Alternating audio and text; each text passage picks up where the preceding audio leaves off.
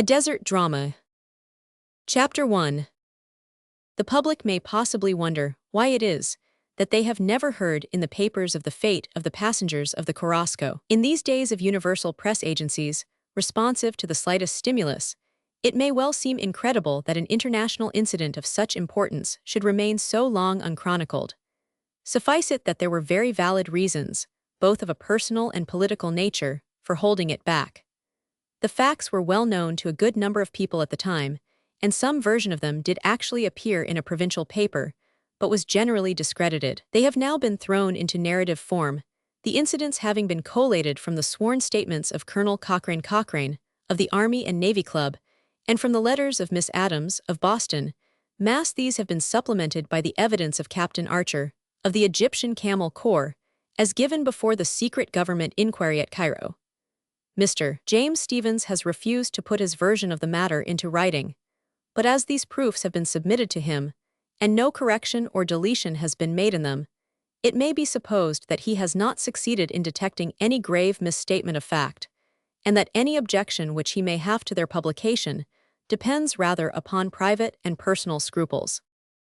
The Korosko, a turtle-bottomed, round-bowed sternwheeler, with a 30-inch draft and the lines of a flat iron, started upon the 13th of February, in the year 1895, from Shellal at the head of the First Cataract, bound for Wadi Haifa.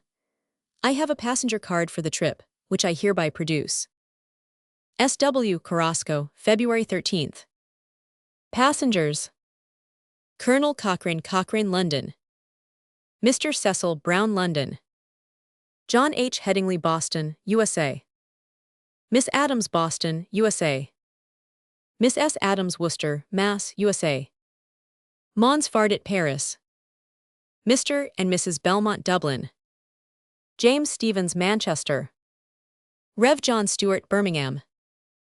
Mrs. Schlesinger, nurse and child, Florence. This was the party as it started from Shellal, with the intention of traveling up the 200 miles of Nubian Nile, which lie between the first and the second cataract. It is a singular country, this Nubia, varying in breadth from a few miles to as many yards, for the name is only applied to the narrow portion which is capable of cultivation. It extends in a thin, green, palm-fringed strip upon either side of the broad, coffee-colored river. Beyond it, there stretches on the Libyan bank a savage and illimitable desert, extending to the whole breadth of Africa. On the other side, an equally desolate wilderness is bounded only by the distant Red Sea. Between these two huge and barren expanses, Nubia writhes like a green sandworm along the course of the river. Here and there it disappears altogether, and the Nile runs between black and sun-cracked hills, with the orange driftsand lying like glaciers in their valleys. Everywhere one sees traces of vanished races and submerged civilizations. Grotesque graves dot the hills or stand up against the skyline. Pyramidal graves, tumulus graves, rock graves, everywhere graves. And occasionally, as the boat rounds a rocky point, one sees a deserted city up above.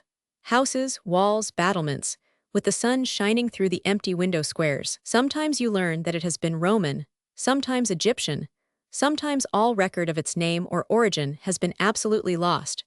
You ask yourself in amazement why any race should build in so uncouth a solitude, and you find it difficult to accept the theory that this has only been of value as a guardhouse to the richer country down below, and that these frequent cities have been so many fortresses to hold off the wild and predatory men of the south. But whatever be their explanation, be it a fierce neighbor, or be it a climatic change, there they stand, these grim and silent cities, and up on the hills you can see the graves of their people, like the portholes of a man-o'-war. It is through this weird, dead country that the tourists smoke and gossip and flirt as they pass up to the Egyptian frontier. The passengers of the Korosko formed a merry party, for most of them had traveled up together from Cairo to Aswan, and even Anglo-Saxon ice thaws rapidly upon the Nile. They were fortunate in being without the single disagreeable person who in these small boats is sufficient to mar the enjoyment of the whole party. On a vessel which is little more than a large steam launch, the bore, the cynic, or the grumbler holds the company at his mercy. But the Korosko was free from anything of the kind. Colonel Cochrane was one of those officers whom the British government, acting upon a large system of averages, declares at a certain age to be incapable of further service, and who demonstrate the worth of such a system by spending their declining years in exploring Morocco or shooting lions in Somaliland. He was a dark, straight, aquiline man with a courteously deferential manner, but a steady, questioning eye.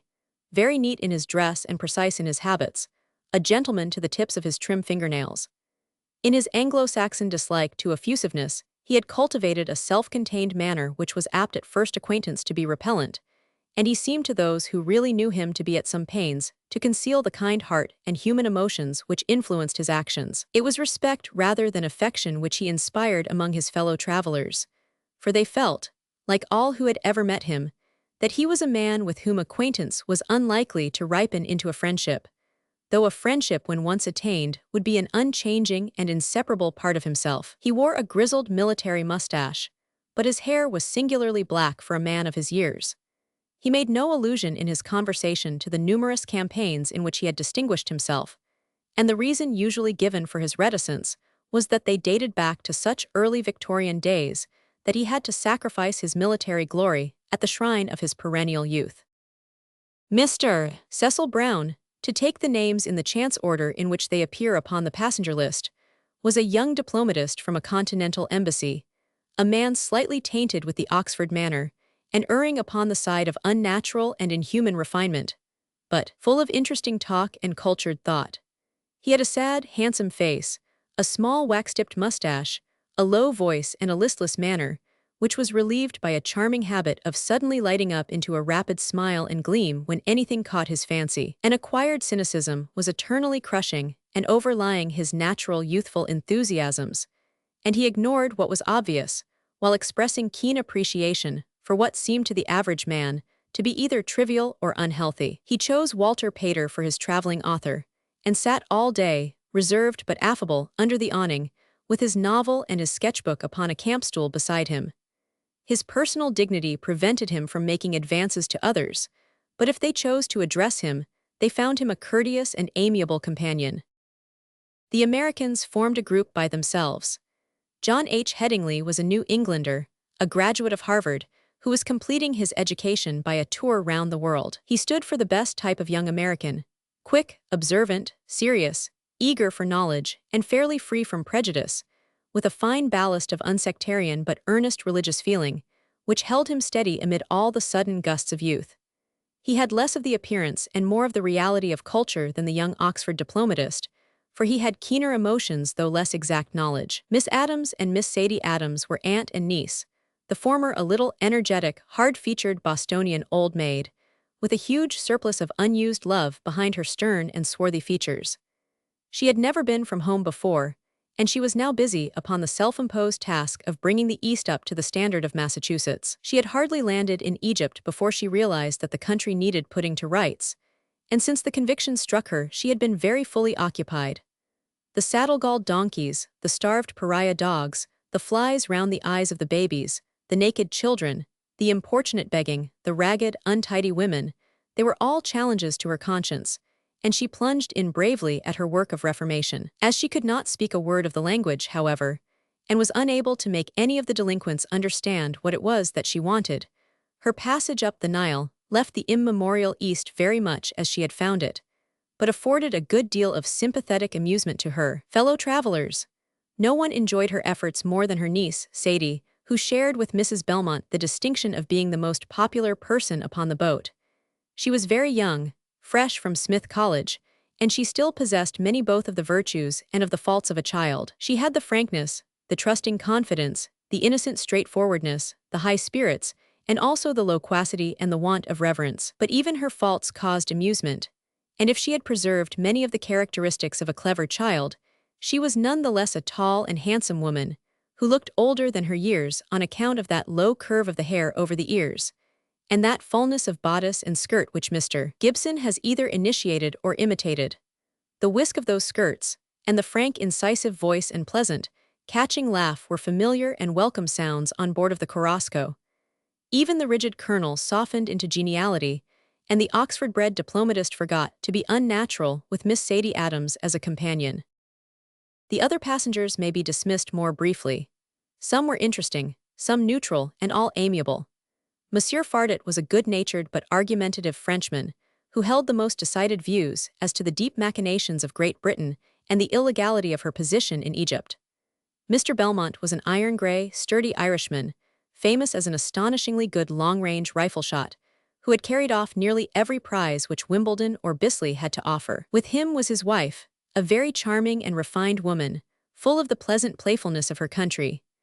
Mrs. Schiesinger was a middle-aged widow, quiet and soothing, with her thoughts all taken up by her 6-year-old child, as a mother's thoughts are likely to be in a boat which has an open rail for a bulwark. The Reverend John Stewart was a nonconformist minister from Birmingham, either a Presbyterian or a Congregationalist, a man of immense stoutness, slow and torpid in his ways, but blessed with a considerable fund of homely humor, which made him, I am told, a very favorite preacher and an effective speaker from advanced radical platforms.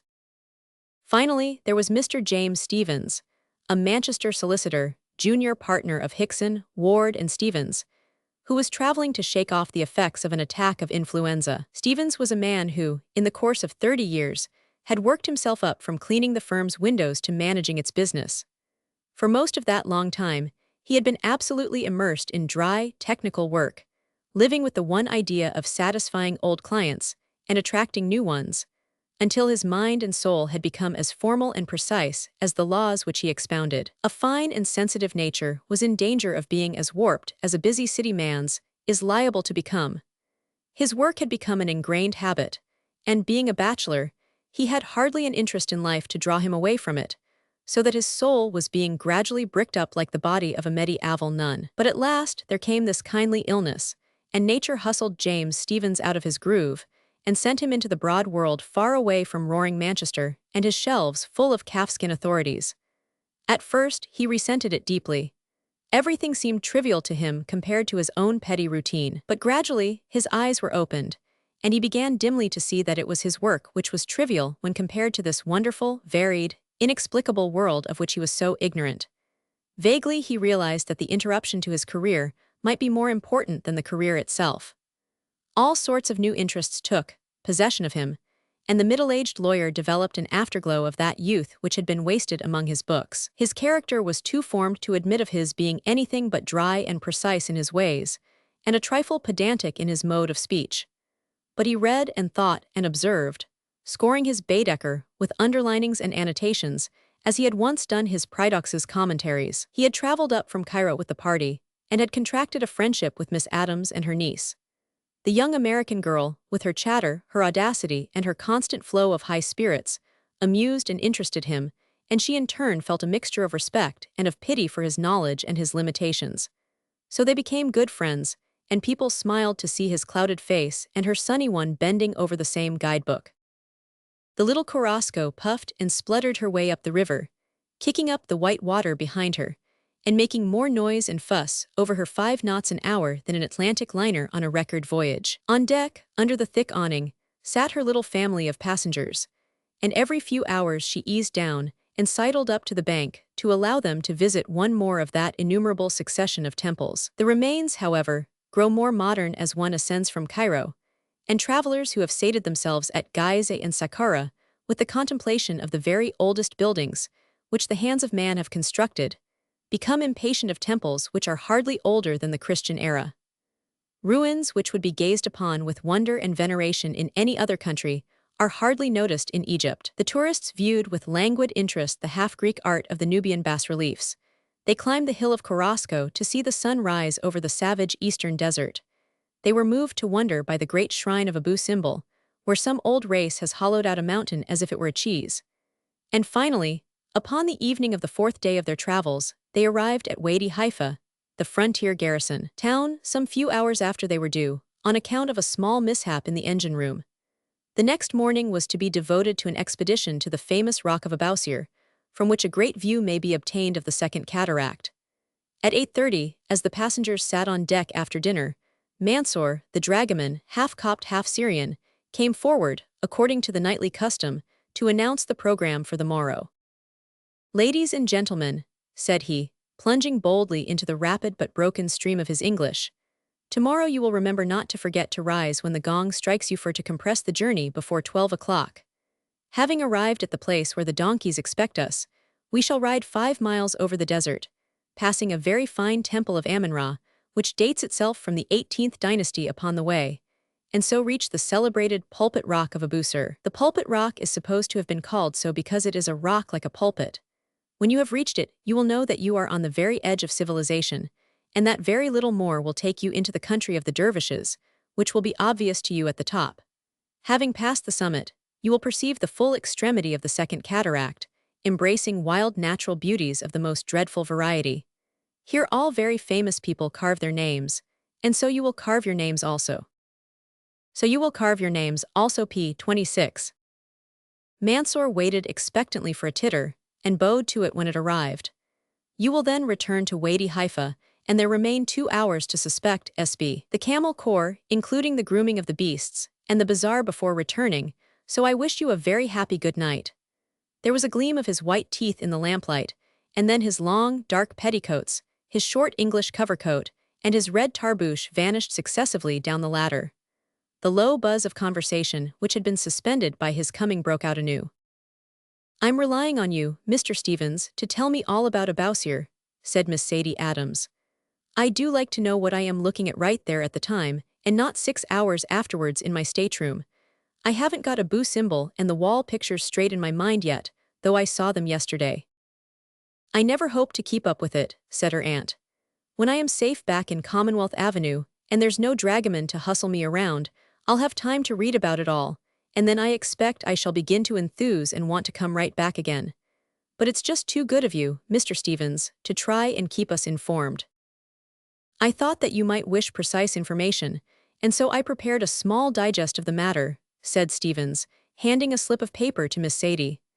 She looked at it in the light of the deck lamp, and broke into her low, hearty laugh. "Ray Abu Sur," she read.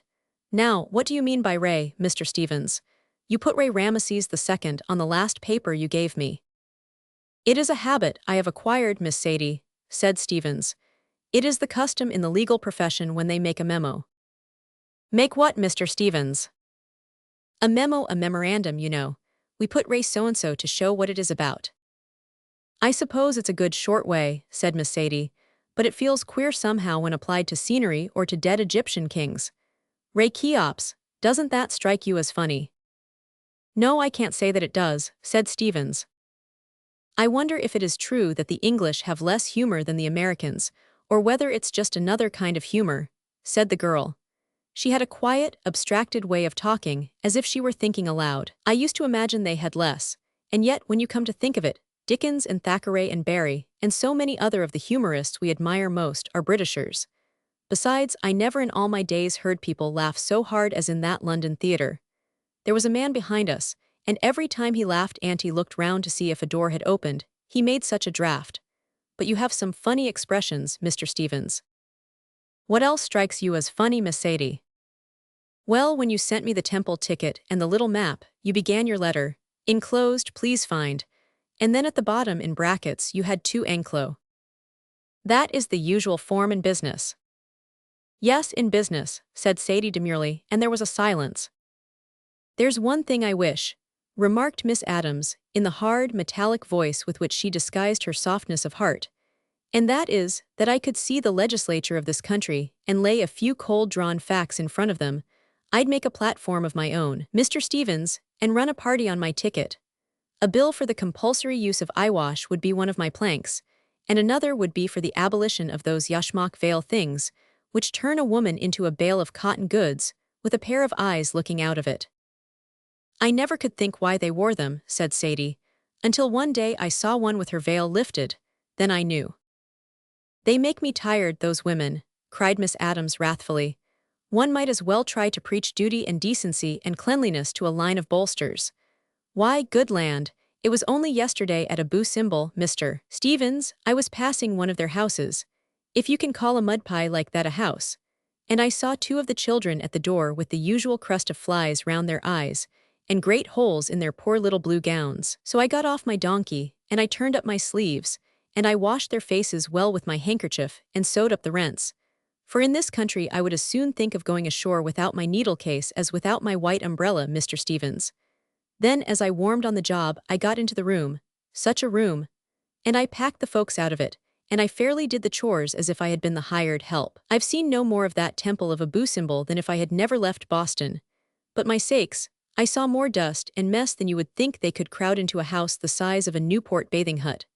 From the time I pinned up my skirt until I came out, with my face the color of that smokestack, wasn't more than an hour, or maybe an hour and a half. But I had that house as clean and fresh as a new pinewood box. I had a New York Herald with me, and I lined their shelf with paper for them.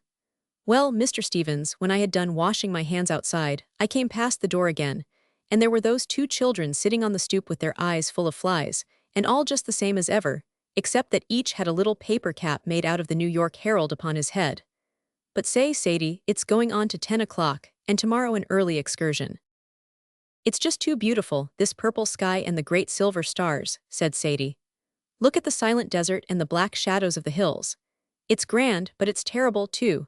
And then when you think that we really are, as that dragoman said just now, on the very end of civilization, and with nothing but savagery and bloodshed down there where the Southern Cross is twinkling so prettily, why, it's like standing on the beautiful edge of a live volcano.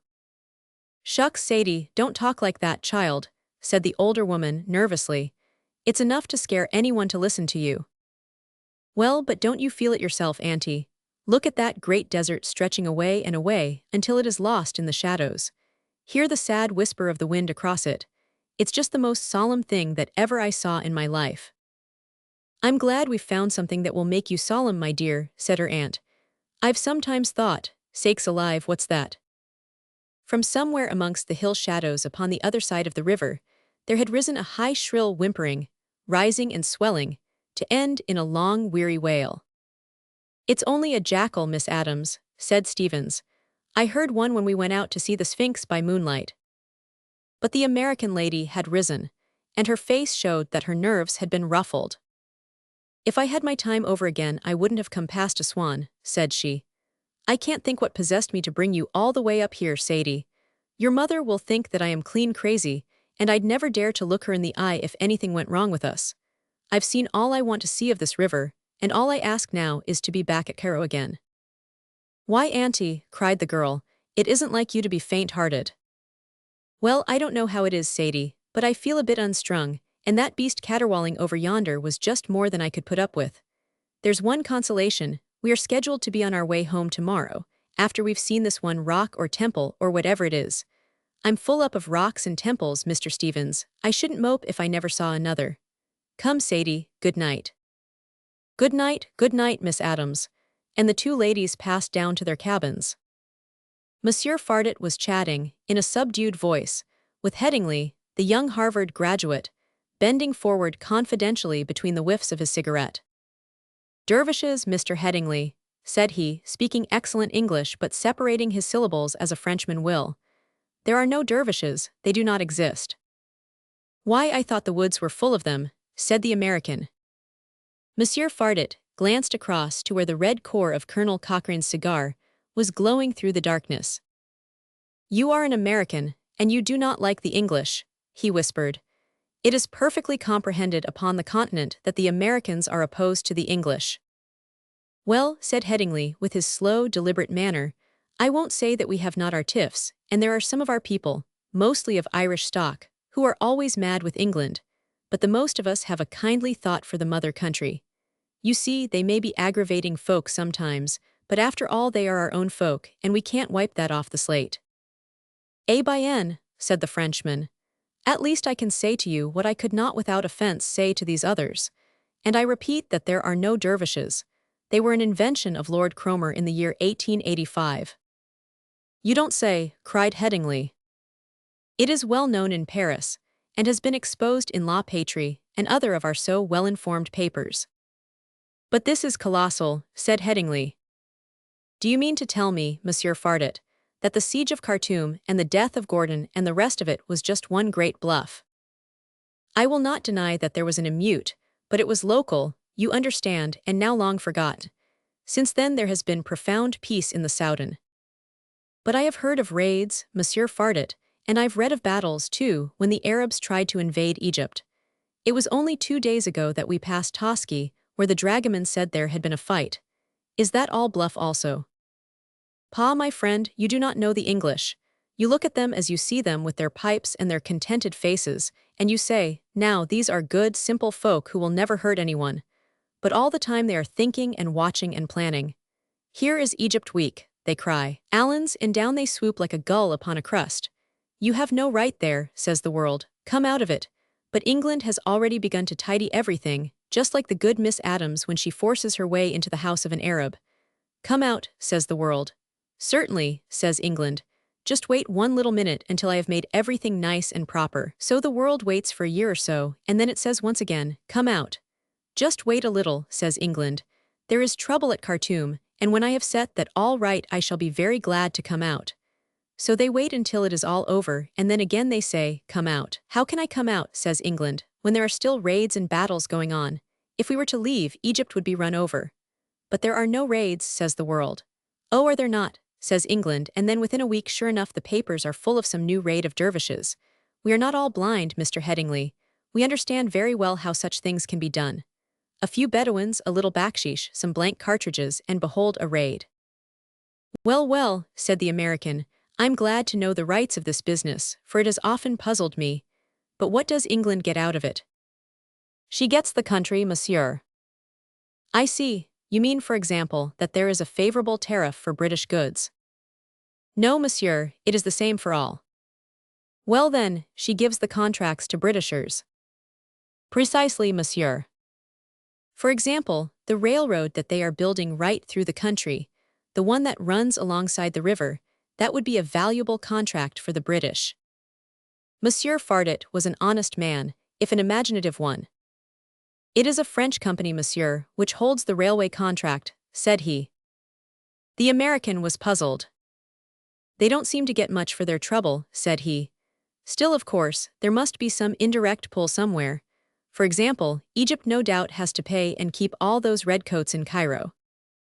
Egypt, monsieur, no, they are paid by England. Well, I suppose they know their own business best, but they seem to me to take a great deal of trouble, and to get mighty little in exchange. If they don't mind keeping order and guarding the frontier, with a constant war against the dervishes on their hands, I don't know why anyone should object. I suppose no one denies that the prosperity of the country has increased enormously since they came. The revenue returns show that. They tell me also that the poorer folks have justice, which they never had before. What are they doing here at all? Cried the Frenchman, angrily. Let them go back to their island, we cannot have them all over the world. Well, certainly, to us Americans who live all in our own land, it does seem strange how you European nations are forever slopping over into some other country which was not meant for you. It's easy for us to talk, of course, for we have still got room and to spare for all our people. When we start pushing each other over the edge we shall have to start annexing also. But at present just here in North Africa, there is Italy and Abyssinia, and England and Egypt, and France and Algiers. France, cried Monsieur Fardet. Algiers belongs to France. You laugh, monsieur. I have the honor to wish you a very good night. He rose from his seat and walked off, rigid with outraged patriotism, to his cabin. Chapter 2. The young American hesitated for a little, debating in his mind whether he should not go down and post up the daily record of his impressions, which he kept for his home-staying sister. But the cigars of Colonel Cochrane and of Cecil Brown were still twinkling in the far corner of the deck, and the student was acquisitive in the search of information. He did not quite know how to lead up to the matter, but the colonel very soon did it for him. Come on, Headingley, said he, pushing a camp stool in his direction. This is the place for an antidote. I see that Fardet has been pouring politics into your ear. I can always recognize the confidential stoop of his shoulders when he discusses la haute politique, said the dandy diplomatist. But what a sacrilege upon a night like this! What a nocturne in blue and silver might be suggested by that moon rising above the desert. There is a movement in one of Mendelssohn's songs which seems to embody it all. A sense of vastness, of repetition, the cry of the wind over an interminable expanse. The subtler emotions which cannot be translated into words are still to be hinted at by chords and harmonies. It seems wilder and more savage than ever tonight, remarked the American. It gives me the same feeling of pitiless force that the Atlantic does upon a cold, dark winter day. Perhaps it is the knowledge that we are right there on the very edge of any kind of law and order. How far do you suppose that we are from any dervishes, Colonel Cochrane? Well, on the Arabian side, said the colonel, we have the Egyptian fortified camp of Sarahs about 40 miles to the south of us. Beyond that are 60 miles of very wild country before you would come to the Dervish post at Akashay. On this other side, however, there is nothing between us and them. Abousir is on this side, is it not? Yes, that is why the excursion to the Abousir Rock has been forbidden for the last year, but things are quieter now. What is to prevent them from coming down on that side? Absolutely nothing, said Cecil Brown in his listless voice. Nothing except their fears. The coming, of course, would be absolutely simple. The difficulty would lie in the return. They might find it hard to get back if their camels were spent, and the Haifa garrison with their beasts fresh got on their track. They know it as well as we do, and it has kept them from trying. It isn't safe to reckon upon a dervish's fears, remarked Brown. We must always bear in mind that they are not amenable to the same motives as other people. Many of them are anxious to meet death, and all of them are absolute, uncompromising believers in destiny. They exist as a reductio ad absurdum of all bigotry, a proof of how surely it leads towards blank barbarism. You think these people are a real menace to Egypt? Asked the American. There seems from what I have heard to be some difference of opinion about it. Monsieur Fardet, for example, does not seem to think that the danger is a very pressing one. I am not a rich man, Colonel Cochrane answered, after a little pause, but I am prepared to lay all I am worth that within 3 years of the British officers being withdrawn, the dervishes would be upon the Mediterranean. Where would the civilization of Egypt be? Where would the hundreds of millions be which have been invested in this country? Where the monuments which all nations look upon as most precious memorials of the past? Come now, Colonel, cried Headingley, laughing, surely you don't mean that they would shift the pyramids? You cannot foretell what they would do. There is no iconoclast in the world like an extreme Mohammedan. Last time they overran this country, they burned the Alexandrian library. You know that all representations of the human features are against the letter of the Quran. A statue is always an irreligious object in their eyes. What do these fellows care for the sentiment of Europe? The more they could offend it, the more delighted they would be. Down would go the Sphinx, the Colossi, the statues of Abu Simbel, as the saints went down in England before Cromwell's troopers. Well now, said Headingley, in his slow, thoughtful fashion, suppose I grant you that the dervishes could overrun Egypt, and suppose also that you English are holding them out. What I'm never done asking is, what reason have you for spending all these millions of dollars and the lives of so many of your men? What do you get out of it, more than France gets, or Germany, or any other country, that runs no risk and never lays out a cent? There are a good many Englishmen who are asking themselves that question, remarked Cecil Brown. It's my opinion that we have been the policemen of the world long enough. We policed the seas for pirates and slavers. Now we police the land for dervishes and brigands, and every sort of danger to civilization. There is never a mad priest or a witch doctor, or a firebrand of any sort on this planet, who does not report his appearance by sniping the nearest British officer. One tires of it at last. If a Kurd breaks loose in Asia Minor, the world wants to know why Great Britain does not keep him in order. If there is a military mutiny in Egypt, or a jihad in the Soudan, it is still Great Britain who has to set it right. And all to an accompaniment of curses such as the policeman gets when he seizes a ruffian among his pals. We get hard knocks and no thanks, and why should we do it? Let Europe do its own dirty work.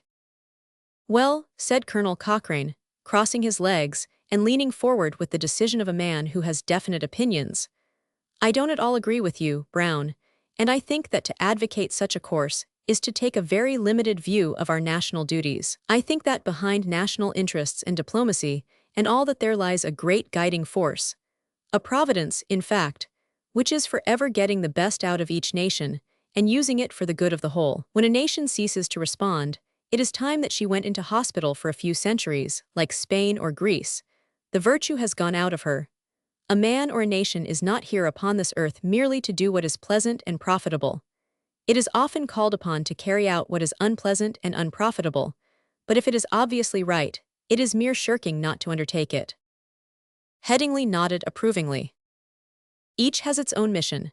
Germany is predominant in abstract thought, France in literature, art, and grace. But we and you, for the English speakers are all in the same boat, however much the New York Sun may scream over it.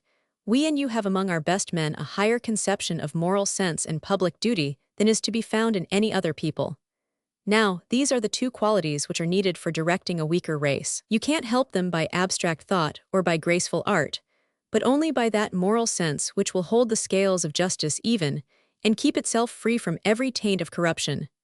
That is how we rule India. We came there by a kind of natural law, like air rushing into a vacuum. All over the world, against our direct interests and our deliberate intentions, we are drawn into the same thing. And it will happen to you also. The pressure of destiny will force you to administer the whole of America from Mexico to the Horn. Headingley whistled. Our Jingoes would be pleased to hear you, Colonel Cochrane, said he. They'd vote you into our Senate and make you one of the Committee on Foreign Relations. The world is small, and it grows smaller every day. It's a single organic body, and one spot of gangrene is enough to vitiate the whole. There's no room upon it for dishonest, defaulting, tyrannical, irresponsible governments. As long as they exist, they will always be centers of trouble and of danger. But there are many races which appear to be so incapable of improvement that we can never hope to get a good government out of them. What is to be done, then? The former device of Providence in such a case was extermination by some more virile stock.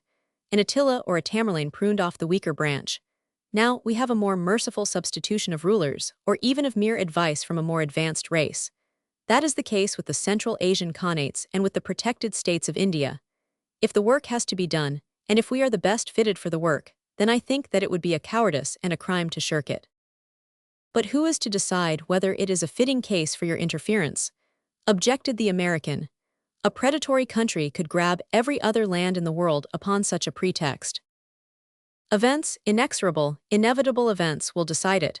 Take this Egyptian business as an example. In 1881, there was nothing in this world further from the minds of our people than any interference with Egypt, and yet 1882 left us in possession of the country.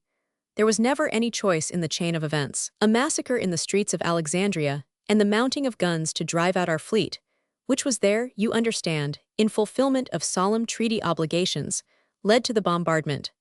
The bombardment led to a landing to save the city from destruction. The landing caused an extension of operations, and here we are, with the country upon our hands. At the time of trouble we begged and implored the French or anyone else to come and help us to set the thing to rights, but they all deserted us when there was work to be done, though they are ready enough to scold and to impede us now. When we tried to get out of it, up came this wild Dervish movement, and we had to sit tighter than ever. We never wanted the task, but now that it has come, we must put it through in a workmanlike manner. We've brought justice into the country, and purity of administration, and protection for the poor man. It has made more advance in the last 12 years than since the Moslem invasion in the 7th century. Except the pay of a couple of hundred men, who spend their money in the country, England has neither directly nor indirectly made a shilling out of it, and I don't believe you will find in history a more successful and more disinterested bit of work. Headingley puffed thoughtfully at his cigarette. There is a house near ours, down on the Back Bay at Boston, which just ruins the whole prospect, said he. It has old chairs littered about the stoop, and the shingles are loose, and the garden runs wild, but I don't know that the neighbors are exactly justified in rushing in and stamping around and running the thing on their own lines. Not if it were on fire, asked the colonel. Headingley laughed and rose from his camp stool. Well, it doesn't come within the provisions of the Monroe Doctrine, Colonel, said he. I'm beginning to think that modern Egypt is every bit as interesting as ancient, and that Ramesses II wasn't the last live man in the country. The two Englishmen rose and yawned.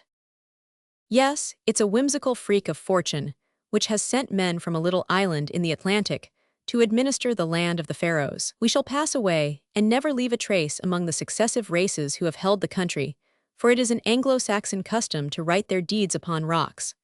I dare say that the remains of a Cairo drainage system will be our most permanent record, unless they prove 1,000 years hence that it was the work of the Hyksos kings, remarked Cecil Brown. But here is the shore party come back. Down below they could hear the mellow Irish accents of Mrs. Belmont and the deep voice of her husband, the iron-grey rifle-shot. Mr. Stewart, the fat Birmingham clergyman, was thrashing out a question of piasters with a noisy donkey boy, and the others were joining in with chaff and advice. Then the hubbub died away, the party from above came down the ladder, there were good nights, the shutting of doors, and the little steamer lay silent, dark, and motionless in the shadow of the high Haifa bank.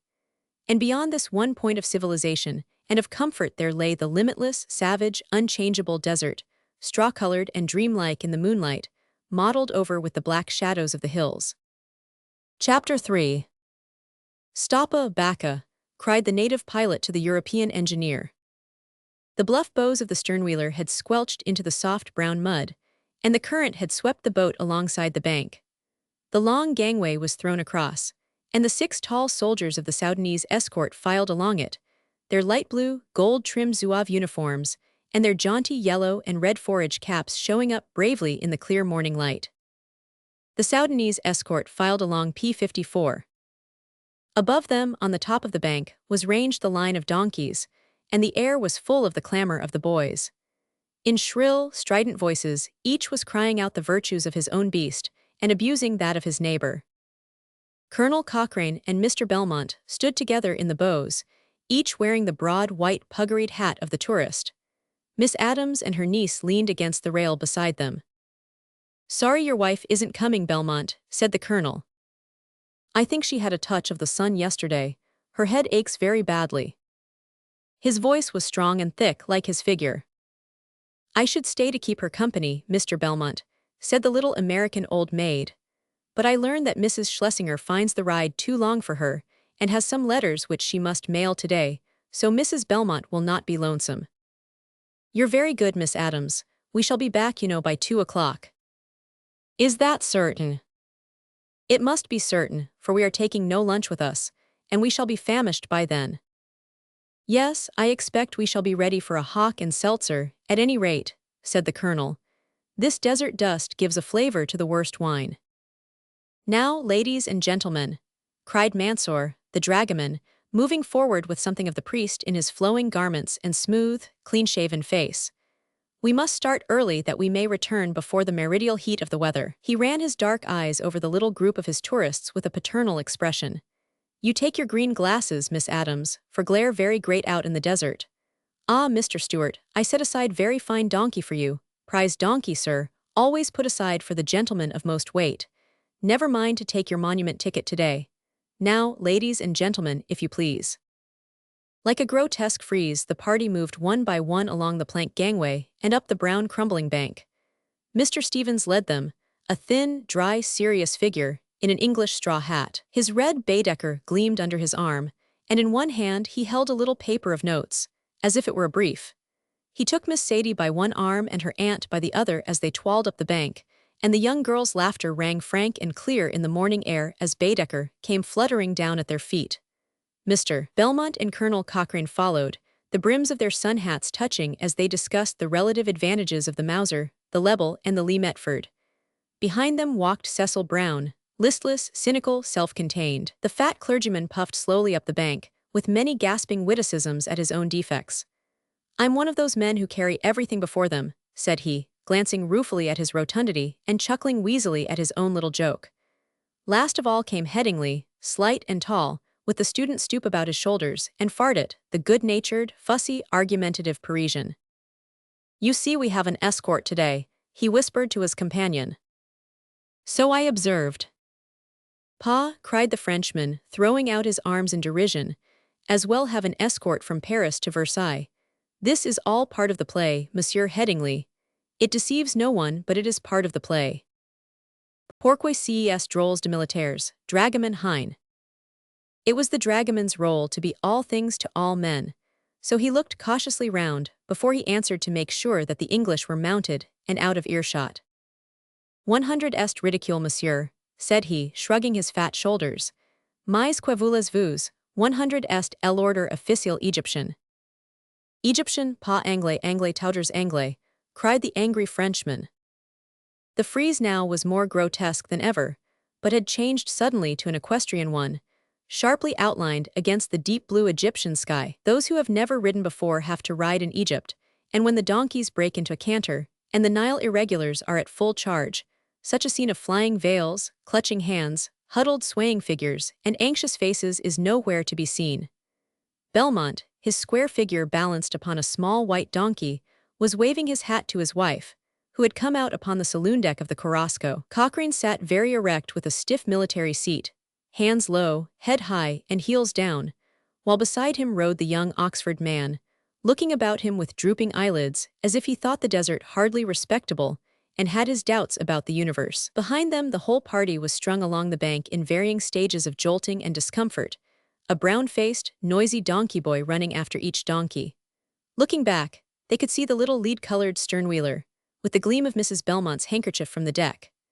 Beyond ran the broad, brown river, winding down in long curves to where, 5 miles off, the square, white blockhouses upon the black, ragged hills marked the outskirts of Wadi Haifa, which had been their starting point that morning.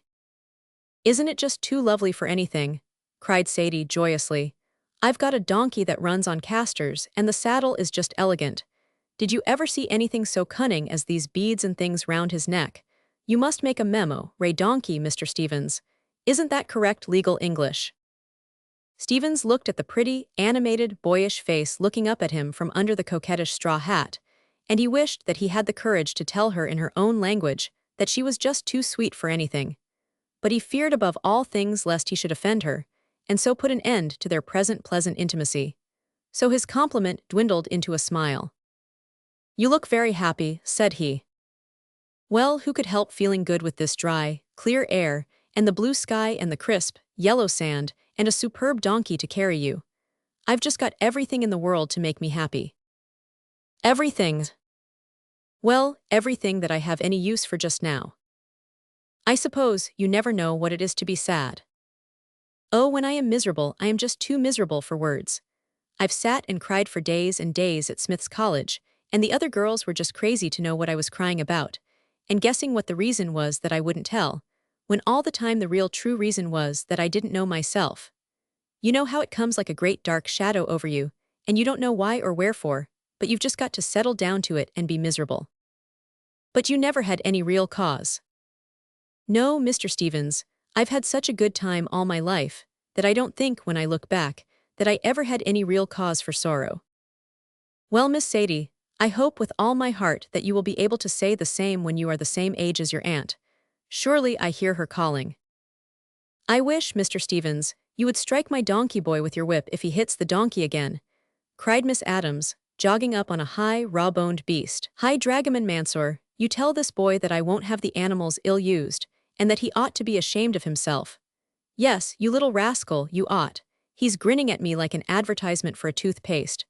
Do you think, Mr. Stevens, that if I were to knit that black soldier a pair of woolen stockings he would be allowed to wear them? The poor creature has bandages round his legs." "Those are his puttees, Miss Adams," said Colonel Cochrane, looking back at her. "We have found in India that they are the best support to the leg in marching. They are very much better than any stocking." "Well, you don't say. They remind me mostly of a sick horse. But it's elegant to have the soldiers with us, though Monsieur Fardet tells me there's nothing for us to be scared about." "That is only my opinion, Miss Adams," said the Frenchman hastily. "It may be that Colonel Cochrane thinks otherwise." "It is Monsieur Fardet's opinion against that of the officers who have the responsibility of caring for the safety of the frontier," said the colonel, coldly. "At least we will all agree that they have the effect of making the scene very much more picturesque."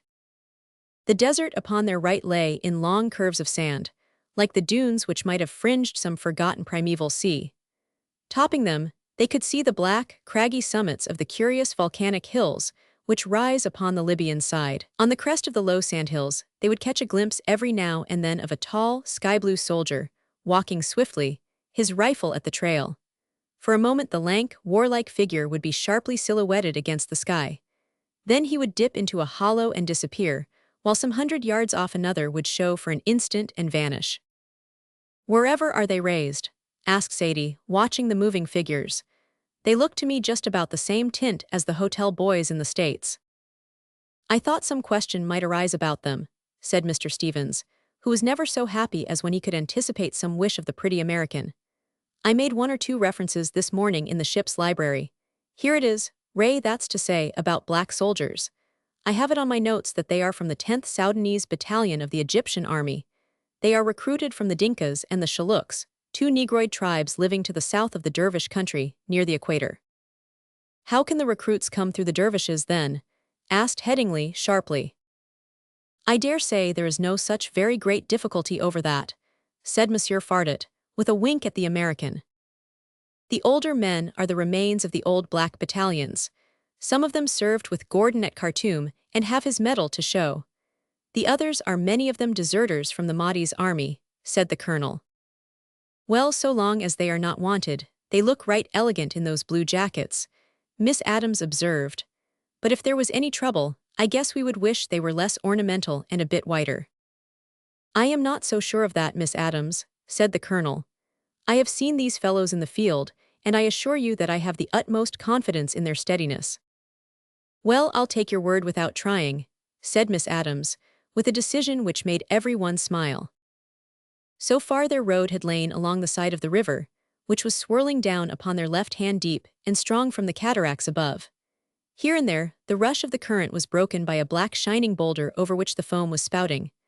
Higher up they could see the white gleam of the rapids, and the banks grew into rugged cliffs, which were capped by a peculiar, outstanding, semicircular rock. It did not require the dragoman's aid to tell the party that this was the famous landmark to which they were bound. A long, level stretch lay before them, and the donkeys took it at a canter. At the farther side were scattered rocks, black upon orange, and in the midst of them rose some broken shafts of pillars and a length of engraved wall, looking in its grayness and its solidity more like some work of nature than of man. The fat, sleek dragoman had dismounted, and stood waiting in his petticoats and his covercoat for the stragglers to gather round him. He pointed up with his donkey whip P66. This temple, ladies and gentlemen, he cried, with the air of an auctioneer who is about to sell it to the highest bidder. Very fine example from the 18th dynasty. Here is the cartouche of Thutmose III.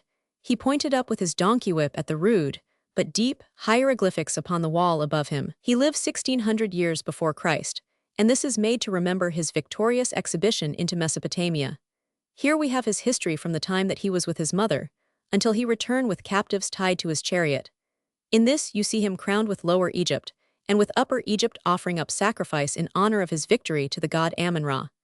Here he bring his captives before him, and he cut off each his right hand. In this corner you see little pile, all right hands. My sakes, I shouldn't have liked to be here in those days, said Miss Adams.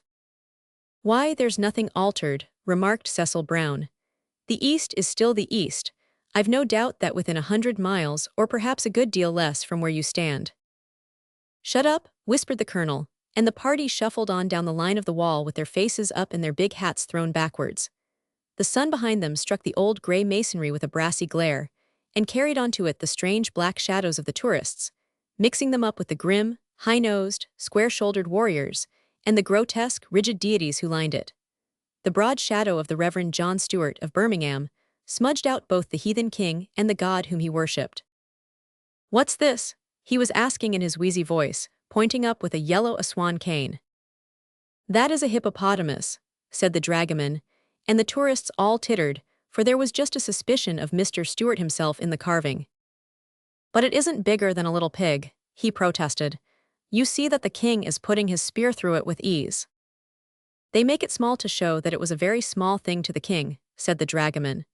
So you see that all the king's prisoners do not exceed his knee, which is not because he was so much taller, but so much more powerful. You see that he is bigger than his horse, because he is a king and the other is only a horse. The same way, these small women whom you see here and there are just his trivial little wives.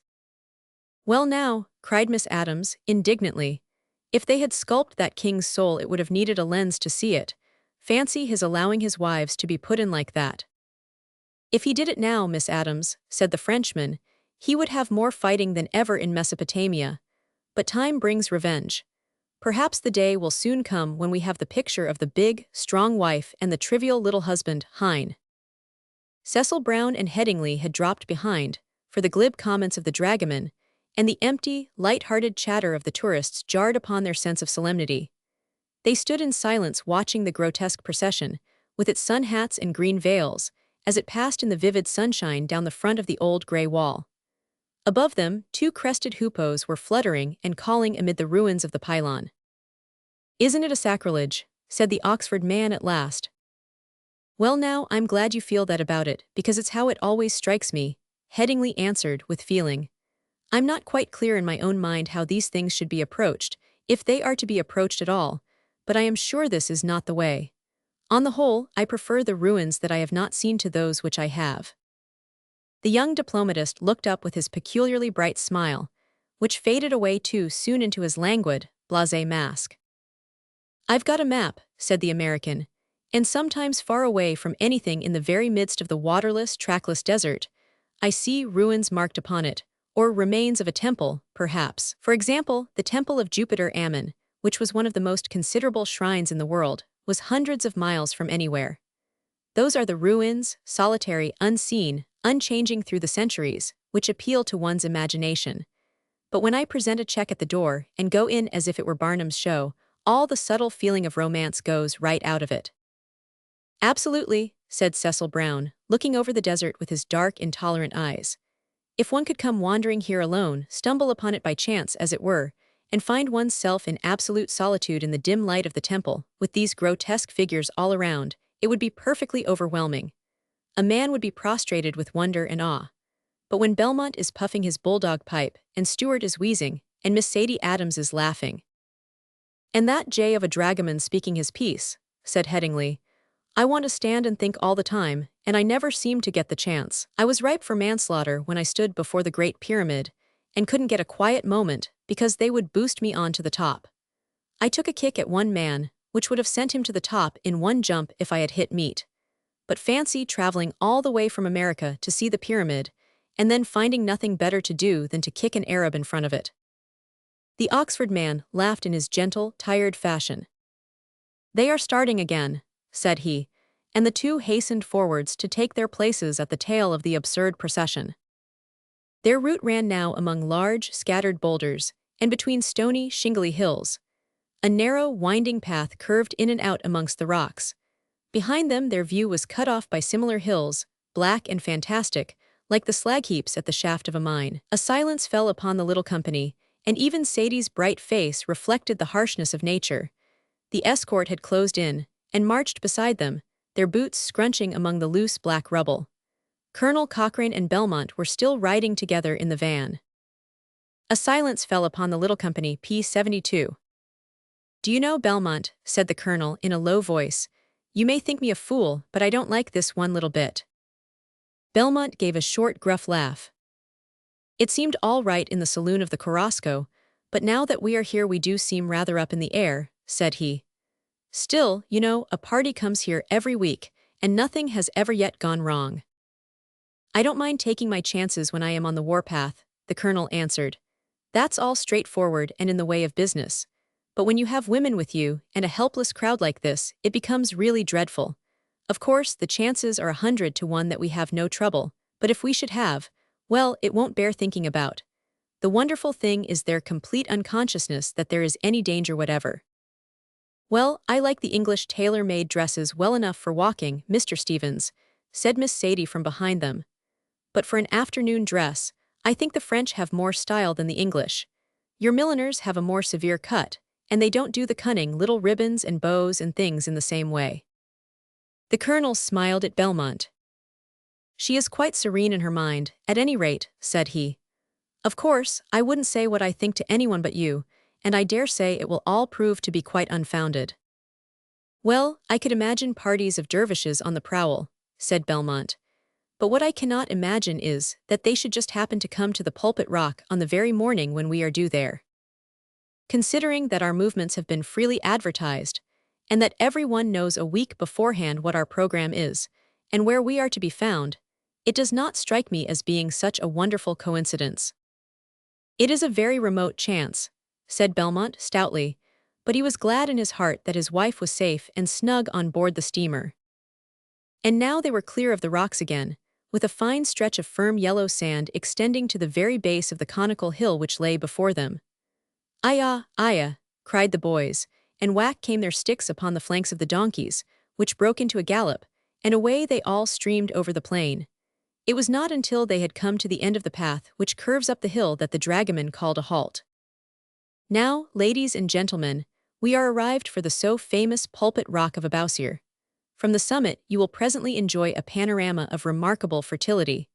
But first you will observe that over the rocky side of the hill are everywhere cut the names of great men who have passed it in their travels, and some of these names are older than the time of Christ.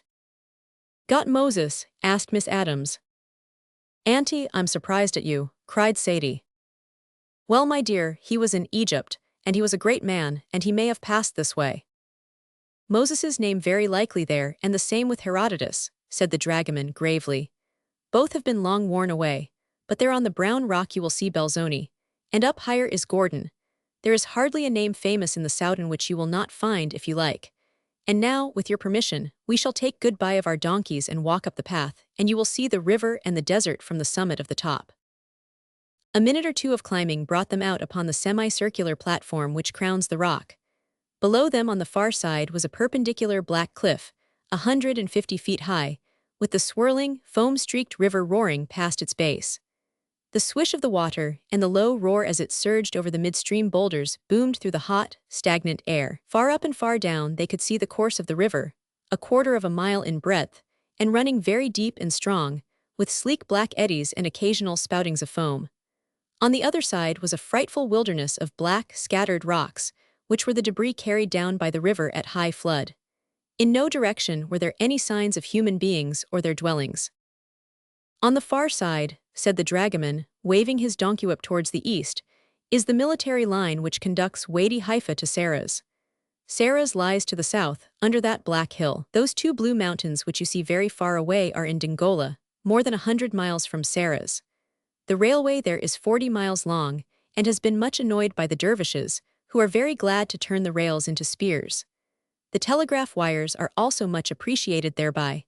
Now, if you will kindly turn round, I will explain also what we see upon the other side." It was a view which, when once seen, must always haunt the mind. Such an expanse of savage and unrelieved desert might be part of some cold and burned-out planet rather than of this fertile and bountiful earth. Away and away, it stretched to die into a soft, violet haze in the extremest distance. In the foreground the sand was of a bright golden yellow, which was quite dazzling in the sunshine. Here and there in a scattered cordon stood the 6 trusty Negro soldiers leaning motionless upon their rifles, and each throwing a shadow which looked as solid as himself. But beyond this golden plain lay a low line of those black slag heaps, with yellow sand valleys winding between them. These in their turn were topped by higher and more fantastic hills, and these by others, peeping over each other's shoulders until they blended with that distant violet haze. None of these hills were of any height, a few hundred feet at the most, but their savage, saw-toothed crests and their steep scarps of sun-baked stone gave them a fierce character of their own. "The Libyan desert," said the dragoman with a proud wave of his hand. "The greatest desert in the world. Suppose you travel right west from here, and turn neither to the north nor to the south, the first houses you would come to would be in America. That make you homesick, Miss Adams, I believe." But the American old maid had her attention drawn away by the conduct of Sadie, who had caught her arm by one hand, and was pointing over the desert with the other. "Well now, if that isn't too picturesque for anything," she cried, with a flush of excitement upon her pretty face. "Do look, Mr. Stevens, that's just the one only thing we wanted to make it just perfectly grand. See the men upon the camels coming out from between those hills. Long string of red turban riders, frontispiece P78. They all looked at the long string of red-turbaned riders who were winding out of the ravine, and there fell such a hush that the buzzing of the flies sounded quite loud upon their ears. Colonel Cochrane had lit a match, and he stood with it in one hand and the unlit cigarette in the other until the flame licked round his fingers. Belmont whistled. The dragoman stood staring with his mouth half open and a curious slaty tint in his full, red lips. The others looked from one to the other with an uneasy sense that there was something wrong. It was the colonel who broke the silence. "By George, Belmont, I believe the 100-to-1 chance has come off," said he. Chapter 4. "What's the meaning of this, Mansour?" cried Belmont harshly. "Who are these people, and why are you standing staring as if you had lost your senses?" The dragoman made an effort to compose himself, and licked his dry lips before he answered. "I do not know who they are," said he, in a quavering voice. "I did not expect to see any Arabs in this part." "Who they are?" cried the Frenchman. "You can see who they are. They are armed men upon camels, Ababde Bishareen Bedouins, in short, such as are employed by the government upon the frontier." "By Jove, he may be right, Cochrane," said Belmont, looking inquiringly at the colonel. "Why shouldn't it be as he says? Why shouldn't these fellows be friendlies?" "There are no friendlies upon this side of the river," said the colonel, abruptly.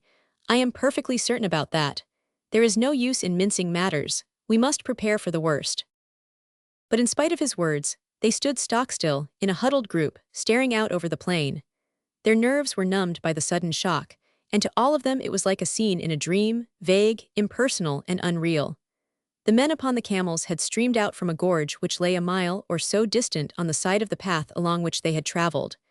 Their retreat, therefore, was entirely cut off. It appeared, from the dust and the length of the line, to be quite an army which was emerging from the hills, for 70 men upon camels cover a considerable stretch of ground. Having reached the sandy plain, they very deliberately formed to the front, and then at the harsh call of a bugle they trotted forward in line, the party-colored figures all swaying, and the sand smoking in a rolling yellow cloud at the heels of their camels. At the same moment, the 6 black soldiers doubled in from the front with their martinis at the trail, and snuggled down like well-trained skirmishers behind the rocks upon the haunch of the hill. Their breech blocks all snapped together as their corporal gave them the order to load. And now suddenly the first stupor of the excursionists passed away, and was succeeded by a frantic and impotent energy. They all ran about upon the plateau of rock in an aimless, foolish flurry, like frightened fowls in a yard. They could not bring themselves to acknowledge that there was no possible escape for them. Again and again, they rushed to the edge of the great cliff which rose from the river, but the youngest and most daring of them could never have descended it. The 2 women clung one on each side of the trembling Mansour, with a feeling that he was officially responsible for their safety. When he ran up and down in his desperation, his skirts and theirs all fluttered together. Stevens, the lawyer, kept close to Sadie Adams, muttering mechanically, "Don't be alarmed, Miss Sadie, don't be at all alarmed," though his own limbs were twitching with agitation. Monsieur Fardit stamped about with a guttural rolling of R's, glancing angrily at his companions, as if they had in some way betrayed him, while the fat clergyman stood with his umbrella up, staring stolidly with big, frightened eyes at the camel-men. Cecil Brown curled his small, prim mustache and looked white but contemptuous. The colonel, Belmont, and the young Harvard graduate were the 3 most cool-headed and resourceful members of the party. "Better stick together," said the colonel. "There's no escape for us, so we may as well remain united." "They've halted," said Belmont. "They are reconnoitering us. They know very well that there is no escape from them and they are taking their time. I don't see what we can do." "Suppose we hide the women," Headingley suggested.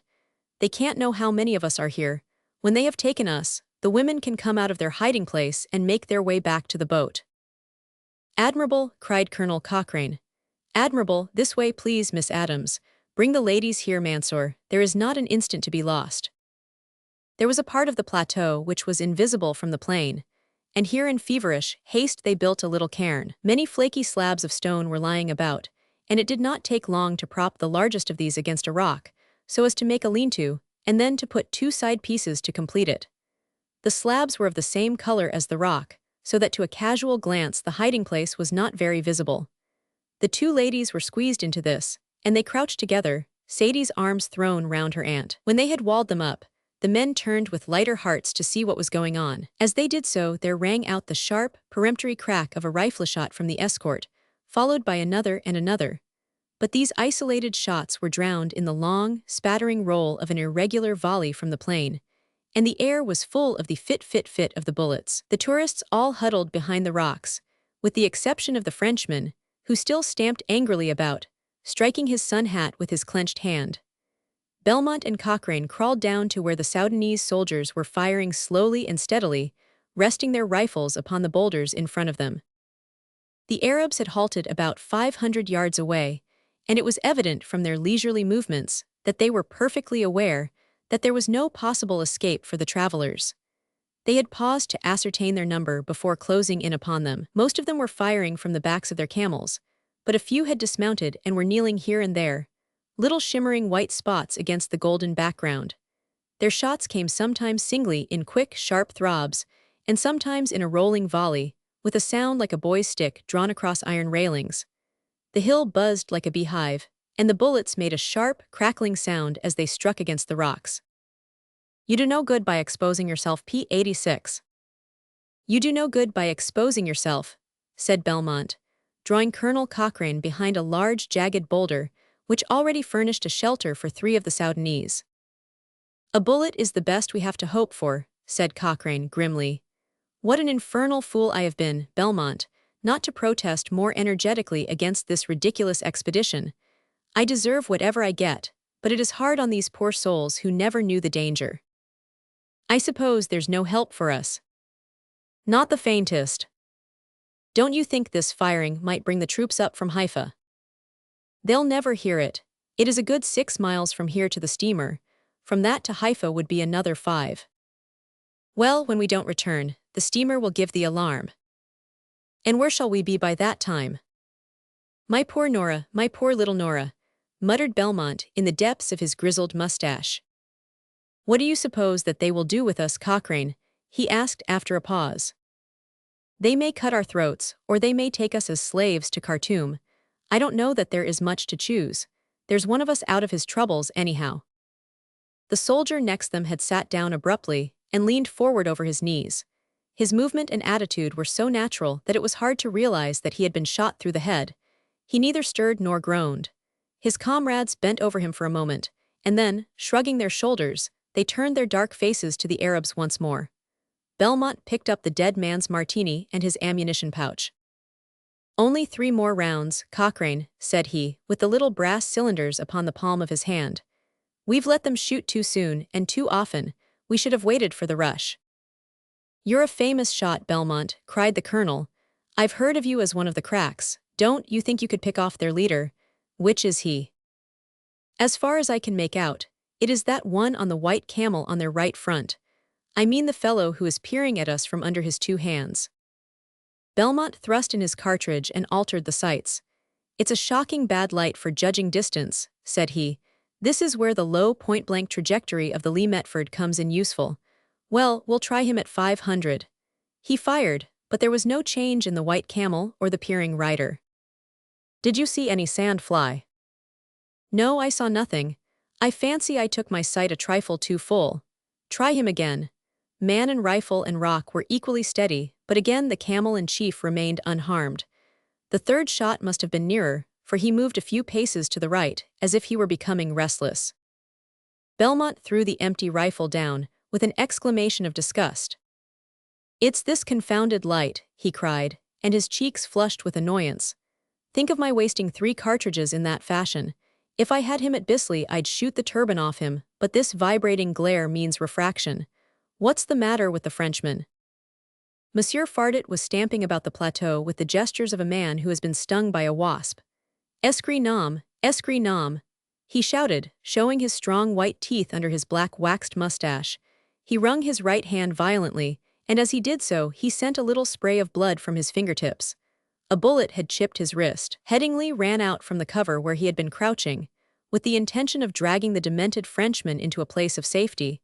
But he had not taken 3 paces before he was himself hit in the loins, and fell with a dreadful crash among the stones. He staggered to his feet, and then fell again in the same place, floundering up and down like a horse which has broken its back. "I'm done," he whispered, as the colonel ran to his aid, and then he lay still, with his china-white cheek against the black stones.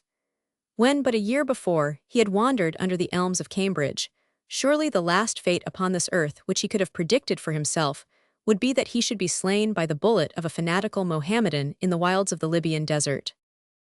Meanwhile the fire of the escort had ceased, for they had shot away their last cartridge. A 2nd man had been killed, and a 3rd, who was the corporal in charge, had received a bullet in his thigh. He sat upon a stone, tying up his injury with a grave, preoccupied look upon his wrinkled black face, like an old woman piecing together a broken plate. The 3 others fastened their bayonets with a determined metallic rasp and snap, and the air of men who intended to sell their lives dearly. "They're coming," cried Belmont, looking over the plain. "Let them come," the colonel answered, putting his hands into his trouser pockets. Suddenly he pulled one fist out and shook it furiously in the air. "Oh, the cads, the confounded cads," he shouted, and his eyes were congested with rage. It was the fate of the poor donkey boys which had carried the self-contained soldier out of his usual calm. During the firing they had remained huddled, a pitiable group, among the rocks at the base of the hill. Now, upon the conviction that the charge of the dervishes must come first upon them, They had sprung upon their animals with shrill, inarticulate cries of fear, and had galloped off across the plain. A small flanking party of 8 or 10 camelmen had worked round while the firing had been going on, and these dashed in among the flying donkey boys, hacking and hewing with a cold-blooded, deliberate ferocity. One little boy, in a flapping galabeah, kept ahead of his pursuers for a time, but the long stride of the camels ran him down, and an Arab thrust his spear into the middle of his stooping back. The small, white-clad corpses looked like a flock of sheep trailing over the desert. But the people upon the rock had no time to think of the cruel fate of the donkey boys. Even the colonel, after that first indignant outburst, had forgotten all about them. The advancing camelmen had trotted to the bottom of the hill, had dismounted, and, leaving their camels kneeling, had rushed furiously onward. 50 of them were clambering up the path and over the rocks together, their red turbans appearing and vanishing again as they scrambled over the boulders. Without a shot or a pause, they surged over the 3 black soldiers, killing one and stamping the other 2 down under their hurrying feet. So they burst onto the plateau at the top, where an unexpected resistance checked them for an instant. The travelers, nestling up against one another, had awaited, each after his own fashion, the coming of the Arabs. The colonel, with his hands back in his trouser pockets, tried to whistle out of his dry lips. Belmont folded his arms and leaned against a rock, with a sulky frown upon his lowering face. So strangely do our minds act that his 3 successive misses, and the tarnish to his reputation as a marksman, was troubling him more than his impending fate. Cecil Brown stood erect, and plucked nervously at the upturned points of his little prim mustache. Monsieur Fardet groaned over his wounded wrist. Mr. Stevens, in somber impotence, shook his head slowly, the living embodiment of prosaic law and order. Mr. Stewart stood, his umbrella still over him, with no expression upon his heavy face or in his staring brown eyes. Headingley lay with that china-white cheek resting motionless upon the stones. His sun hat had fallen off, and he looked quite boyish with his ruffled yellow hair and his unlined, clean-cut face. The dragoman sat upon a stone and played nervously with his donkey whip. So the Arabs found them when they reached the summit of the hill. And then, just as the foremost rushed to lay hands upon them, a most unexpected incident arrested them. From the time of the first appearance of the Dervishes, the fat clergyman of Birmingham had looked like a man in a cataleptic trance. He had neither moved nor spoken. But now he suddenly woke at a bound into strenuous and heroic energy. It may have been the mania of fear, or it may have been the blood of some berserk ancestor which stirred suddenly in his veins. But he broke into a wild shout, and, catching up a stick, he struck right and left among the Arabs with a fury which was more savage than their own. One who helped to draw up this narrative has left it upon record that of all the pictures which have been burned into his brain, there is none so clear as that of this man, his large face shining with perspiration, and his great body dancing about with unwieldy agility, as he struck at the shrinking, snarling savages. He struck at the snarling savages P-94. Then a spearhead flashed from behind a rock with a quick, vicious upward thrust. The clergyman fell upon his hands and knees, and the horde poured over him to seize their unresisting victims. Knives glimmered before their eyes, rude hands clutched at their wrists and at their throats, and then, with brutal and unreasoning violence, they were hauled and pushed down the steep, winding path to where the camels were waiting below. The Frenchman waved his unwounded hand as he walked. "Vive le Khalifa! Vive le Madhai!" he shouted, until a blow from behind with the butt end of a Remington beat him into silence. And now they were herded in at the base of the Abousir Rock, this little group of modern types who had fallen into the rough clutch of the 7th century. For in all save the rifles in their hands, there was nothing to distinguish these men from the desert warriors, who first carried the crescent flag out of Arabia. The East does not change, and the Dervish raiders were not less brave, less cruel, or less fanatical than their forebears.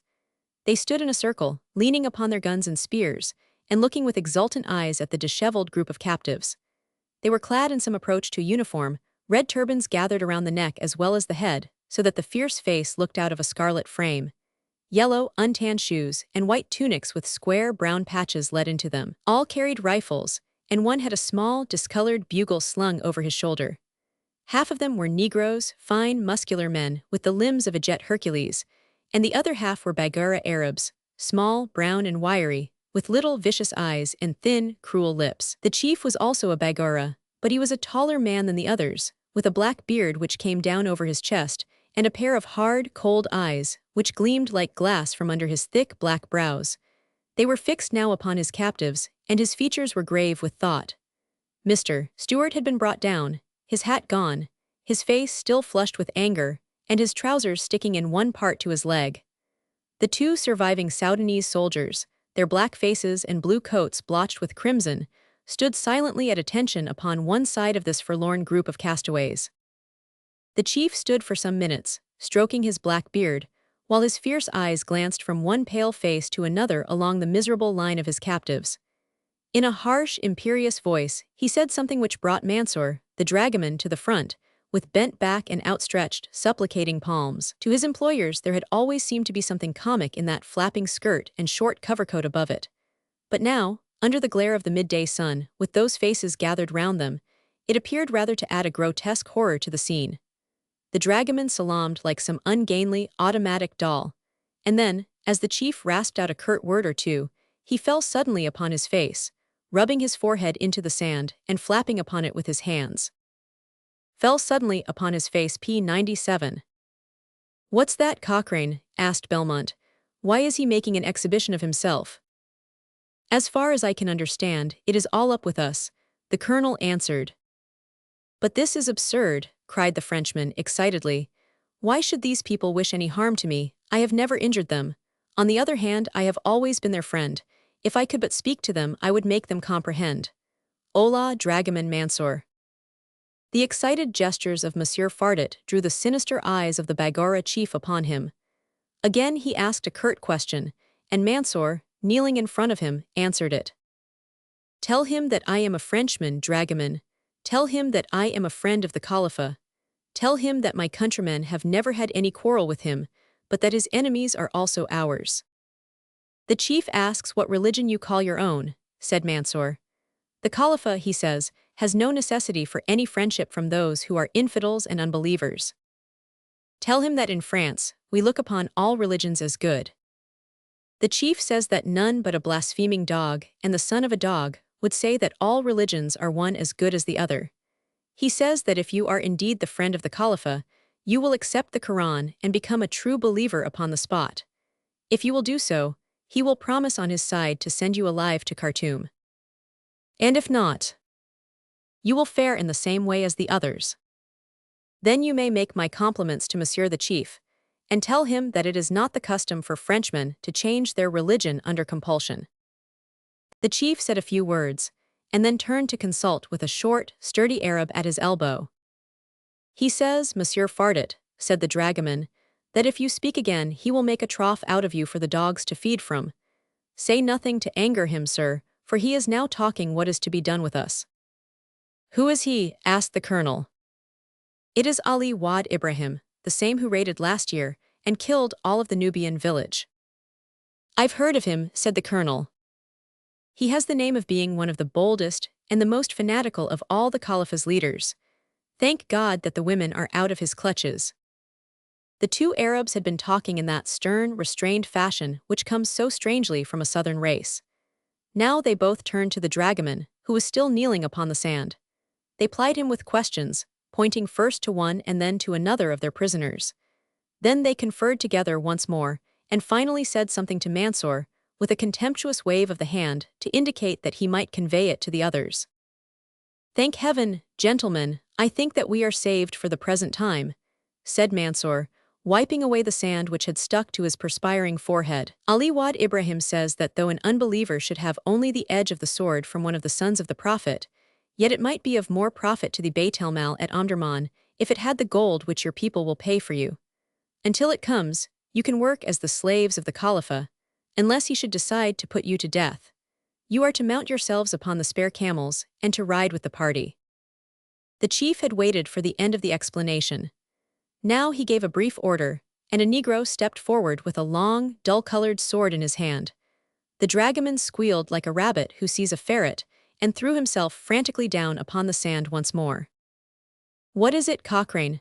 asked Cecil Brown, for the colonel had served in the East and was the only one of the travelers who had a smattering of Arabic.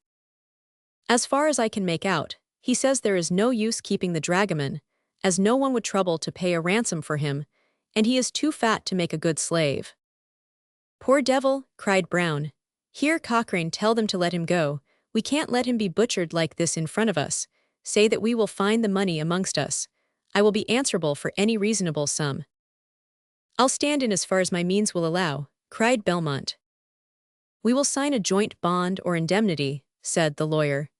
"If I had a paper and pencil, I could throw it into shape in an instant, and the chief could rely upon its being perfectly correct and valid." But the colonel's Arabic was insufficient, and Mansour himself was too maddened by fear to understand the offer which was being made for him. The Negro looked a question at the chief, and then his long black arm swung upwards, and his sword hissed over his shoulder. But the dragoman had screamed out something which arrested the blow, and which brought the chief and the lieutenant to his side, with a new interest upon their swarthy faces. The others crowded in also, and formed a dense circle around the groveling, pleading man. The colonel had not understood this sudden change, nor had the others fathomed the reason of it, but some instinct flashed it upon Stephen's horrified perceptions. "Oh, you villain!" he cried furiously. "Hold your tongue, you miserable creature, be silent. Better die, 1,000 times better die." But it was too late, and already they could all see the base design by which the coward hoped to save his own life. He was about to betray the women. They saw the chief, with a brave man's contempt upon his stern face, make a sign of haughty assent, and then Mansour spoke rapidly and earnestly, pointing up the hill. At a word from the Baggara, a dozen of the raiders rushed up the path and were lost to view upon the top. Then came a shrill cry, a horrible, strenuous scream of surprise and terror, and an instant later the party streamed into sight again, dragging the women in their midst. Sadie, with her young, active limbs, kept up with them as they sprang down the slope, encouraging her aunt all the while over her shoulder. The older lady, struggling amid the rushing white figures, looked with her thin limbs and open mouth like a chicken being dragged from a coop. The party streamed into sight again, P103. The chief's dark eyes glanced indifferently at Miss Adams, but gazed with a smoldering fire at the younger woman. Then he gave an abrupt order, and the prisoners were hurried in a miserable, hopeless drove to the cluster of kneeling camels. Their pockets had already been ransacked, and the contents thrown into one of the camel food bags, the neck of which was tied up by Ali Wad Ibrahim's own hands. "I say, Cochrane," whispered Belmont, looking with smoldering eyes at the wretched Mansour, "I've got a little hip revolver which they have not discovered. Shall I shoot that cursed dragoman for giving away the women?" The colonel shook his head. "You had better keep it," said he, with a somber face. "The women may find some other use for it before all is over." Chapter 5. The camels, some brown and some white, were kneeling in a long line, their champing jaws moving rhythmically from side to side, and their gracefully poised heads turning to right and left in a mincing, self-conscious fashion. Most of them were beautiful creatures, true Arabian trotters, with the slim limbs and finely turned necks which mark the breed. But amongst them were a few of the slower, heavier beasts, with ungroomed skins, disfigured by the black scars of old firings. These were loaded with the Dora and the waterskins of the raiders, but a few minutes sufficed to redistribute their loads and to make place for the prisoners. None of these had been bound with the exception of Mr. Stewart, for the Arabs, understanding that he was a clergyman and accustomed to associate religion with violence, had looked upon his fierce outburst as quite natural, and regarded him now as the most dangerous and enterprising of their captives. His hands were therefore tied together with a plaited camel halter, but the others, including the dragoman and the 2 wounded blacks, were allowed to mount without any precaution against their escape, save that which was afforded by the slowness of their beasts. Then, with a shouting of men and a roaring of camels, the creatures were jolted on to their legs, and the long, straggling procession set off with its back to the homely river, and its face to the shimmering, violet haze, which hung round the huge sweep of beautiful, terrible desert, striped tiger fashion with black rock and with golden sand. None of the white prisoners, with the exception of Colonel Cochrane, had ever been upon a camel before. It seemed an alarming distance to the ground when they looked down, and the curious swaying motion, with the insecurity of the saddle, made them sick and frightened. But their bodily discomfort was forgotten in the turmoil of bitter thoughts within. What a chasm gaped between their old life and their new, and yet how short was the time and space which divided them. Less than an hour ago they had stood upon the summit of that rock, and had laughed and chattered, or grumbled at the heat and flies, becoming peevish at small discomforts. Headingley had been hypercritical over the tints of nature. They could not forget his own tint, as he lay with his cheek upon the black stone. Sadie had chattered about tailor-made dresses and Parisian chiffons. Now she was clinging, half-crazy, to the pommel of a wooden saddle, with suicide rising as a red star of hope in her mind.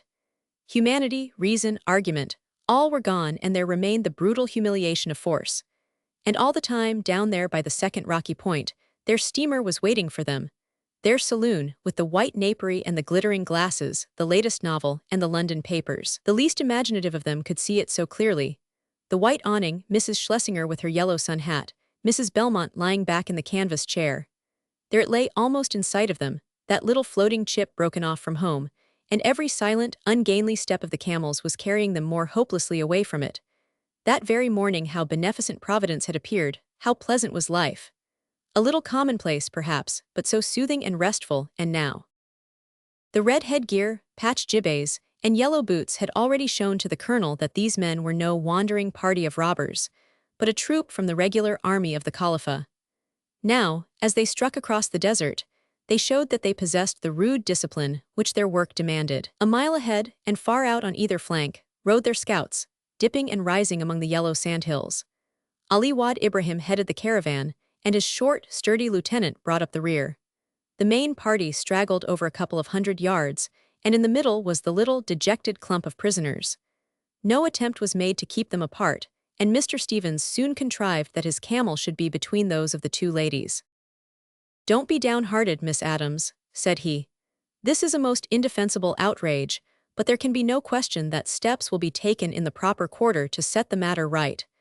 I am convinced that we shall be subjected to nothing worse than a temporary inconvenience. If it had not been for that villain Mansour, you need not have appeared at all." It was shocking to see the change in the little Bostonian lady, for she had shrunk to an old woman in an hour. Her swarthy cheeks had fallen in, and her eyes shone wildly from sunken, darkened sockets. Her frightened glances were continually turned upon Sadie. There is surely some wrecker angel which can only gather her best treasures in moments of disaster. For here were all these worldlings going to their doom, and already frivolity and selfishness had passed away from them, and each was thinking and grieving only for the other.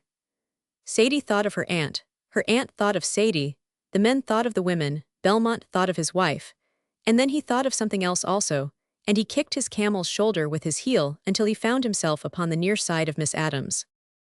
"I've got something for you here," he whispered.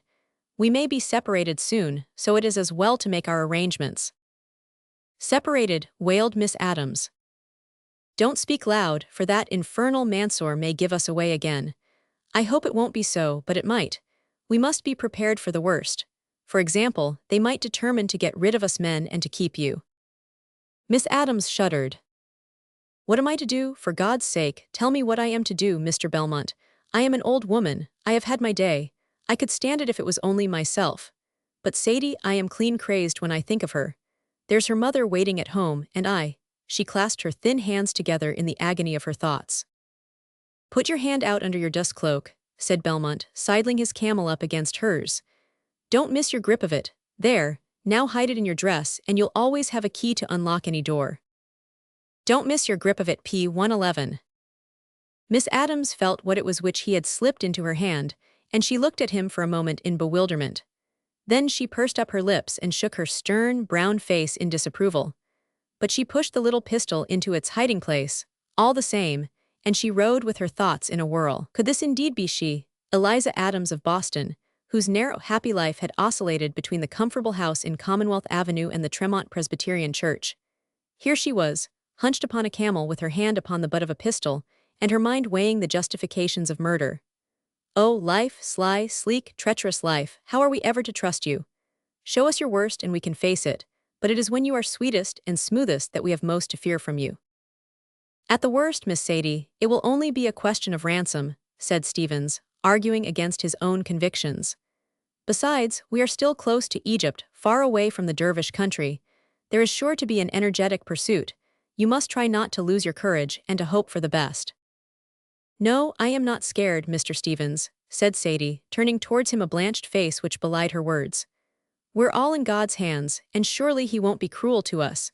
It is easy to talk about trusting Him when things are going well, but now is the real test. If he's up there behind that blue heaven.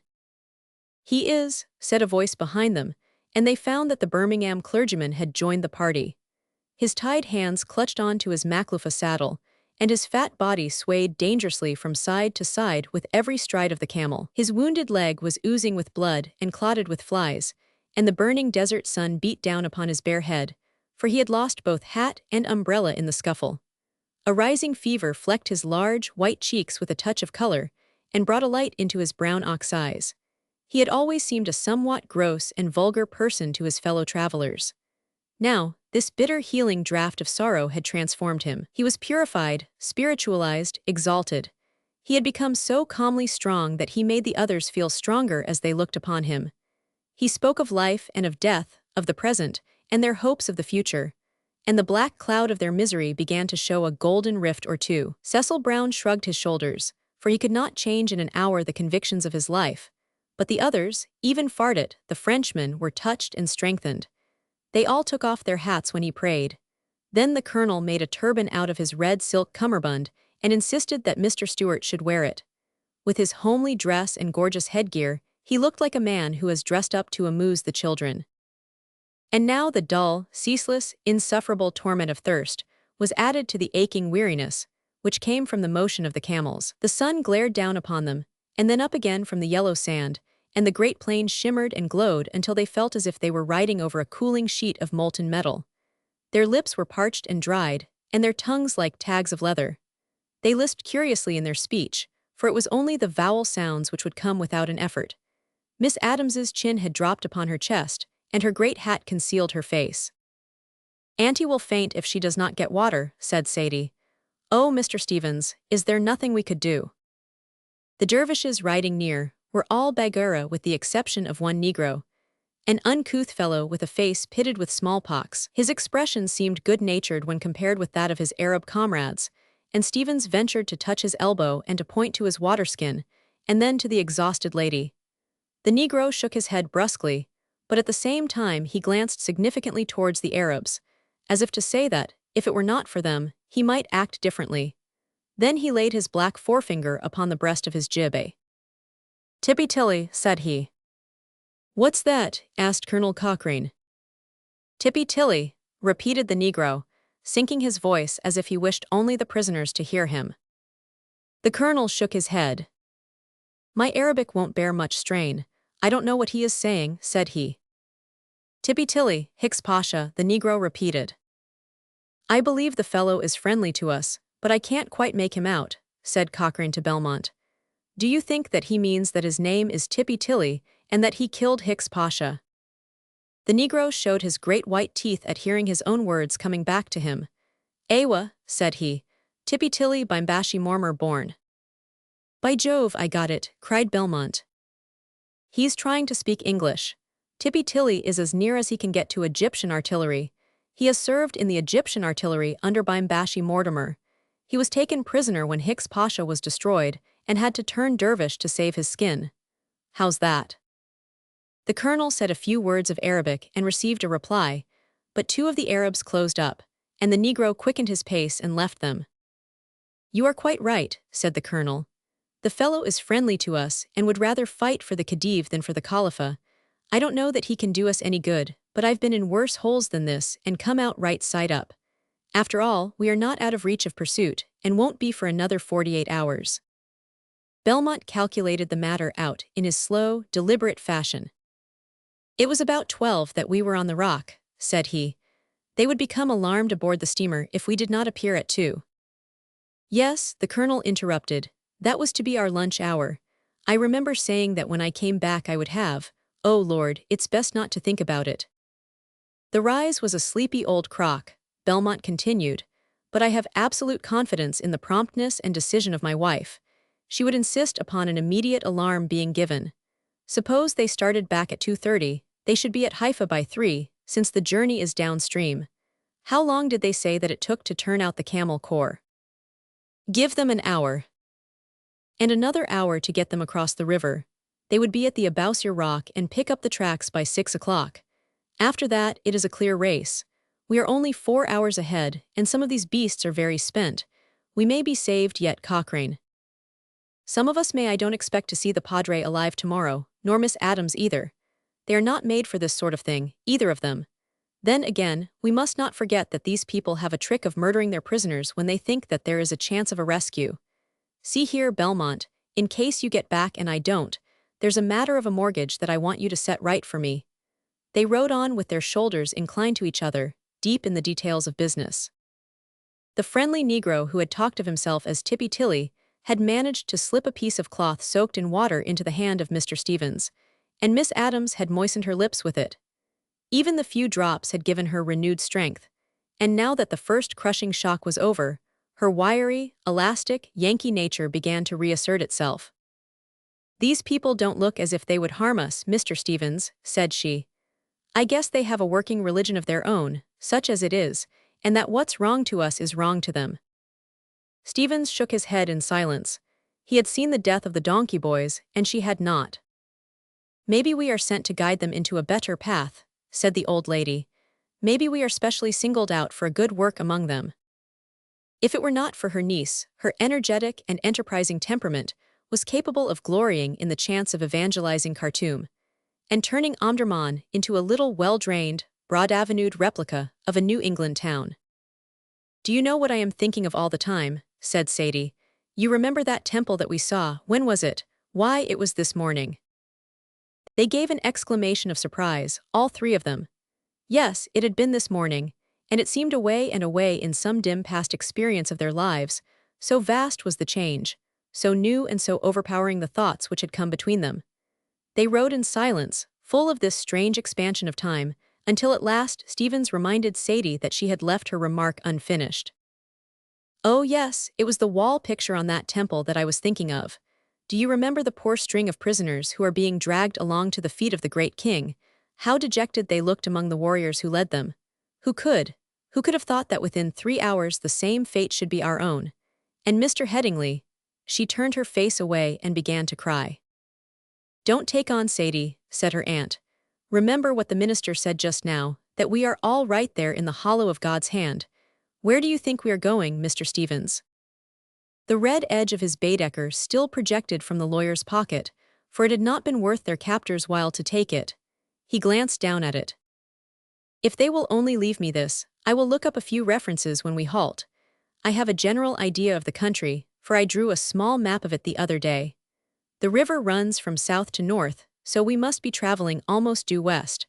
I suppose they feared pursuit if they kept too near the Nile bank. There is a caravan route, I remember, which runs parallel to the river, about 70 miles inland.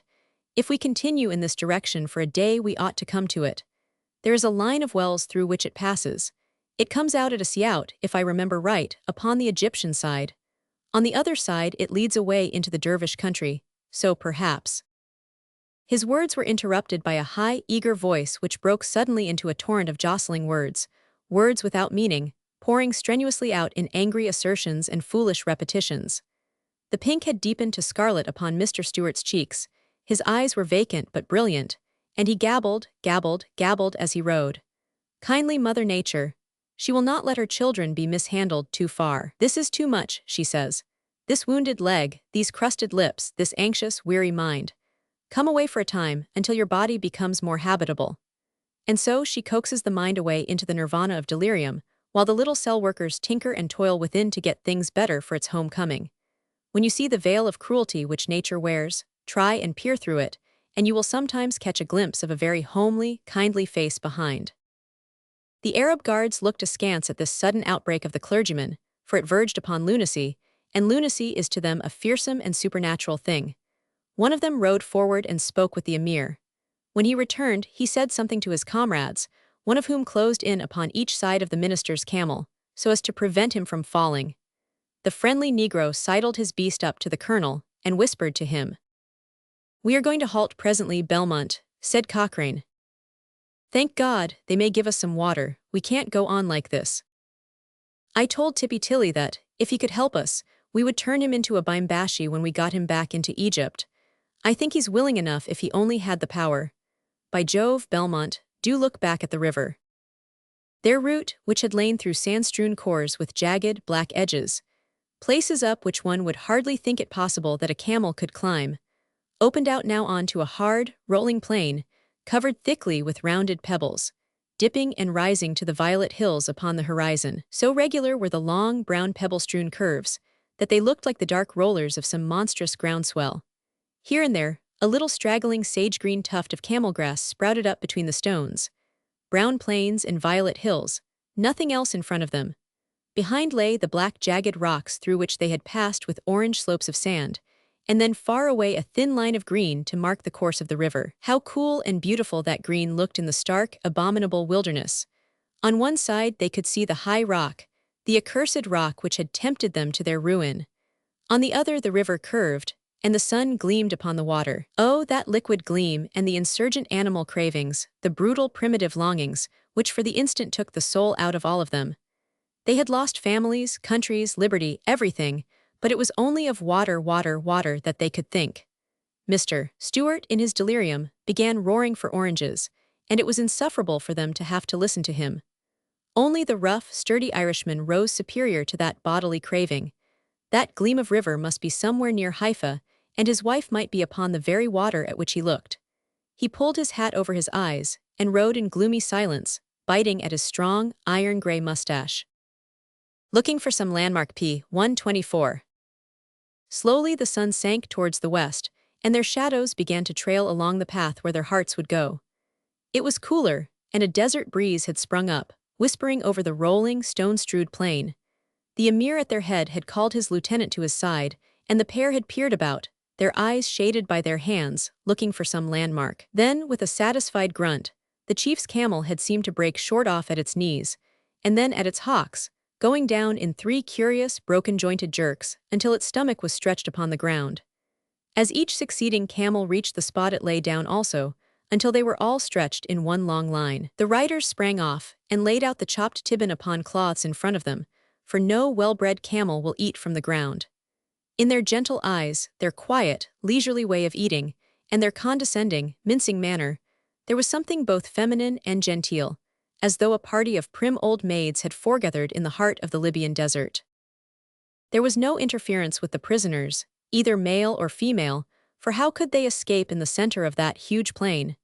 The emir came towards them once, and stood combing out his blue-black beard with his fingers, and looking thoughtfully at them out of his dark, sinister eyes. Miss Adams saw with a shudder that it was always upon Sadie that his gaze was fixed.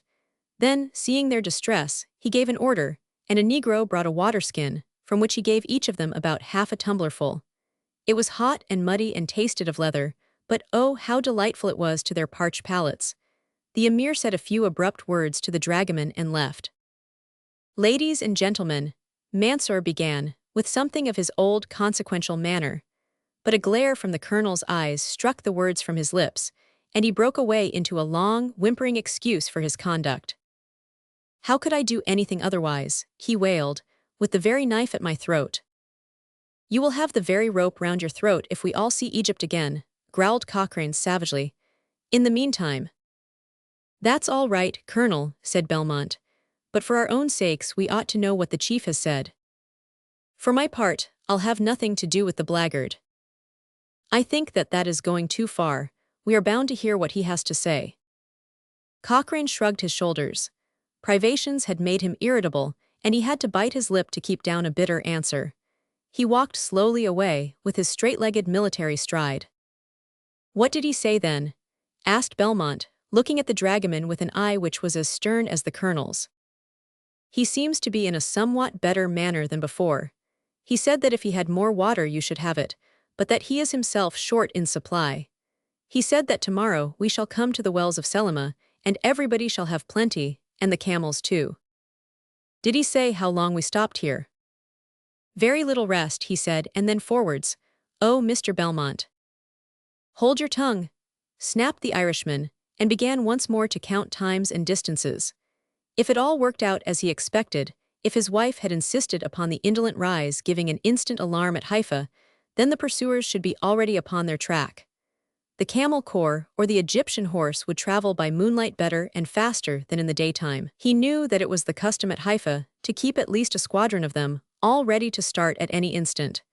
He had dined at the mess, and the officers had told him how quickly they could take the field. They had shown him the water tanks and the food beside each beast, and he had admired the completeness of the arrangements, with little thought as to what it might mean to him in the future.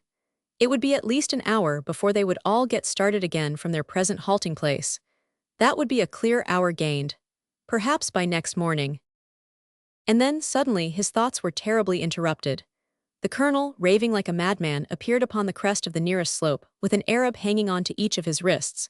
His face was purple with rage and excitement, and he tugged and bent and writhed in his furious efforts to get free. "You cursed murderers!"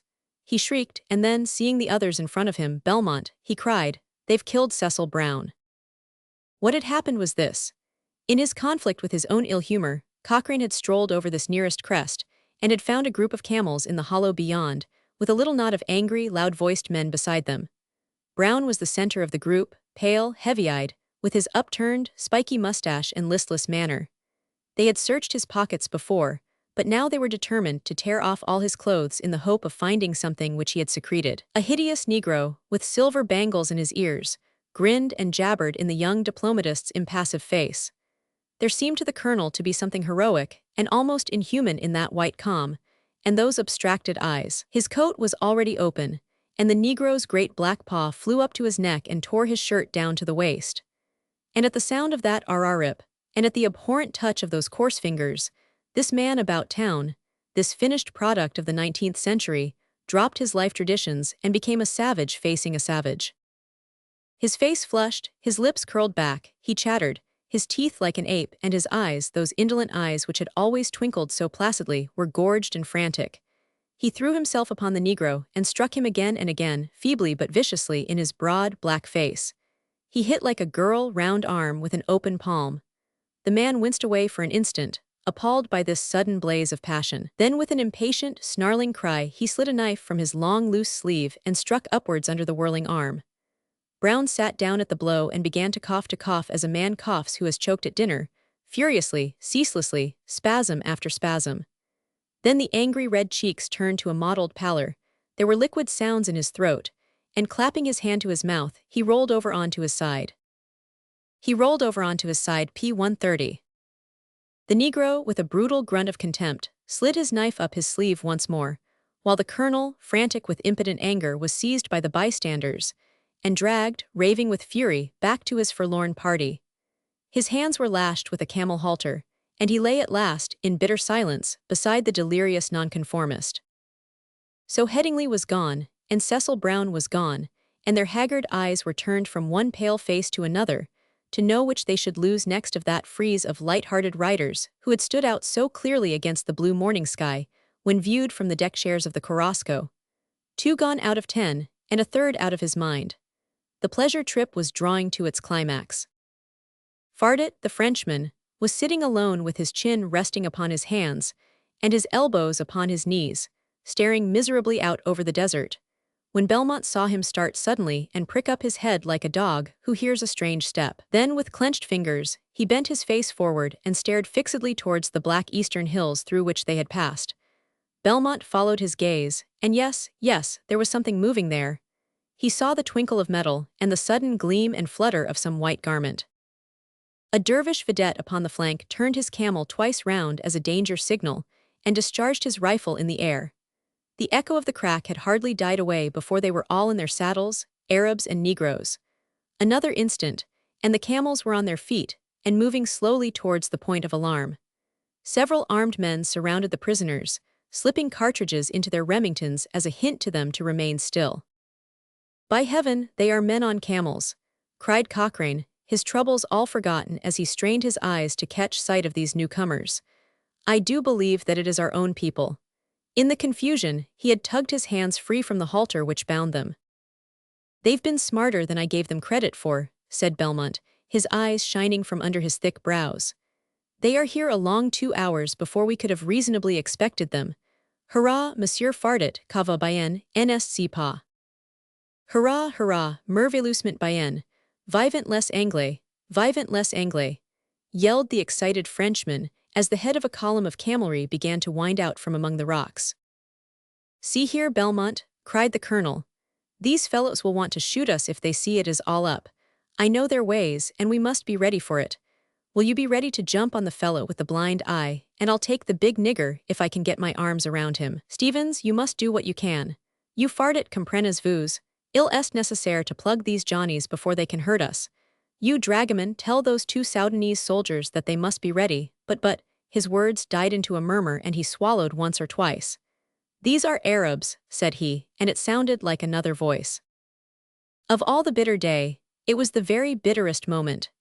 Happy Mr. Stewart lay upon the pebbles with his back against the ribs of his camel, and chuckled consumedly at some joke, which those busy little cell-workers had come across in their repairs. His fat face was wreathed and creased with merriment. But the others, how sick, how heartsick were they all, the women cried. The men turned away in that silence which is beyond tears. Monsieur Fardet fell upon his face and shook with dry sobbings. The Arabs were firing their rifles as a welcome to their friends, and the others, as they trotted their camels across the open, returned the salutes and waved their rifles and lances in the air. They were a smaller band than the first one, not more than 30, but dressed in the same red headgear and patched jibbehs. One of them carried a small white banner with a scarlet text scrawled across it, but there was something there which drew the eyes and the thoughts of the tourists away from everything else. The same fear gripped at each of their hearts, and the same impulse kept each of them silent. They stared at a swaying white figure half seen amidst the ranks of the desert warriors. "What's that they have in the middle of them?" cried Stevens at last. "Look, Miss Adams, surely it is a woman." There was something there upon a camel, but it was difficult to catch a glimpse of it. And then suddenly, as the two bodies met, the riders opened out and they saw it plainly. "It's a white woman. The steamer has been taken." Belmont gave a cry that sounded high above everything. "Nora darling, keep your heart up, P-135. Nora darling," he shouted, "keep your heart up. I'm here and it is all well." Chapter 6. So the Korosko had been taken, and the chances of rescue upon which they had reckoned, all those elaborate calculations of hours and distances, were as unsubstantial as the mirage which shimmered upon the horizon. There would be no alarm at Haifa until it was found that the steamer did not return in the evening. Even now, when the Nile was only a thin green band upon the farthest horizon, the pursuit had probably not begun. In 100 miles or even less they would be in the Dervish country. How small, then, was the chance that the Egyptian forces could overtake them? They all sank into a silent, sulky despair, with the exception of Belmont, who was held back by the guards as he strove to go to his wife's assistance. The two bodies of camelmen had united, and the Arabs, in their grave, dignified fashion, were exchanging salutations and experiences, while the Negroes grinned, chattered, and shouted, with the careless good humor which even the Quran has not been able to alter. The leader of the newcomers was a graybeard, a worn, ascetic, high-nosed old man, abrupt and fierce in his manner, and soldierly in his bearing. The dragoman groaned when he saw him, and flapped his hands miserably with the air of a man who sees trouble accumulating upon trouble. "It is the Emir Abdurrahman," said he. "I fear now that we shall never come to Khartoum alive." The name meant nothing to the others, but Colonel Cochrane had heard of him as a monster of cruelty and fanaticism, a red-hot Moslem of the old fighting, preaching dispensation, who never hesitated to carry the fierce doctrines of the Quran to their final conclusions. He and the Emir Wad Ibrahim conferred gravely together, their camels side by side, and their red turbans inclined inwards, so that the black beard mingled with the white one. Then they both turned and stared long and fixedly at the poor, head-hanging huddle of prisoners. The younger man pointed and explained, while his senior listened with a sternly impassive face. "Who's that nice-looking old gentleman in the white beard?" asked Miss Adams, who had been the first to rally from the bitter disappointment. "That is their leader now," Cochrane answered. "You don't say that he takes command over that other one?" "Yes, lady," said the dragoman, "he is now the head of all." "Well, that's good for us. He puts me in mind of Elder Matthews, who was at the Presbyterian Church in Minister Scott's time. Anyhow, I had rather be in his power than in the hands of that black-haired one with the flint eyes. Sadie dear, you feel better now it's cooler, don't you?" "Yes, auntie, don't you fret about me. How are you yourself?" "Well, I'm stronger in faith than I was." "They haven't hurt you, Nora, have they?" "I set you a poor example, Sadie, for I was clean crazed at first at the suddenness of it all, and at thinking of what your mother, who trusted you to me, would think about it. My land, there'll be some headlines in the Boston Herald over this. I guess somebody will have to suffer for it." "Poor Mr. Stewart," cried Sadie, as the monotonous, droning voice of the delirious man came again to their ears. "Come, Auntie, and see if we cannot do something to relieve him." "I'm uneasy about Mrs. Schlesinger and the child," said Colonel Cochrane. "I can see your wife, Belmont, but I can see no one else." "They are bringing her over," cried he. "Thank God, we shall hear all about it. They haven't hurt you, Nora, have they?" He ran forward to grasp and kiss the hand which his wife held down to him as he helped her from the camel. "They haven't hurt you, Nora, have they? P-130. The kind, gray eyes and calm, sweet face of the Irishwoman brought comfort and hope to the whole party. She was a devout Roman Catholic, and it is a creed which forms an excellent prop in hours of danger. To her, to the Anglican colonel, to the nonconformist minister, to the Presbyterian American, even to the 2 pagan black riflemen, religion in its various forms was fulfilling the same beneficent office, whispering always that the worst which the world can do is a small thing, and that, however harsh the ways of Providence may seem, it is, on the whole, the wisest and best thing for us that we should go cheerfully whither the great hand guides us. They had not a dogma in common, these fellows in misfortune, but they held the intimate, deep-lying spirit, the calm, essential fatalism, which is the world-old framework of religion, with fresh crops of dogmas growing like ephemeral lichens upon its granite surface. "You poor things," she said. "I can see that you have had a much worse time than I have. No, really, John dear, I am quite well, not even very thirsty, for our party filled their waterskins at the Nile, and they let me have as much as I wanted. But I don't see Mr. Headingley and Mr. Brown. And poor Mr. Stewart, what a state he has been reduced to." "Headingley and Brown are out of their troubles," her husband answered. "You don't know how often I have thanked God today, Nora, that you were not with us, and here you are after all." "Where should I be but by my husband's side? I had much rather be here than safe at Haifa." "Has any news gone to the town?" asked the colonel. "One boat escaped. Mrs. Schlesinger and her child and maid were in it. I was downstairs in my cabin when the Arabs rushed onto the vessel. Those on deck had time to escape, for the boat was alongside. I don't know whether any of them were hit. The Arabs fired at them for some time." "Did they?" cried Belmont, exultantly, his responsive Irish nature catching the sunshine in an instant. "Then, be Jove, we'll do them yet, for the garrison must have heard the firing. What do you think, Cochrane? They must be full cry upon our scent this 4 hours. Any minute we might see the white puggery of a British officer coming over that rise." But disappointment had left the colonel cold and skeptical. "They need not come at all unless they come strong," said he. "These fellows are picked men with good leaders, and on their own ground they will take a lot of beating." Suddenly he paused and looked at the Arabs. "By George," said he, "that's a sight worth seeing." Hour of Arab prayer P-142. The great red sun was down with half its disk slipped behind the violet bank upon the horizon. It was the hour of Arab prayer. An older and more learned civilization would have turned to that magnificent thing upon the skyline and adored that. But these wild children of the desert were nobler in essentials than the polished Persian.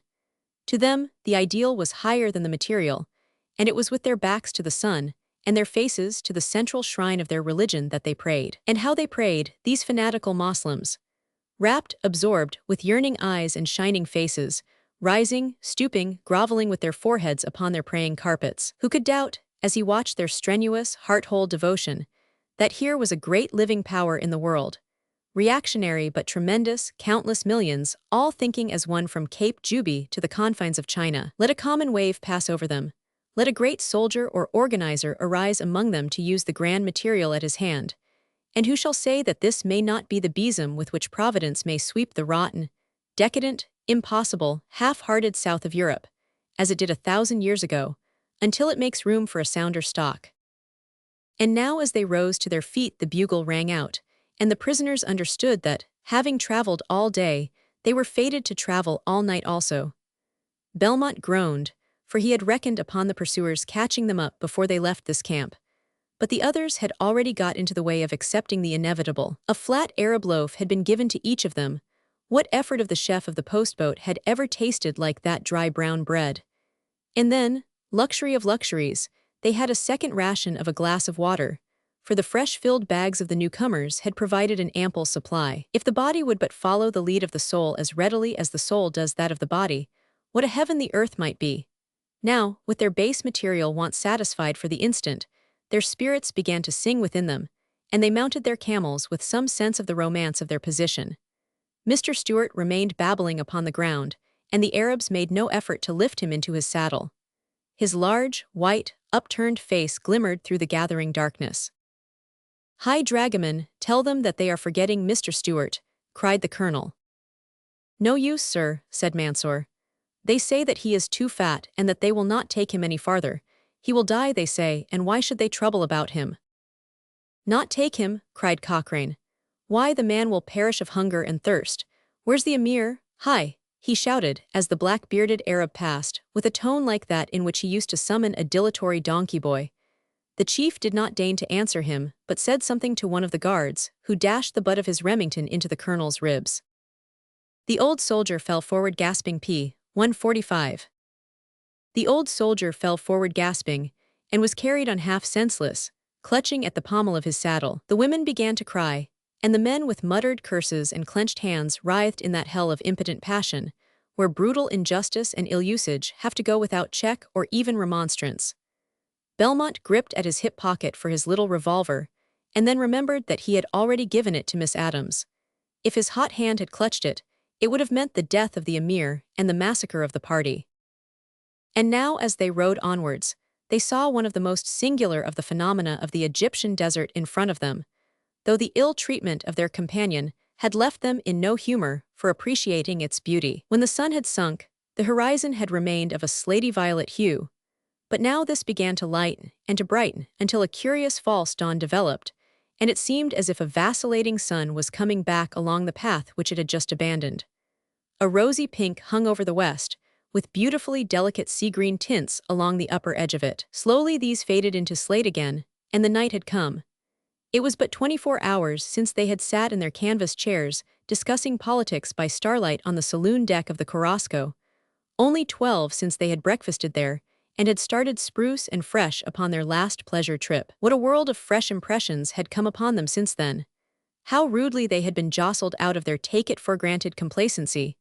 The same shimmering silver stars as they had looked upon last night, the same thin crescent of moon. But what a chasm lay between that old pampered life and this. The long line of camels moved as noiselessly as ghosts across the desert. Before and behind were the silent, swaying white figures of the Arabs. Not a sound anywhere, not the very faintest sound, until far away behind them they heard a human voice singing in a strong, droning, unmusical fashion. It had the strangest effect, this faraway voice, in that huge, inarticulate wilderness. And then there came a well-known rhythm into that distant chant, and they could almost hear the words, "We nightly pitch our moving tent a day's march nearer home." Was Mr. Stewart in his right mind again, or was it some coincidence of his delirium, that he should have chosen this for his song? With moist eyes his friends looked back through the darkness, for well they knew that home was very near to this wanderer. Gradually the voice died away into a hum, and was absorbed once more into the masterful silence of the desert.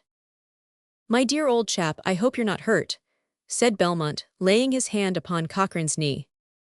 The colonel had straightened himself, though he still gasped a little in his breathing. "I am all right again, now. Would you kindly show me which was the man who struck me?" "It was the fellow in front there, with his camel beside Fardet's.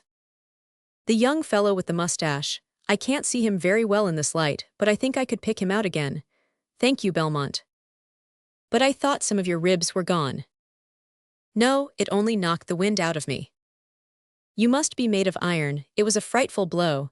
How could you rally from it so quickly?" The colonel cleared his throat, and hummed and stammered. "The fact is, my dear Belmont, I'm sure you would not let it go further, above all not to the ladies. But I am rather older than I used to be, and rather than lose the military carriage which has always been dear to me, I—" "Stays be Jove," cried the astonished Irishman. "Well, some slight artificial support," said the colonel, stiffly, and switched the conversation off to the chances of the morrow. "It still comes back in their dreams to those who are left, that long night's march in the desert. It was like a dream itself, the silence of it as they were borne forward upon those soft, shuffling sponge feet, and the flitting, flickering figures which oscillated upon every side of them. The whole universe seemed to be hung as a monstrous time dial in front of them. A star would glimmer like a lantern on the very level of their path. They looked again, and it was a hand's breadth up, and another was shining beneath it. Hour after hour, the broad stream flowed sedately across the deep blue background, worlds and systems drifting majestically overhead, and pouring over the dark horizon. In their vastness and their beauty, there was a vague consolation to the prisoners for their own fate, and their own individuality seemed trivial and unimportant amid the play of such tremendous forces. Slowly, the grand procession swept across the heaven, first climbing, then hanging long with little apparent motion, and then sinking grandly downwards, until away in the east the first cold gray glimmer appeared, and their own haggard faces shocked each other's sight. The day had tortured them with its heat, and now the night had brought the even more intolerable discomfort of cold. The Arabs swathed themselves in their gowns and wrapped up their heads. The prisoners beat their hands together and shivered miserably. Miss Adams felt it most, for she was very thin, with the impaired circulation of age. Stevens slipped off his Norfolk jacket and threw it over her shoulders.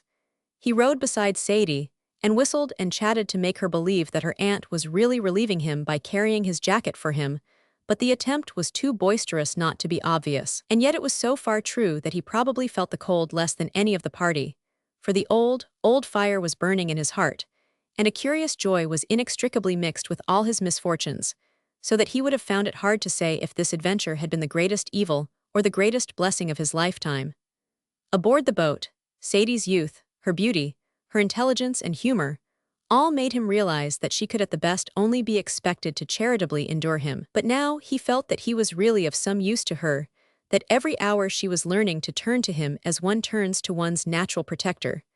And above all, he had begun to find himself, to understand that there really was a strong, reliable man behind all the tricks of custom which had built up an artificial nature, which had imposed even upon himself. A little glow of self-respect began to warm his blood.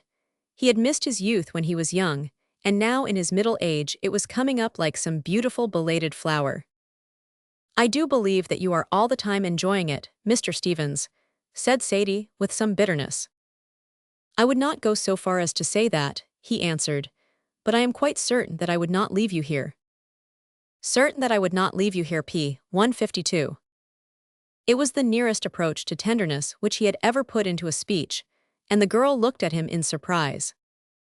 "I think I've been a very wicked girl all my life," she said, after a pause. "Because I have had a good time myself, I never thought of those who were unhappy. This has struck me serious. If ever I get back, I shall be a better woman, a more earnest woman in the future. And I a better man. I suppose it is just for that trouble comes to us. Look how it has brought out the virtues of all our friends. Take poor Mr. Stewart, for example. Should we ever have known what a noble, constant man he was? And see Belmont and his wife in front of us there, going fearlessly forward, hand in hand, thinking only of each other. And Cochrane, who always seemed on board the boat to be a rather standoffish, narrow sort of man.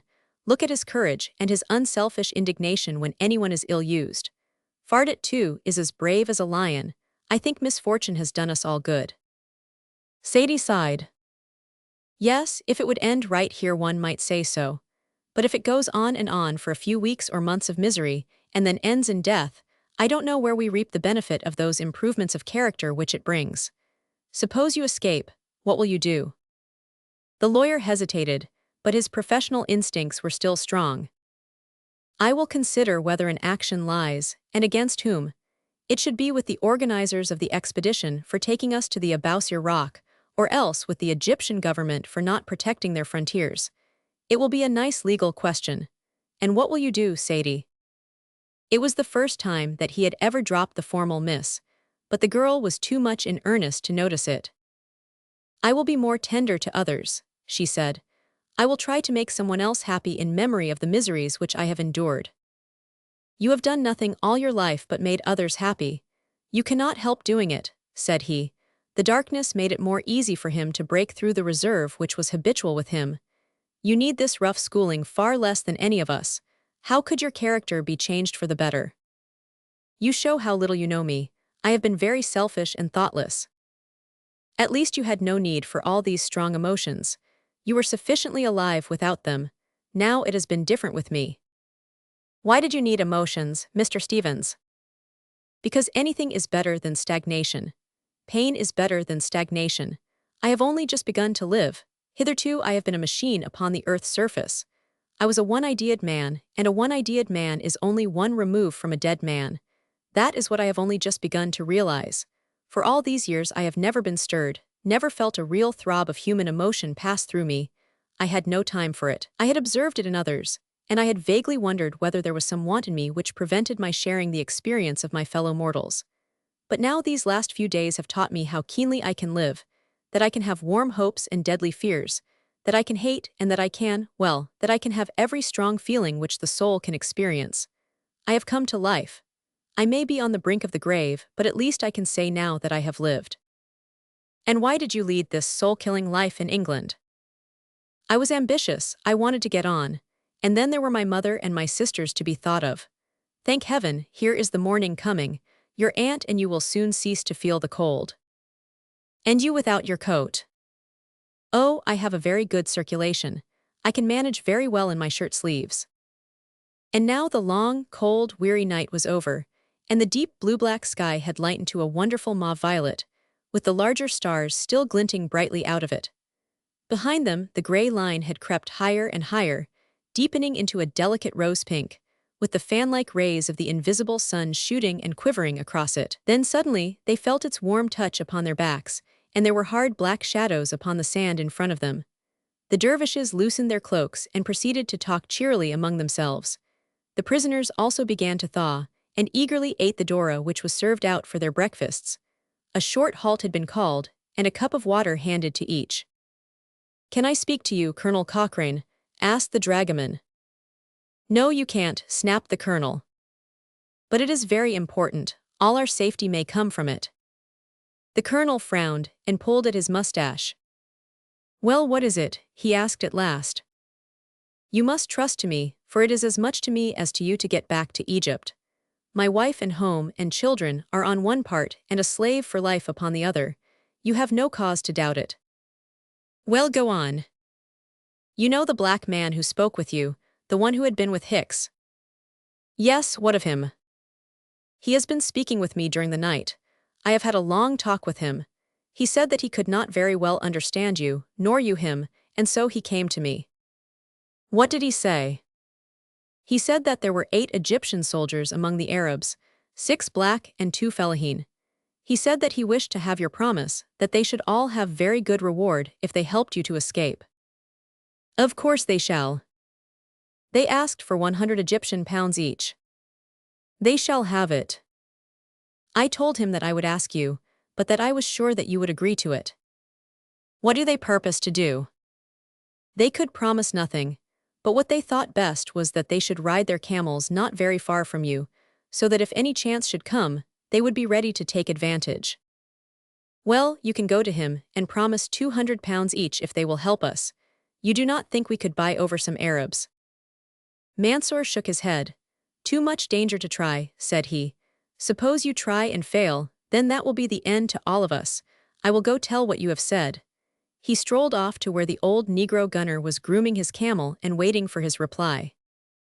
The emirs had intended to halt for a half-hour at the most, but the baggage camels which bore the prisoners were so worn out with the long, rapid march, that it was clearly impossible that they should move for some time. They had laid their long necks upon the ground, which is the last symptom of fatigue. The 2 chiefs shook their heads when they inspected them, and the terrible old man looked with his hard-lined, rock features at the captives.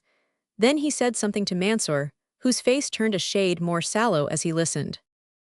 "The Emir Abdurrahman says that if you do not become Moslem, it is not worth while delaying the whole caravan in order to carry you upon the baggage camels. If it were not for you, he says that we could travel twice as fast. He wishes to know therefore, once for ever, if you will accept the Quran." Then in the same tone, as if he were still translating, he continued, "You had far better consent, for if you do not he will most certainly put you all to death." The unhappy prisoners looked at each other in despair. The 2 emirs stood gravely watching them. "For my part," said Cochrane, "I had as soon die now as be a slave in Khartoum." "What do you say, Nora?" asked Belmont. "If we die together, John, I don't think I shall be afraid." "It is absurd that I should die for that in which I have never had belief," said Fardet. "And yet it is not possible for the honor of a Frenchman that he should be converted in this fashion." He drew himself up with his wounded wrist stuck into the front of his jacket. "G sois chrétien. J.I. resté," he cried, a gallant falsehood in each sentence. "What do you say, Mr. Stevens?" asked Mansour in a beseeching voice. "If one of you would change, it might place them in a good humor. I implore you that you do what they ask." "No, I can't," said the lawyer quietly. "Well then, you Miss Sadie, you Miss Adams, it is only just to say it once and you will be saved." "Oh, auntie, do you think we might?" whimpered the frightened girl. "Would it be so very wrong if we said it?" The old lady threw her arms round her. "No, no, my own dear little Sadie," she whispered. "You'll be strong, you would just hate yourself forever after. Keep your grip of me, dear, and pray if you find your strength is leaving you. Don't forget that your old Aunt Eliza has you all the time by the hand." For an instant they were heroic, this line of disheveled, bedraggled pleasure-seekers. They were all looking death in the face, and the closer they looked the less they feared him. They were conscious rather of a feeling of curiosity, together with the nervous tingling with which one approaches a dentist's chair. The dragoman made a motion of his hands and shoulders, as one who has tried and failed. The Emir Abdirahman said something to a Negro, who hurried away. "What does he want a scissors for?" asked the colonel. "He is going to hurt the women," said Mansour, with the same gesture of impotence. A cold chill fell upon them all. They stared about them in helpless horror. Death in the abstract was one thing, but these insufferable details were another. Each had been braced to endure any evil in his own person, but their hearts were still soft for each other. The women said nothing, but the men were all buzzing together. "There's the pistol, Miss Adams," said Belmont.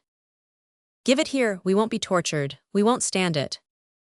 "Offer them money, Mansour, offer them anything," cried Stevens. "Look, here, I'll turn Mohammedan if they'll promise to leave the women alone. After all, it isn't binding, it's under compulsion. But I can't see the women hurt." "No, wait a bit, Stevens," said the colonel. "We mustn't lose our heads. I think I see a way out. See here, dragoman, you tell that gray-bearded old devil that we know nothing about his cursed tin-pot religion. Put it smooth when you translate it. Tell him that he cannot expect us to adopt it until we know what particular brand of rot it is that he wants us to believe.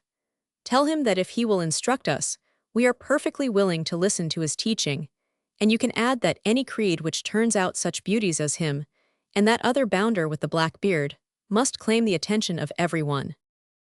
With bows and suppliant sweepings of his hands, the dragoman explained that the Christians were already full of doubt, and that it needed but a little more light of knowledge to guide them on to the path of Allah. The two emirs stroked their beards and gazed suspiciously at them. Then Abdirahman spoke in his crisp, stern fashion to the dragoman, and the two strode away together.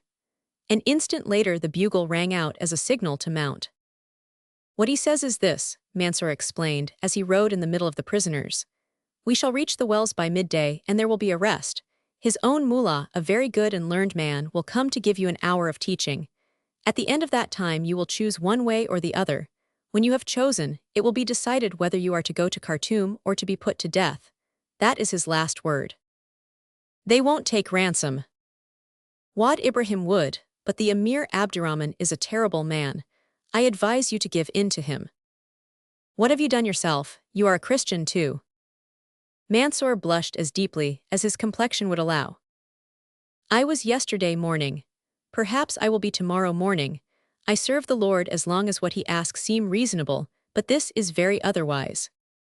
He rode onwards amongst the guards, with a freedom which showed that his change of faith had put him upon a very different footing to the other prisoners. So they were to have a reprieve of a few hours, though they rode in that dark shadow of death which was closing in upon them. What is there in life that we should cling to it so? It is not the pleasures, for those whose hours are one long pain shrink away screaming when they see merciful death holding his soothing arms out for them.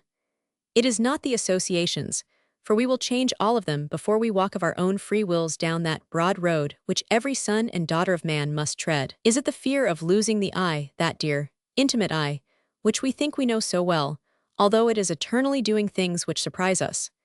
Is it that which makes the deliberate suicide cling madly to the bridge pier as the river sweeps him by? Or is it that nature is so afraid that all her weary workmen may suddenly throw down their tools and strike, that she has invented this fashion of keeping them constant to their present work?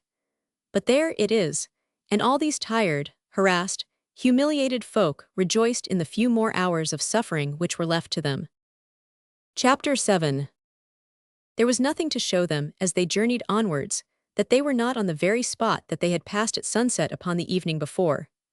The region of fantastic black hills and orange sand, which bordered the river, had long been left behind, and everywhere now was the same brown, rolling, gravelly plain, the groundswell with the shining rounded pebbles upon its surface, and the occasional little sprouts of sage-green camel grass. Behind and before it extended, to where far away in front of them it sloped upwards towards a line of violet hills.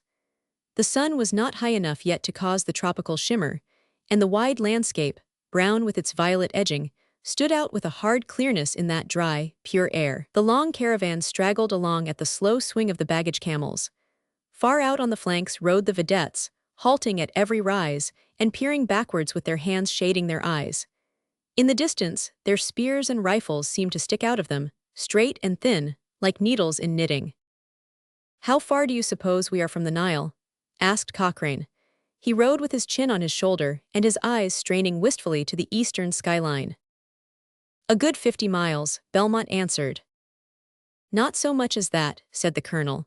"We could not have been moving more than 14 or 15 hours, and a camel seldom goes more than 2.5 miles an hour unless he is trotting. That would give about 40 miles, but still it is, I fear, rather far for a rescue. I don't know that we are much the better for this postponement. What have we to hope for? We may just as well take our gruel."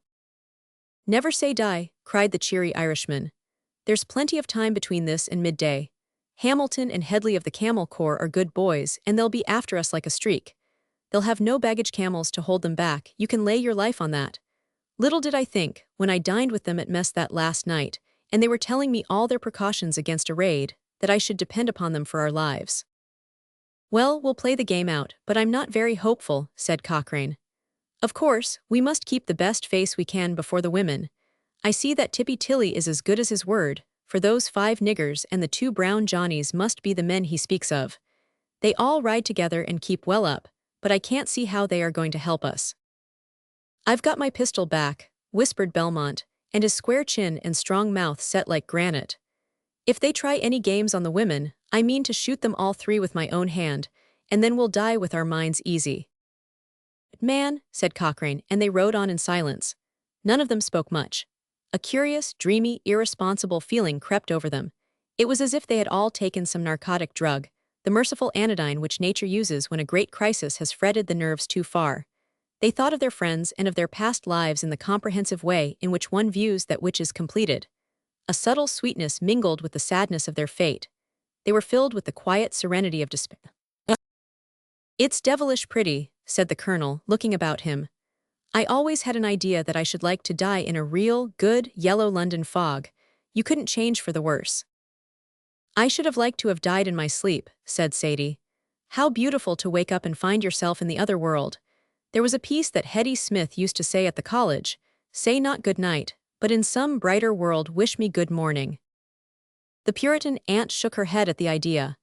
"It's a terrible thing to go unprepared into the presence of your Maker," said she.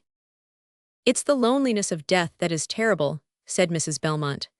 "If we and those whom we loved all passed over simultaneously, we should think no more of it than of changing our house." "If the worst comes to the worst, we won't be lonely," said her husband. "We'll all go together, and we shall find Brown and Headingley and Stewart waiting on the other side." The Frenchman shrugged his shoulders. He had no belief in survival after death, but he envied the 2 Catholics the quiet way in which they took things for granted. He chuckled to think of what his friends in the Café Cubette would say if they learned that he had laid down his life for the Christian faith. Sometimes it amused, and sometimes it maddened him, and he rode onwards with alternate gusts of laughter and of fury, nursing his wounded wrist all the time like a mother with a sick baby. Across the brown of the hard, pebbly desert there had been visible for some time a single long, thin, yellow streak, extending north and south as far as they could see. It was a band of sand not more than a few hundred yards across, and rising at the highest to 8 or 10 feet. But the prisoners were astonished to observe that the Arabs pointed at this with an air of the utmost concern, and they halted when they came to the edge of it like men upon the brink of an unfordable river. It was very light, dusty sand, and every wandering breath of wind sent it dancing into the air like a whirl of midges. The Emir Abdurrahman tried to force his camel into it, but the creature, after a step or two, stood still and shivered with terror. The creature stood still. P-171. The two chiefs talked for a little, and then the whole caravan trailed off with their heads for the north, and the streak of sand upon their left. "What is it?" asked Belmont, who found the dragoman riding at his elbow. "Why are we going out of our course?" "Drift sand," Mansur answered. "Every sometimes the wind bring it all in one long place like that. Tomorrow if a wind comes, perhaps there will not be one grain left, but all will be carried up into the air again. An Arab will sometimes have to go 50 or 100 miles to go round a drift. Suppose he tries to cross, his camel breaks its legs, and he himself is sucked in and swallowed. How long will this be? No one can say. Well, Cochrane, it's all in our favor. The longer the chase, the better chance for the fresh camels." And for the 100th time he looked back at the long, hard skyline behind them. There was the great, empty, dun-colored desert, but where the glint of steel or the twinkle of white helmet for which he yearned. And soon they cleared the obstacle in their front. It spindled away into nothing, as a streak of dust would which has been blown across an empty room. It was curious to see that, when it was so narrow that one could almost jump it, the Arabs would still go for many hundreds of yards rather than risk the crossing. Then, with good, hard country before them once more, the tired beasts were whipped up, and they ambled on with a double-jointed jog-trot, which set the prisoners nodding and bowing in grotesque and ludicrous misery. It was fun at first, and they smiled at each other, but soon the fun had become tragedy as the terrible camel-ache seized them by spine and waist, with its deep, dull throb, which rises gradually to a splitting agony. "I can't stand it, Sadie," cried Miss Adams suddenly. "I've done my best, I'm going to fall." "No, no, Auntie, you'll break your limbs if you do. Hold up just a little and maybe they'll stop." "Lean back and hold your saddle behind," said the colonel. "There, you'll find that will ease the strain." He took the puggaree from his hat and tying the ends together, he slung it over her front pommel. "Put your foot in the loop," said he. "It will steady you like a stirrup." The relief was instant, so Stevens did the same for Sadie. But presently one of the weary Dora camels came down with a crash, its limbs starred out as if it had split asunder, and the caravan had to come down to its old sober gait. "Is this another belt of drift sand?" asked the colonel presently. "No, it's white," said Belmont. "Here, Mansur, what is that in front of us?" But the dragoman shook his head. "I don't know what it is, sir. I never saw the same thing before." Right across the desert, from north to south, there was drawn a white line, as straight and clear as if it had been slashed with chalk across a brown table. It was very thin, but it extended without a break from horizon to horizon. Tippy Tilly said something to the dragoman. "It's the Great Caravan Route," said Mansur. "The Great Caravan Route P-174. What makes it white then?" "The bones." It seemed incredible, and yet it was true, for as they drew nearer they saw that it was indeed a beaten track across the desert, hollowed out by long usage, and so covered with bones that they gave the impression of a continuous white ribbon. Long, snouty heads were scattered everywhere, and the lines of ribs were so continuous that it looked in places like the framework of a monstrous serpent. The endless road gleamed in the sun as if it were paved with ivory. For thousands of years, this had been the highway over the desert, and during all that time, no animal of all those countless caravans had died there without being preserved by the dry, antiseptic air. No wonder, then, that it was hardly possible to walk down it now without treading upon their skeletons. "This must be the route I spoke of," said Stevens. "I remember marking it upon the map I made for you, Miss Adams. Baedeker says that it has been disused on account of the cessation of all trade which followed the rise of the Dervishes, but that it used to be the main road by which the skins and gums of Darfur found their way down to Lower Egypt." They looked at it with a listless curiosity, for there was enough to engross them at present in their own fates. The caravan struck to the south along the old desert track, and this Golgotha of a road seemed to be a fitting avenue for that which awaited them at the end of it. Weary camels and weary riders dragged on together towards their miserable goal. And now, as the critical moment approached which was to decide their fate, Colonel Cochrane, weighed down by his fears lest something terrible should befall the women, put his pride aside to the extent of asking the advice of the renegade dragoman. The fellow was a villain and a coward, but at least he was an Oriental, and he understood the Arab point of view.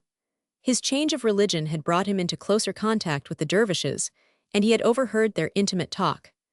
Cochrane's stiff, aristocratic nature fought hard before he could bring himself to ask advice from such a man, and when he at last did so, it was in the gruffest and most unconciliatory voice. "You know the rascals, and you have the same way of looking at things," said he. "Our object is to keep things going for another 24 hours. After that it does not much matter what befalls us, for we shall be out of the reach of rescue. But how can we stave them off for another day?" "You know my advice," the dragoman answered. "I have already answered it to you. If you will all become as I have, you will certainly be carried to Khartoum alive. If you do not, you will never leave our next camping place alive." The colonel's well-curved nose took a higher tilt, and an angry flush reddened his thin cheeks. He rode in silence for a little, for his Indian service had left him with a curried prawn temper, which had had an extra touch of cayenne added to it by his recent experiences. It was some minutes before he could trust himself to reply. "We'll set that aside," said he at last. "Some things are possible and some are not. This is not. You need only pretend." "That's enough," said the colonel abruptly. Mansour shrugged his shoulders. "What is the use of asking me, if you become angry when I answer? If you do not wish to do what I say, then try your own attempt. At least you cannot say that I have not done all I could to save you."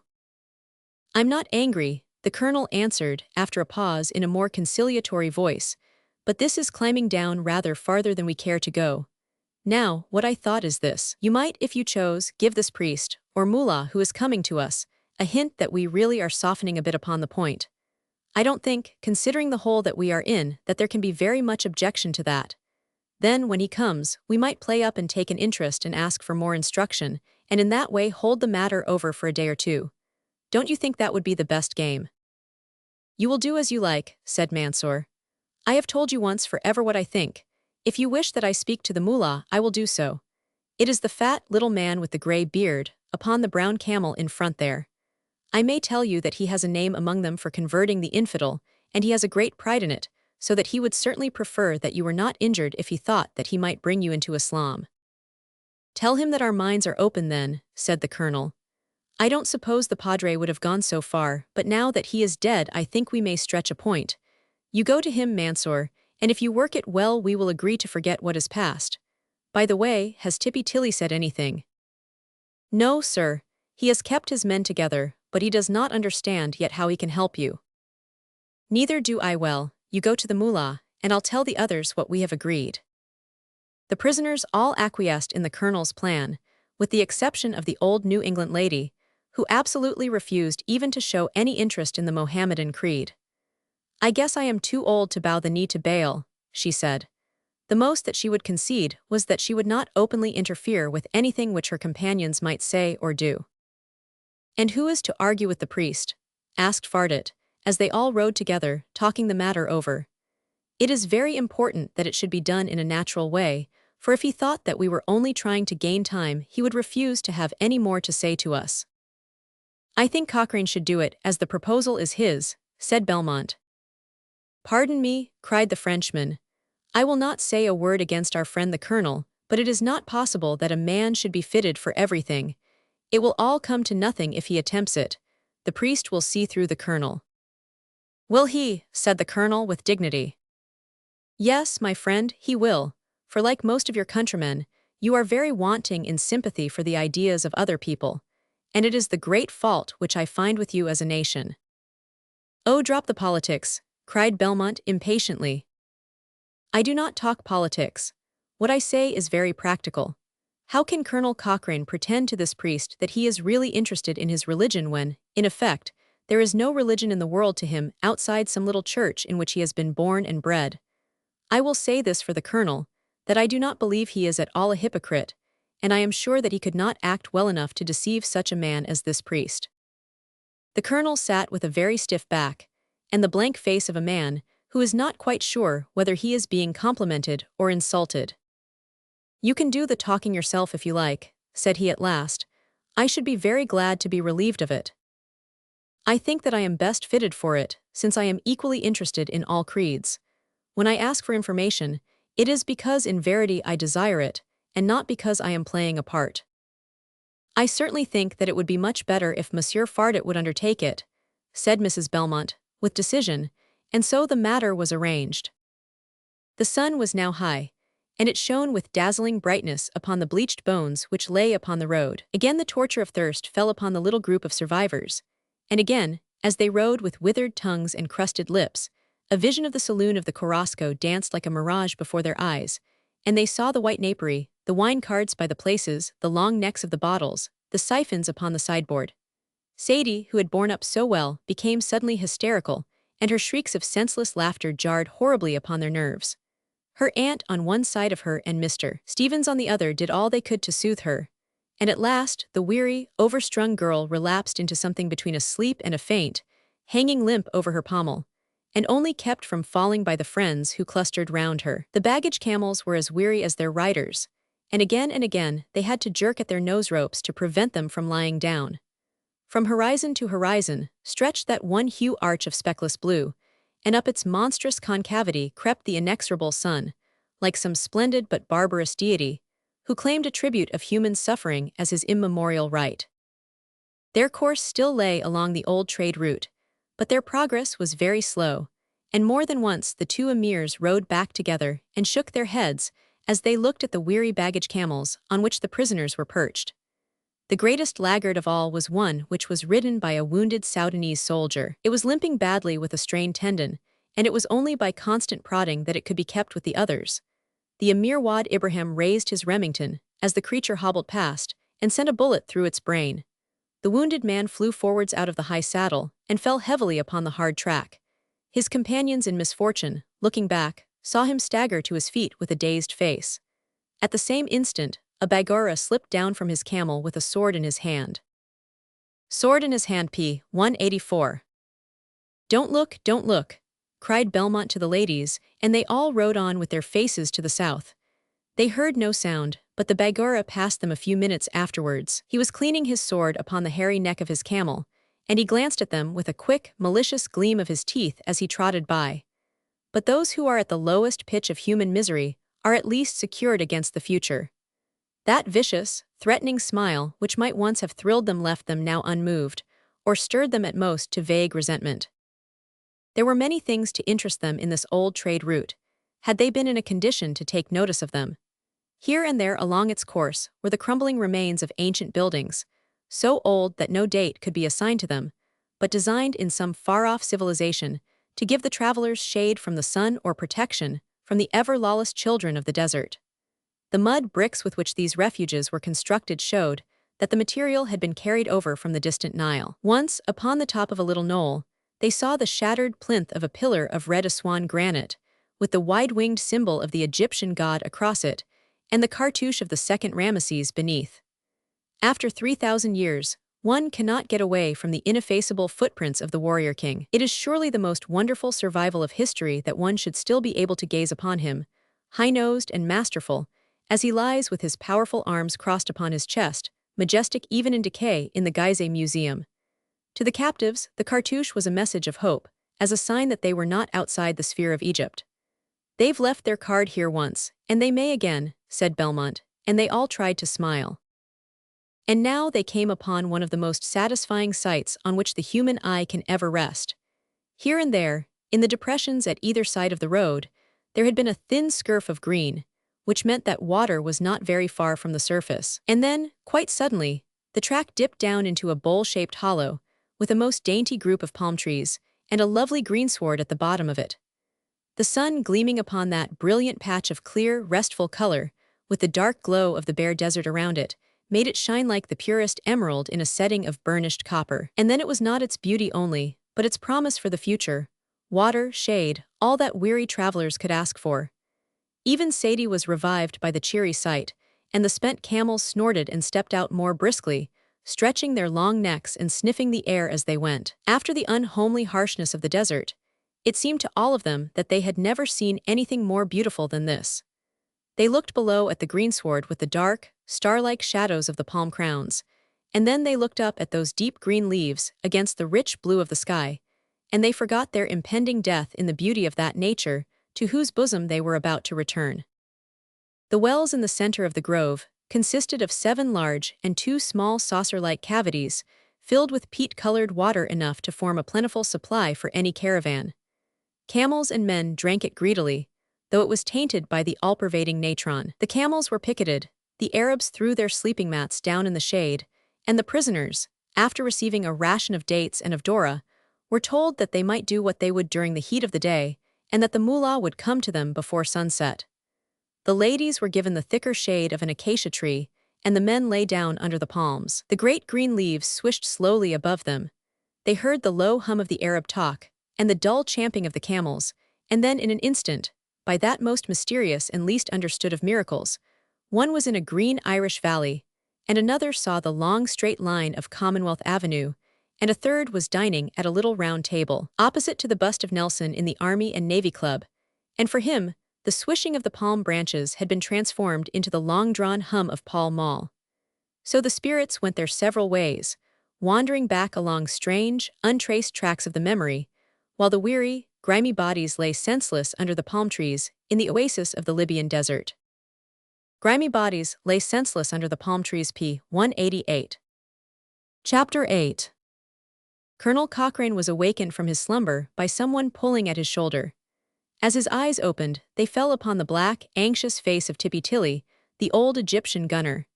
His crooked finger was laid upon his thick, liver-colored lips, and his dark eyes glanced from left to right with ceaseless vigilance. "Lie quiet, do not move," he whispered in Arabic. "I will lie here beside you, and they cannot tell me from the others. You can understand what I am saying." "Yes, if you will talk slowly." "Very good. I have no great trust in this black man Mansour. I had rather talk direct with the Murali." "What have you to say?" "I have waited long, until they should all be asleep, and now in another hour we shall be called to evening prayer. First of all, here is a pistol, that you may not say that you are without arms." It was a clumsy, old-fashioned thing, but the colonel saw the glint of a percussion cap upon the nipple and knew that it was loaded. He slipped it into the inner pocket of his Norfolk jacket. "Thank you," said he. "Speak slowly, so that I may understand you." "There are 8 of us who wish to go to Egypt. There are also 4 men in your party. One of us, Mehemet Ali, has fastened 12 camels together, which are the fastest of all save only those which are ridden by the emirs. There are guards upon watch, but they are scattered in all directions. The 12 camels are close beside us here, those 12 behind the acacia tree. If we can only get mounted and started, I do not think that many can overtake us, and we shall have our rifles for them. The guards are not strong enough to stop so many of us. The waterskins are all filled, and we may see the Nile again by tomorrow night." The colonel could not follow it all. "That is excellent," said he. "But what are we to do about the 3 ladies?" The black soldier shrugged his shoulders. "Mephish," said he, "one of them is old, and in any case there are plenty more women if we get back to Egypt. These will not come to any hurt, but they will be placed in the harem of the Khalija." "What you say is nonsense," said the colonel sternly. "We shall take our women with us, or we shall not go at all." "I think it is rather you who talk the thing without sense," the black man answered, angrily. "How can you ask my companions and me to do that which must end in failure? For years we have waited for such a chance as this, and now that it has come, you wish us to throw it away owing to this foolishness about the women." He understood enough to set a little spring of hope bubbling in his heart. The last terrible day had left its mark in his livid face and his hair, which was turning rapidly to gray. He might have been the father of the spruce, well-preserved soldier who had paced with straight back and military stride up and down the saloon deck of the Korosko. "What have we promised you if we come back to Egypt?" asked Cochrane. 200 Egyptian pounds and promotion in the army, all upon the word of an Englishman. "Very good, then you shall have 300 each if you can make some new plan by which you can take the women with you." Tippy Tilly scratched his woolly head in his perplexity. We might, indeed, upon some excuse, bring 3 more of the faster camels round to this place. Indeed, there are 3 very good camels among those which are near the cooking fire. But how are we to get the women upon them? And if we had them upon them, we know very well that they would fall off when they began to gallop. I fear that you men will fall off, for it is no easy matter to remain upon a galloping camel, but as to the women, it is impossible. No, we shall leave the women, and if you will not leave the women, then we shall leave all of you and start by ourselves. Very good, go, said the colonel, abruptly, and settled down as if to sleep once more. He knew that with Orientals it is the silent man who is most likely to have his way. The Negro turned and crept away for some little distance, where he was met by one of his fellahin comrades, Mehemet Ali, who had charge of the camels. The two argued for some little time, for those 300 golden pieces were not to be lightly resigned. Then the Negro crept back to Colonel Cochrane. Mehemet Ali has agreed, said he. He has gone to put the nose rope upon 3 more of the camels, but it is foolishness, and we are all going to our death. Now come with me, and we shall awaken the women and tell them. The colonel shook his companions, and whispered to them what was in the wind. Belmont and Fardet were ready for any risk. Stevens, to whom the prospect of a passive death presented little terror, was seized with a convulsion of fear when he thought of any active exertion to avoid it, and shivered in all his long, thin limbs. Then he pulled out his Baedeker and began to write his will upon the flyleaf, but his hand twitched so that he was hardly legible. By some strange gymnastic of the legal mind, a death, even by violence, if accepted quietly, had a place in the established order of things, while a death which overtook one galloping frantically over a desert was wholly irregular and discomposing. It was not dissolution which he feared, but the humiliation and agony of a fruitless struggle against it. Colonel Cochrane and Tippy Tilly had crept together under the shadow of the great acacia tree to the spot where the women were lying. Sadie and her aunt lay with their arms round each other, the girl's head pillowed upon the old woman's bosom. Mrs. Belmont was awake, and entered into the scheme in an instant. "But you must leave me," said Miss Adams, earnestly. "What does it matter at my age, anyhow?" "No, no, Aunt Eliza, I won't move without you, don't you think it," cried the girl. "You've got to come straight away, or else we both stay right here where we are." "Come, come, ma'am, there is no time for arguing," said the colonel roughly. "Our lives all depend upon your making an effort, and we cannot possibly leave you behind." "But I will fall off." "I'll tie you on with my puggery. I wish I had the cummerbund which I lent poor Stuart. Now, Tippy, I think we might make a break for it." But the black soldier had been staring with a disconsolate face out over the desert, and he turned upon his heel with an oath. "There," said he sullenly, "you see what comes of all your foolish talking. You have ruined our chances as well as your own." Half a dozen mounted camel-men had appeared suddenly over the lip of the bowl-shaped hollow, standing out hard and clear against the evening sky, where the copper basin met its great blue lid. They were traveling fast, and waved their rifles as they came. An instant later the bugle sounded an alarm, and the camp was up with a buzz like an overturned beehive. The colonel ran back to his companions, and the black soldier to his camel. Stevens looked relieved, and Belmont sulky, while Monsieur Fardet raved, with his one uninjured hand in the air. "Sacred name of a dog," he cried. "Is there no end to it, then? Are we never to come out of the hands of these accursed dervishes?" "Oh, they really are dervishes, are they?" said the colonel in an acid voice. "You seem to be altering your opinions. I thought they were an invention of the British government." The poor fellow's tempers were getting frayed and thin. The colonel's sneer was like a match to a magazine, and in an instant, the Frenchman was dancing in front of him with a broken torrent of angry words. His hand was clutching at Cochrane's throat before Belmont and Stevens could pull him off. "If it were not for your gray hairs," he said. "Damn your impudence," cried the colonel. "If we have to die, let us die like gentlemen and not like so many corner boys," said Belmont with dignity. "I only said I was glad to see that Monsieur Fardet had learned something from his adventures." The colonel sneered. "Shut up, Cochrane, what do you want to aggravate him for?" cried the Irishman. "Upon my word, Belmont, you forget yourself. I do not permit people to address me in this fashion." "You should look after your own manners, then."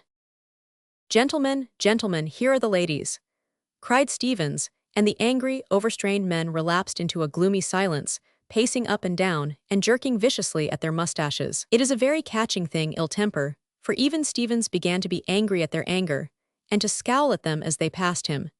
Here they were at a crisis in their fate, with the shadow of death above them, and yet their minds were all absorbed in some personal grievance so slight that they could hardly put it into words. Misfortune brings the human spirit to a rare height, but the pendulum still swings. But soon their attention was drawn away to more important matters. A council of war was being held beside the wells, and the two emirs, stern and composed, were listening to a voluble report from the leader of the patrol. The prisoners noticed that, though the fierce, old man stood like a graven image, the younger emir passed his hand over his beard once or twice with a nervous gesture, the thin, brown fingers twitching among the long, black hair. "I believe the Jippas are after us," said Belmont. "Not very far off either, to judge by the fuss they are making." "It looks like it. Something has scared them." "Now he's giving orders. What can it be? Here, Mansour, what is the matter?" The dragoman came running up, with the light of hope shining upon his brown face. "I think they have seen something to frighten them. I believe that the soldiers are behind us. They have given the order to fill the waterskins and be ready for a start when the darkness comes. But I am ordered to gather you together, for the mullah is coming to convert you all. I have already told him that you are all very much inclined to think the same with him." How far Mansour may have gone with his assurances may never be known, but the Mussulman preacher came walking towards them at this moment, with a paternal and contented smile upon his face, as one who has a pleasant and easy task before him. He was a one-eyed man, with a fringe of grizzled beard and a face which was fat, but which looked as if it had once been fatter, for it was marked with many folds and creases. He had a green turban upon his head, which marked him as a Mecca pilgrim. In one hand he carried a small brown carpet, and in the other a parchment copy of the Quran. Laying his carpet upon the ground, he motioned Mansour to his side, and then gave a circular sweep of his arm to signify that the prisoners should gather round him, and a downward wave which meant that they should be seated. So they grouped themselves round him, sitting on the short green sward under the palm tree, these 7 forlorn representatives of an alien creed, and in the midst of them sat the fat little preacher, his one eye dancing from face to face as he expounded the principles of his newer, cruder, and more earnest faith. They listened attentively and nodded their heads as Mansour translated the exhortation, and with each sign of their acquiescence, the mullah became more amiable in his manner and more affectionate in his speech. "For why should you die, my sweet lambs, when all that is asked of you is that you should set aside that which will carry you to everlasting Gehenna, and accept the law of Allah as written by his prophet, which will assuredly bring you unimaginable joys, as is promised in the Book of the Camel. For what says the Chosen One?" And he broke away into one of those dogmatic texts which pass in every creed as an argument. "Besides, is it not clear that God is with us, since from the beginning, when we had but sticks against the rifles of the Turks, victory has always been with us? Have we not taken El Obed, and taken Khartoum, and destroyed Hicks and slain Gordon, and prevailed against everyone who has come against us? How then can it be said that the blessing of Allah does not rest upon us?" The colonel had been looking about him during the long exhortation of the mullah, and he had observed that the dervishes were cleaning their guns, counting their cartridges, and making all the preparations of men who expected that they might soon be called upon to fight. The two emirs were conferring together with grave faces, and the leader of the patrol pointed, as he spoke to them, in the direction of Egypt. It was evident that there was at least a chance of a rescue if they could only keep things going for a few more hours. The camels were not recovered yet from their long march, and the pursuers, if they were indeed close behind, were almost certain to overtake them. "For God's sake, Fardet, try and keep him in play," said he. "I believe we have a chance if we can only keep the ball rolling for another hour or so." But a Frenchman's wounded dignity is not so easily appeased. Monsieur Fardet sat moodily with his back against the palm tree and his black brows drawn down. He said nothing, but he still pulled at his thick, strong mustache. "Come on, Fardet, we depend upon you," said Belmont. "Let Colonel Cochrane do it," the Frenchman answered snappishly. "He takes too much upon himself, this Colonel Cochrane." "There, there," said Belmont, soothingly, as if he were speaking to a fractious child. "I am quite sure that the colonel will express his regret at what has happened, and will acknowledge that he was in the wrong." "I'll do nothing of the sort," snapped the colonel. Besides, that is merely a personal quarrel, Belmont continued, hastily. It is for the good of the whole party that we wish you to speak with the mullah, because we all feel that you are the best man for the job. But the Frenchman only shrugged his shoulders and relapsed into a deeper gloom. The mullah looked from one to the other, and the kindly expression began to fade away from his large, baggy face. His mouth drew down at the corners and became hard and severe. "Have these infidels been playing with us then?" said he to the dragoman. "Why is it that they talk among themselves and have nothing to say to me?" "He is getting impatient about it," said Cochrane. "Perhaps I had better do what I can, Belmont, since this damned fellow has left us in the lurch." But the ready wit of a woman saved the situation. "I am sure, Monsieur Fardet," said Mrs. Belmont, "that you, who are a Frenchman and therefore a man of gallantry and honor, would not permit your own wounded feelings to interfere with the fulfillment of your promise and your duty towards 3 helpless ladies." Fardet was on his feet in an instant, with his hand over his heart. "You understand my nature, madame," he cried. "I am incapable of abandoning a lady. I will do all that I can in this matter. Now, Mansour, you may tell the holy man that I am ready to discuss through you the high matters of his faith with him." And he did it with an ingenuity which amazed his companions. He took the tone of a man who is strongly attracted, and yet has one single remaining shred of doubt to hold him back.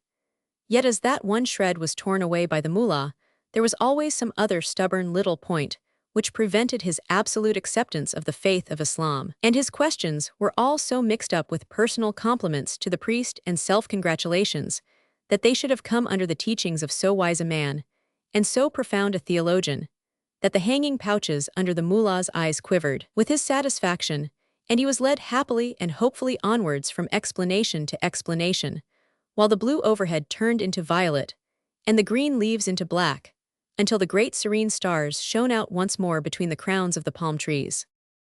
"As to the learning of which you speak, my lamb," said the mullah, in answer to some argument of Fardet's, "I have myself studied at the University of El-Azhar at Cairo, and I know that to which you allude. But the learning of the faithful is not as the learning of the unbeliever, and it is not fitting that we pry too deeply into the ways of Allah. Some stars have tails, O my sweet lamb, and some have not. But what does it profit us to know which are which? For God made them all, and they are very safe in His hands. Therefore, my friend, be not puffed up by the foolish learning of the West, and understand that there is only one wisdom, which consists in following the will of Allah as His chosen prophet has laid it down for us in this book. And now, my lambs, I see that you are ready to come into Islam, and it is time, for that bugle tells that we are about to march, and it was the order of the excellent Emir Abdirahman that your choice should be taken, one way or the other, before ever we left the wells. Yet, my father, there are other points upon which I would gladly have instruction," said the Frenchman, "for, indeed, it is a pleasure to hear your clear words after the cloudy accounts which we have had from other teachers." But the mullah had risen, and a gleam of suspicion twinkled in his single eye.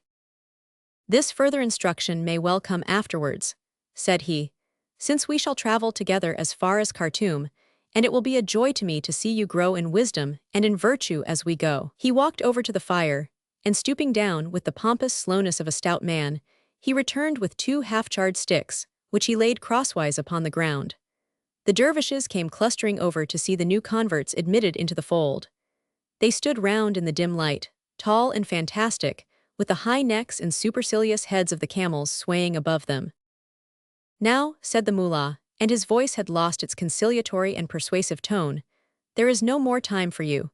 Here upon the ground I have made out of 2 sticks the foolish and superstitious symbol of your former creed. You will trample upon it, as a sign that you renounce it, and you will kiss the Quran, as a sign that you accept it, and what more you need in the way of instruction shall be given to you as you go." They stood up, the 4 men and the 3 women, to meet the crisis of their fate. None of them, except perhaps Miss Adams and Mrs. Belmont, had any deep religious convictions. All of them were children of this world, and some of them disagreed with everything which that symbol upon the earth represented. But there was the European pride, the pride of the white race which swelled within them, and held them to the faith of their countrymen. It was a sinful, human, unchristian motive, and yet it was about to make them public martyrs to the Christian creed. In the hush and tension of their nerves, low sounds grew suddenly loud upon their ears. Those swishing palm leaves above them were like a swift-flowing river, and far away they could hear the dull, soft thudding of a galloping camel. "There's something coming," whispered Cochrane. "Try and stave them off for 5 minutes longer, Fardet."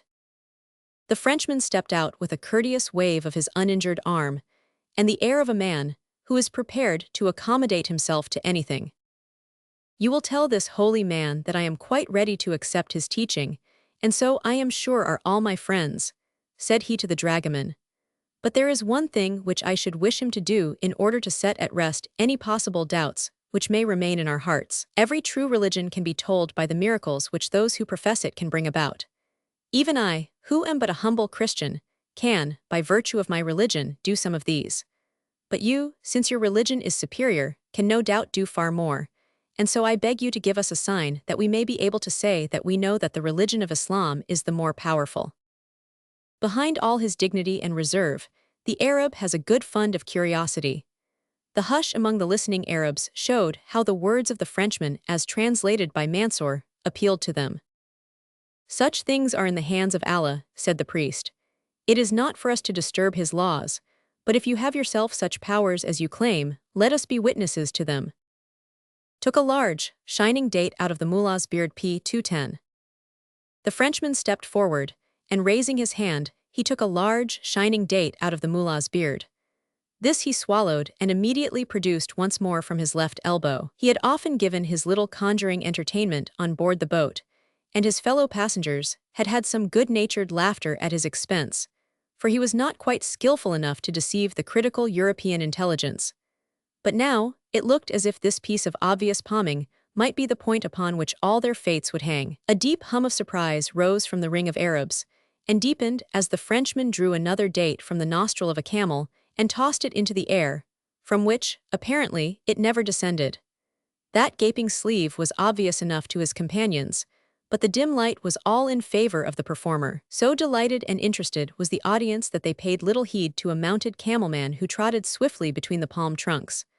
All might have been well had not Fardet, carried away by his own success, tried to repeat his trick once more, with the result that the date fell out of his palm and the deception stood revealed. In vain he tried to pass on at once to another of his little stock. The mullah said something, and an Arab struck Fardet across the shoulders with the thick shaft of his spear. "We have had enough child's play," said the angry priest. "Are we men or babes that you should try to impose upon us in this manner? Here is the cross and the Koran, which shall it be?" Fardet looked helplessly round at his companions. "I can do no more. You asked for 5 minutes. You have had them," said he to Colonel Cochrane. "And perhaps it is enough," the soldier answered. "Here are the emirs." The camel-man, whose approach they had heard from afar, had made for the 2 Arab chiefs, and had delivered a brief report to them, stabbing with his forefinger in the direction from which he had come. There was a rapid exchange of words between the emirs, and then they strode forward together to the group around the prisoners. Bigots and barbarians, they were none the less 2 most majestic men, as they advanced through the twilight of the palm grove. The fierce old greybeard raised his hand and spoke swiftly in short, abrupt sentences, and his savage followers yelped to him like hounds to a huntsman. The fire that smoldered in his arrogant eyes shone back at him from 100 others. Here were to be read the strength and danger of the Mahdi movement, here in these convulsed faces, in that fringe of waving arms, in these frantic, red-hot souls, who asked nothing better than a bloody death, if their own hands might be bloody when they met it. "Have the prisoners embraced the true faith?" asked the Emir Abdurrahman, looking at them with his cruel eyes. The mullah had his reputation to preserve, and it was not for him to confess to a failure. They were about to embrace it when— "Let it rest for a little time, O mullah." He gave an order, and the Arabs all sprang for their camels. The Emir Wad Ibrahim filed off at once with nearly half the party. The others were mounted and ready, with their rifles unslung. "What's happened?" asked Belmont. "Things are looking up," cried the colonel. "By George, I think we are going to come through all right. The Gypsy Camel Corps are hot on our trail." "How do you know?" "What else could have scared them?" "Oh, Colonel, do you really think we shall be saved?" sobbed Sadie. The dull routine of misery through which they had passed had deadened all their nerves until they seemed incapable of any acute sensation. But now this sudden return of hope brought agony with it like the recovery of a frostbitten limb. Even the strong, self-contained Belmont was filled with doubts and apprehensions. He had been hopeful when there was no sign of relief, and now the approach of it set him trembling. Surely they wouldn't come very weak, he cried. Be Jove, if the commandant let them come weak, he should be court-martialed. Sure, we're in God's hands anyway, said his wife in her soothing Irish voice. Kneel down with me, John dear, if it's the last time, and pray that, earth or heaven, we may not be divided. Don't do that, don't, cried the colonel anxiously, for he saw that the eye of the mullah was upon them. But it was too late, for the two Roman Catholics had dropped upon their knees and crossed themselves. A spasm of fury passed over the face of the Mussulman priest at this public testimony to the failure of his missionary efforts. He turned and said something to the emir. Stand up, cried Mansur P214. Stand up, cried Mansur. For your life's sake, stand up, he is asking for leave to put you to death. Let him do what he likes, said the obstinate Irishman. We will rise when our prayers are finished and not before. The emir stood listening to the mullah, with his baleful gaze upon the two kneeling figures. Then he gave one or two rapid orders, and 4 camels were brought forward. The baggage camels which they had hitherto ridden were standing unsaddled where they had been tethered. Don't be a fool, Belmont, cried the colonel. Everything depends upon our humoring them. Do get up, Mrs. Belmont, you are only putting their backs up. The Frenchman shrugged his shoulders as he looked at them. Mon Dieu, he cried, were there ever such impracticable people?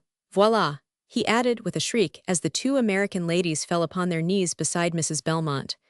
It is like the camels, one down, all down, was ever anything so absurd? But Mr. Stevens had knelt down beside Sadie and buried his haggard face in his long, thin hands. Only the colonel and Monsieur Fardet remained standing. Cochrane looked at the Frenchman with an interrogative eye. After all, said he, it is stupid to pray all your life, and not to pray now when we have nothing to hope for except through the goodness of Providence. He dropped upon his knees with a rigid military back, but his grizzled, unshaven chin upon his chest. The Frenchman looked at his kneeling companions, and then his eyes traveled onwards to the angry faces of the emir and mullah. Sapristi, he growled, do they suppose that a Frenchman is afraid of them? And so, with an ostentatious sign of the cross, he took his place upon his knees beside the others. Foul, bedraggled, and wretched, the 7 figures knelt and waited humbly for their fate under the black shadow of the palm tree. The emir turned to the mullah with a mocking smile and pointed at the results of his ministrations. Then he gave an order, and in an instant the 4 men were seized. A couple of deft turns with a camel halter secured each of their wrists. Fardet screamed out, for the rope had bitten into his open wound. The others took it with the dignity of despair. You have ruined everything. I believe you have ruined me also, cried Mansur, wringing his hands. The women are to get upon these 3 camels. Never, cried Belmont. We won't be separated. He plunged madly, but he was weak from privation, and 2 strong men held him by each elbow. Don't fret, John, cried his wife P217. Don't fret, John, cried his wife as they hurried her towards the camel. No harm shall come to me. Don't struggle or they'll hurt you, dear.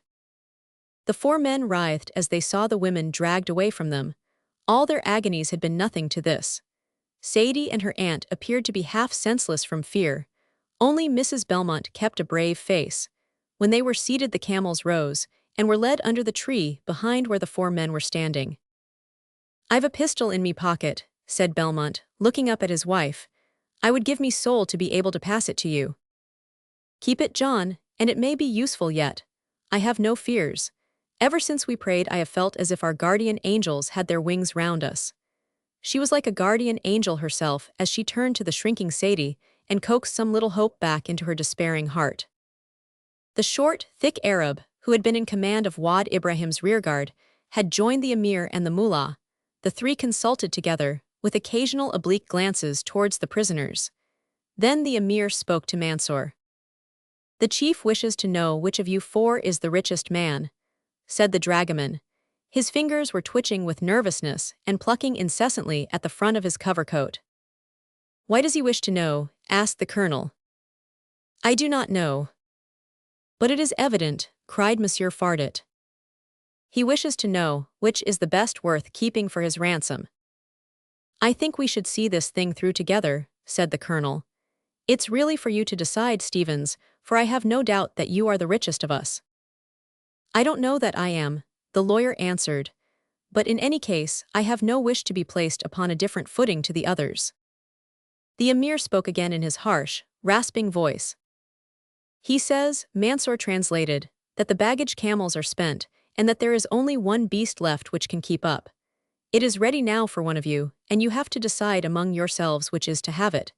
If one is richer than the others, he will have the preference. Tell him that we are all equally rich. In that case, he says that you are to choose at once which is to have the camel. And the others? The dragoman shrugged his shoulders. Well, said the colonel, if only one of us is to escape, I think you fellows will agree with me that it ought to be Belmont, since he is the married man. Yes, yes, let it be Monsieur Belmont, cried Fardit. I think so also, said Stevens. But the Irishman would not hear of it. No, no, share and share alike, he cried. All sink or all swim, and the devil take the flincher.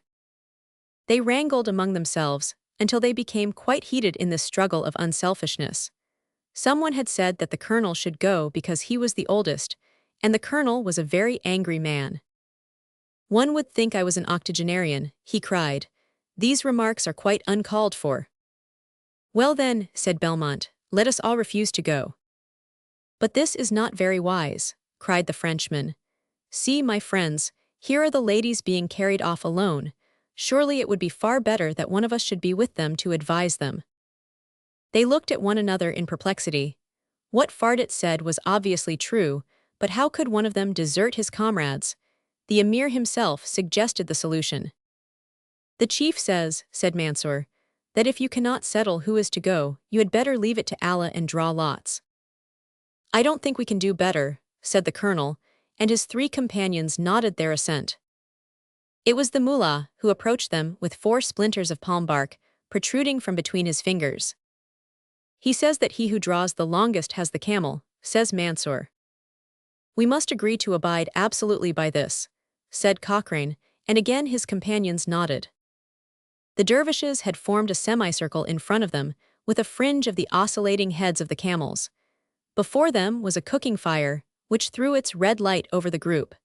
The emir was standing with his back to it, and his fierce face towards the prisoners. Behind the 4 men was a line of guards, and behind them again the 3 women, who looked down from their camels upon this tragedy. With a malicious smile, the fat, one-eyed mullah advanced with his fist closed, and the 4 little brown spicules protruding from between his fingers. It was to Belmont that he held them first. The Irishman gave an involuntary groan, and his wife gasped behind him, for the splinter came away in his hand. Then it was the Frenchman's turn, and his was half an inch longer than Belmont's. Then came Colonel Cochrane, whose piece was longer than the 2 others put together. Stevens was no bigger than Belmont's. The colonel was the winner of this terrible lottery. The colonel was the winner of this terrible lottery, P222. You're welcome to my place, Belmont, said he. I've neither wife nor child and hardly a friend in the world. Go with your wife and I'll stay. No, indeed, an agreement is an agreement. It's all fair play and the prize to the luckiest. The emir says that you are to mount at once, said Mansour, and an Arab dragged the colonel by his wrist rope to the waiting camel. He will stay with the rear guard, said the emir to his lieutenant. You can keep the women with you also. And this dragoman dog. Put him with the others. And they put them all to death. Chapter 9. As none of the 3 could understand Arabic, the order of the emir would have been unintelligible to them had it not been for the conduct of Mansour. The unfortunate dragoman, after all his treachery and all his subservience and apostasy, found his worst fears realized when the dervish leader gave his curt command. With a shriek of fear, the poor wretch threw himself forward upon his face and clutched at the Arab's jibbeh, clawing with his brown fingers at the edge of the cotton skirt. The emir tugged to free himself, and then, finding that he was still held by that convulsive grip, he turned and kicked at Mansour with the vicious impatience with which one drives off a pestering cur. The dragoman's high red tarbouche flew up into the air, and he lay groaning upon his face where the stunning blow of the Arab's horny foot had left him. All was bustle and movement in the camp, for the old emir had mounted his camel, and some of his party were already beginning to follow their companions. The squat lieutenant, the mullah, and about a dozen dervishes surrounded the prisoners. They had not mounted their camels, for they were told off to be the ministers of death. The three men understood as they looked upon their faces that the sand was running very low in the glass of their lives. Their hands were still bound, but their guards had ceased to hold them. They turned round, all three, and said goodbye to the women upon the camels. "All up now, Nora," said Belmont. "It's hard luck when there was a chance of a rescue, but we've done our best." For the first time his wife had broken down. She was sobbing convulsively, with her face between her hands. "Don't cry, little woman, we've had a good time together. Give my love to all my friends at Bray. Remember me to Amy McCarthy and to the Blessingtons.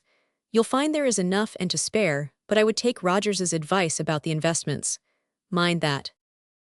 "Oh, John, I won't live without you." Sorrow for her sorrow broke the strong man down, and he buried his face in the hairy side of her camel. The two of them sobbed helplessly together. Stevens meanwhile had pushed his way to Sadie's beast. She saw his worn, earnest face looking up at her through the dim light. "Don't be afraid for your aunt and for yourself," said he. "I am sure that you will escape. Colonel Cochrane will look after you. The Egyptians cannot be far behind. I do hope you will have a good drink before you leave the wells. I wish I could give your aunt my jacket, for it will be cold tonight. I'm afraid I can't get it off. She should keep some of the bread and eat it in the early morning." He spoke quite quietly, like a man who is arranging the details of a picnic. A sudden glow of admiration for this quietly consistent man warmed her impulsive heart. "How unselfish you are," she cried. "I never saw anyone like you. Talk about saints. There you stand in the very presence of death and you think only of us." "I want to say a last word to you, Sadie, if you don't mind. I should die so much happier. I have often wanted to speak to you, but I thought that perhaps you would laugh, for you never took anything very seriously, did you?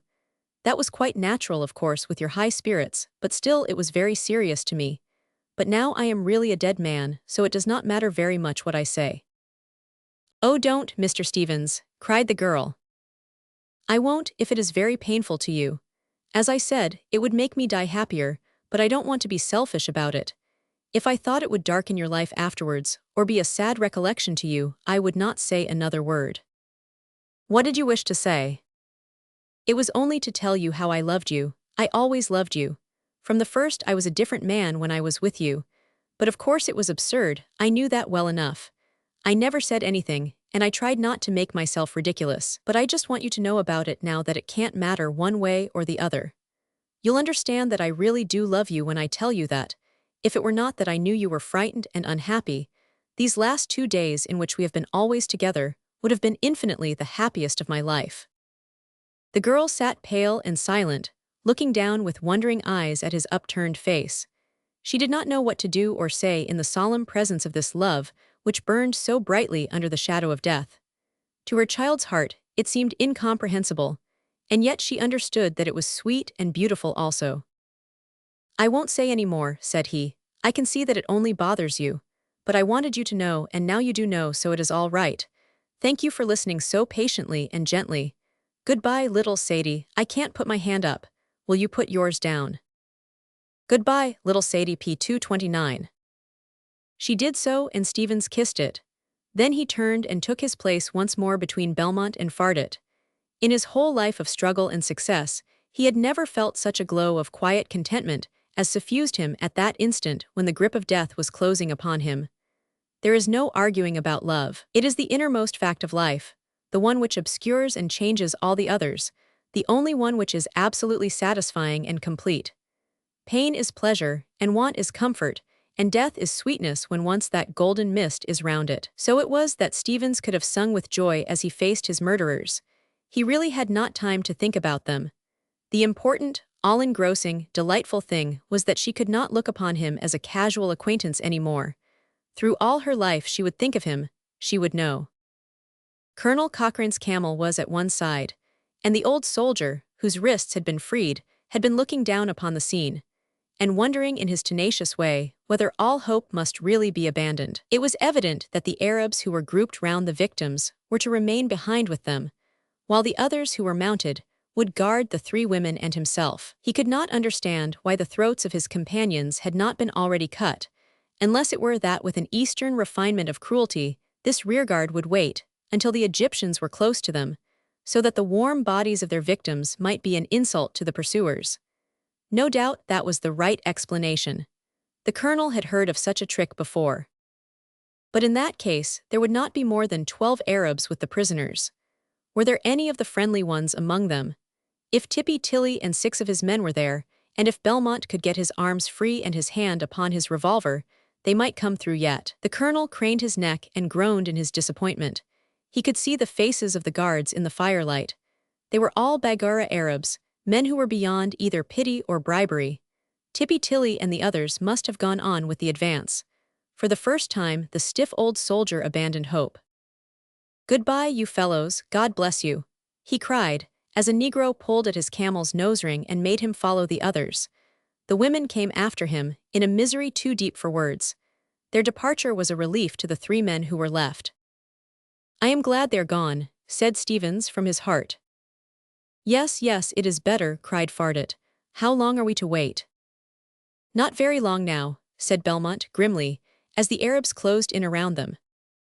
The colonel and the 3 women gave one backward glance when they came to the edge of the oasis. Between the straight stems of the palms, they saw the gleam of the fire, and above the group of Arabs, they caught a last glimpse of the 3 white hats. An instant later, the camels began to trot, and when they looked back once more, the palm grove was only a black clump with the vague twinkle of a light somewhere in the heart of it. As with yearning eyes they gazed at that throbbing red point in the darkness, they passed over the edge of the depression, and in an instant the huge, silent, moonlit desert was round them without a sign of the oasis which they had left. On every side the velvet, blue-black sky, with its blazing stars, sloped downwards to the vast, dun-colored plain. The two were blurred into one at their point of junction. The women had sat in the silence of despair, and the colonel had been silent also, for what could he say?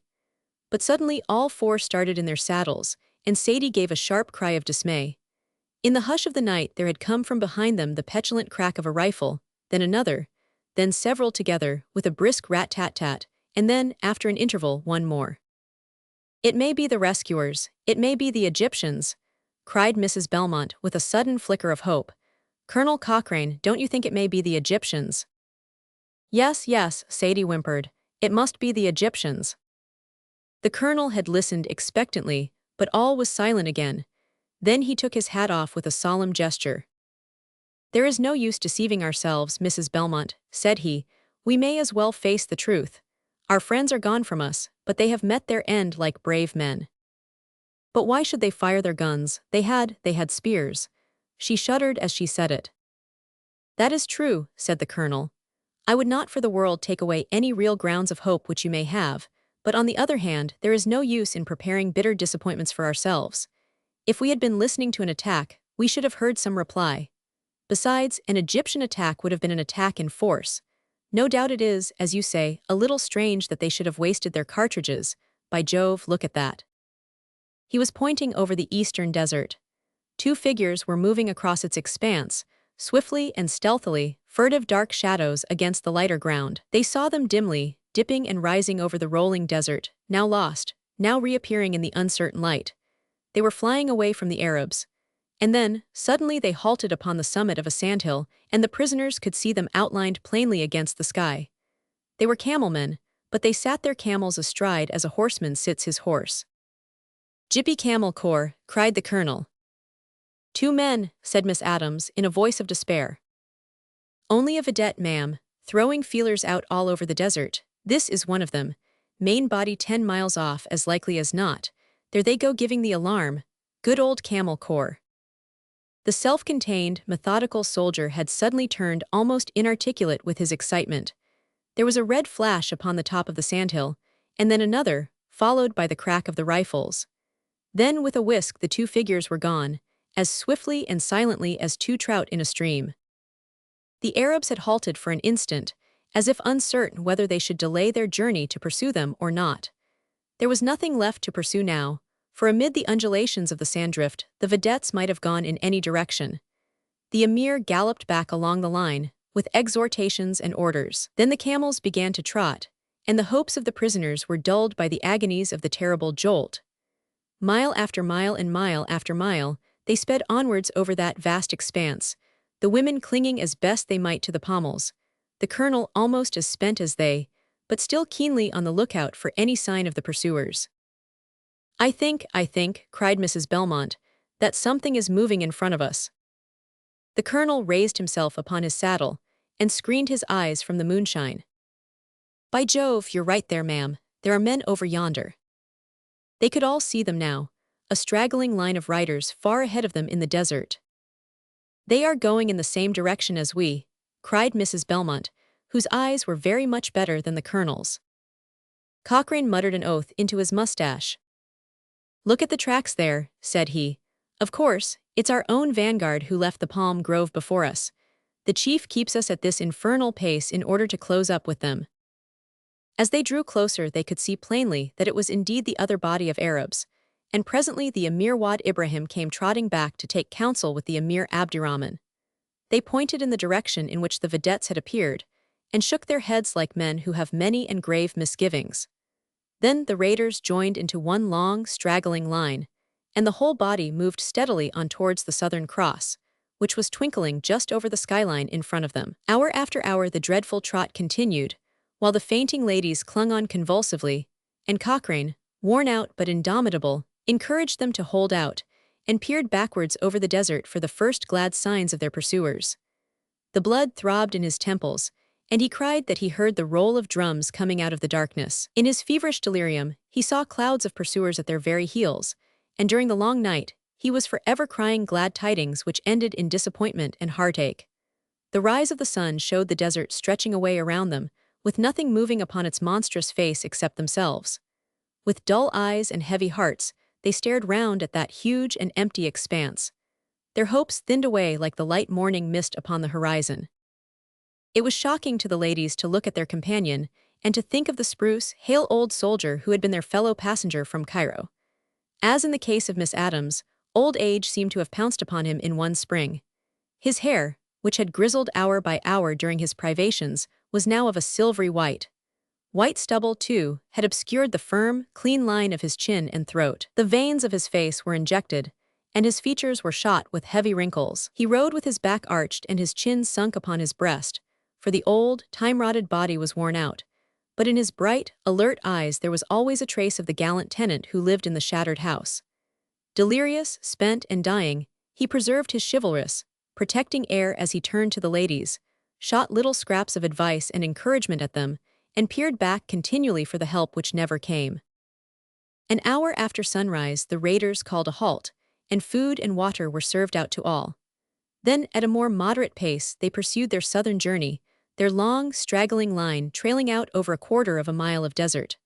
From their more careless bearing, and the way in which they chatted as they rode, it was clear that they thought that they had shaken off their pursuers. Their direction now was east as well as south, and it was evidently their intention after this long detour to strike the Nile again at some point far above the Egyptian outposts.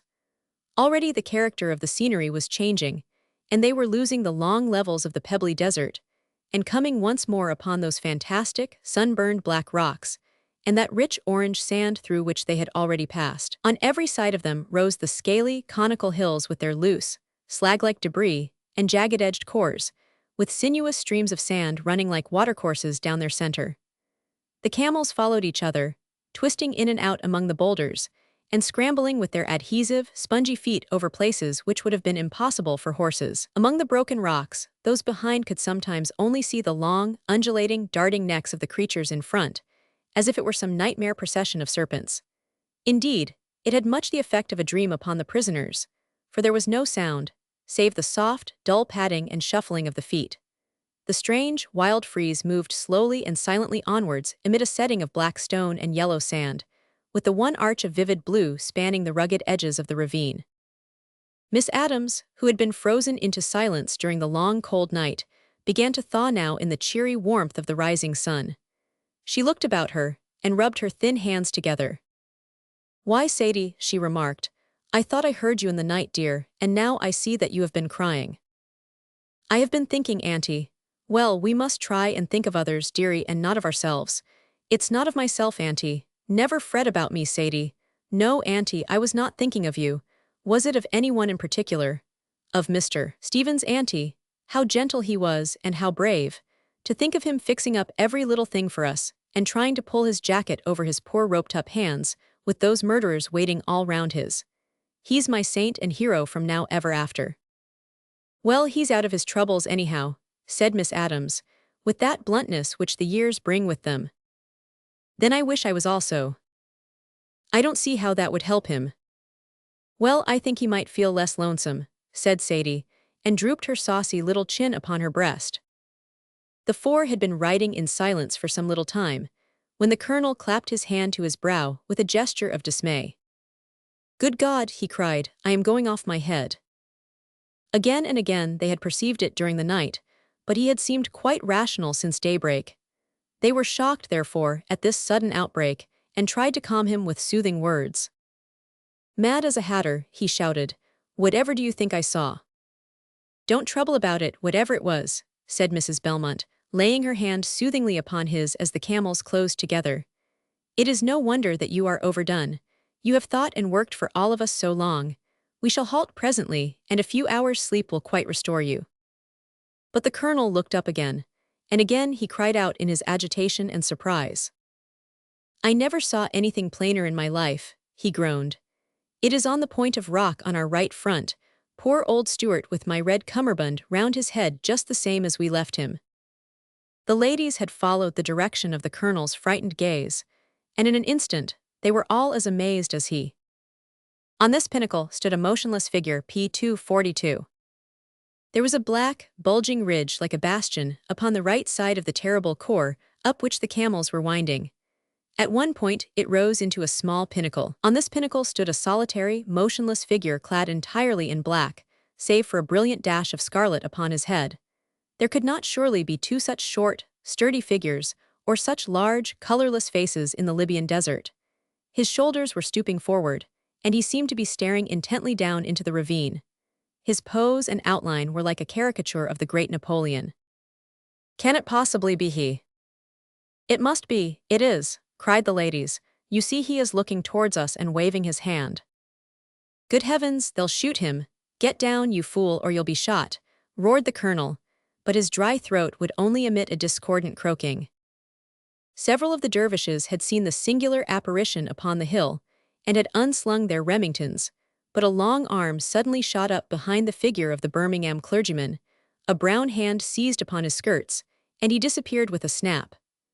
Higher up the pass, just below the spot where Mr. Stuart had been standing, appeared the tall figure of the Emir Abdirahman. He had sprung upon a boulder, and was shouting and waving his arms, but the shouts were drowned in a long, rippling roar of musketry from each side of the khor.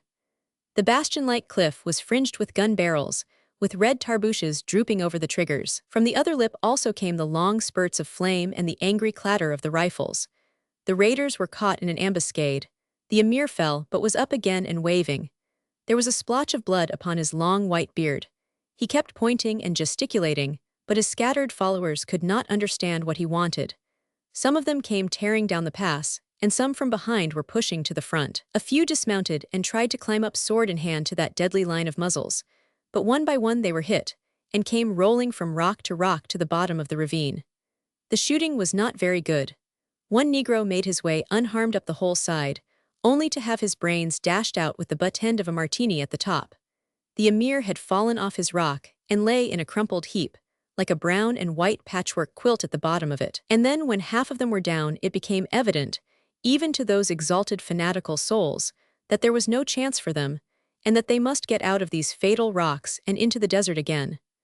They galloped down the pass, and it is a frightful thing to see a camel galloping over broken ground. The beast's own terror, his ungainly bounds, the sprawl of his forelegs all in the air together, his hideous cries, and the yells of his rider who is bucked high from his saddle with every spring, make a picture which is not to be forgotten. The women screamed as this mad torrent of frenzied creatures came pouring past them, but the colonel edged his camel, and theirs farther and farther in among the rocks, and away from the retreating Arabs. The air was full of whistling bullets, and they could hear them smacking loudly against the stones all round them. Keep quiet and they'll pass us, whispered the colonel, who was all himself again now that the hour for action had arrived.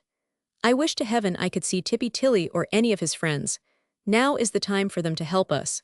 He watched the mad stream of fugitives as they flew past upon their shambling, squattering, loose-jointed beasts, but the black face of the Egyptian gunner was not among them. And now it really did seem as if the whole body of them, in their haste to get clear of the ravine, had not a thought to spend upon the prisoners. The rush was past, and only stragglers were running the gauntlet of the fierce fire which poured upon them from above. The last of all, a young Bagora with a black mustache and pointed beard, looked up as he passed and shook his sword in impotent passion at the Egyptian riflemen. At the same instant a bullet struck his camel, and the creature collapsed, all neck and legs, upon the ground. The young Arab sprang off its back, and seizing its nose-ring, he beat it savagely with the flat of his sword to make it stand up.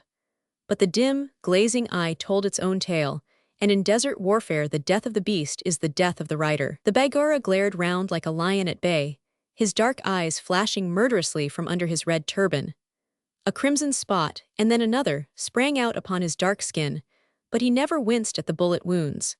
His fierce gaze had fallen upon the prisoners, and with an exultant shout he was dashing towards them, his broad-bladed sword gleaming above his head. Miss Adams was the nearest to him, but at the sight of the rushing figure and the maniac face she threw herself off the camel upon the far side. The Arab bounded onto a rock and aimed a thrust at Mrs. Belmont, but before the point could reach her, the colonel leaned forward with his pistol and blew the man's head in. Yet with a concentrated rage, which was superior even to the agony of death, the fellow lay kicking and striking, bounding about among the loose stones like a fish upon the shingle. The colonel leaned forward with his pistol P2-47. "Don't be frightened, ladies," cried the colonel. "He is quite dead, I assure you. I am so sorry to have done this in your presence, but the fellow was dangerous. I had a little score of my own to settle with him, for he was the man who tried to break my ribs with his Remington. I hope you are not hurt, Miss Adams. One instant, and I will come down to you." But the old Boston lady was by no means hurt, for the rocks had been so high that she had a very short distance to fall from her saddle. Sadie, Mrs. Belmont, and Colonel Cochrane had all descended by slipping on to the boulders and climbing down from them. But they found Miss Adams on her feet, and waving the remains of her green veil in triumph. "Hurrah, Sadie, hurrah, my own darling Sadie," she was shrieking. "We are saved, my girl, we are saved after all." "By George, so we are," cried the colonel, and they all shouted in an ecstasy together. But Sadie had learned to think more about others during those terrible days of schooling. Her arms were round Mrs. Belmont, and her cheek against hers. "You dear, sweet angel," she cried. "How can we have the heart to be glad when you—" "But I don't believe it is so," cried the brave Irishwoman. "No, I'll never believe it until I see John's body lying before me, and when I see that, I don't want to live to see anything more." The last dervish had clattered down the khor, and now above them on either cliff they could see the Egyptians, tall, thin, square-shouldered figures, looking, when outlined against the blue sky, wonderfully like the warriors in the ancient bas-reliefs. Their camels were in the background, and they were hurrying to join them. At the same time others began to ride down from the farther end of the ravine, their dark faces flushed, and their eyes shining with the excitement of victory and pursuit. A very small Englishman, with a straw-colored mustache and a weary manner, was riding at the head of them. He halted his camel beside the fugitives and saluted the ladies. He wore brown boots and brown belts with steel buckles, which looked trim and workmanlike against his khaki uniform. "Had him that time, had him proper," said he. "Very glad to have been of any assistance, I'm sure. Hope you're none the worse for it all. What I mean, it's rather rough work for ladies." "You're from Haifa, I suppose?" asked the colonel. "No, we're from the other show.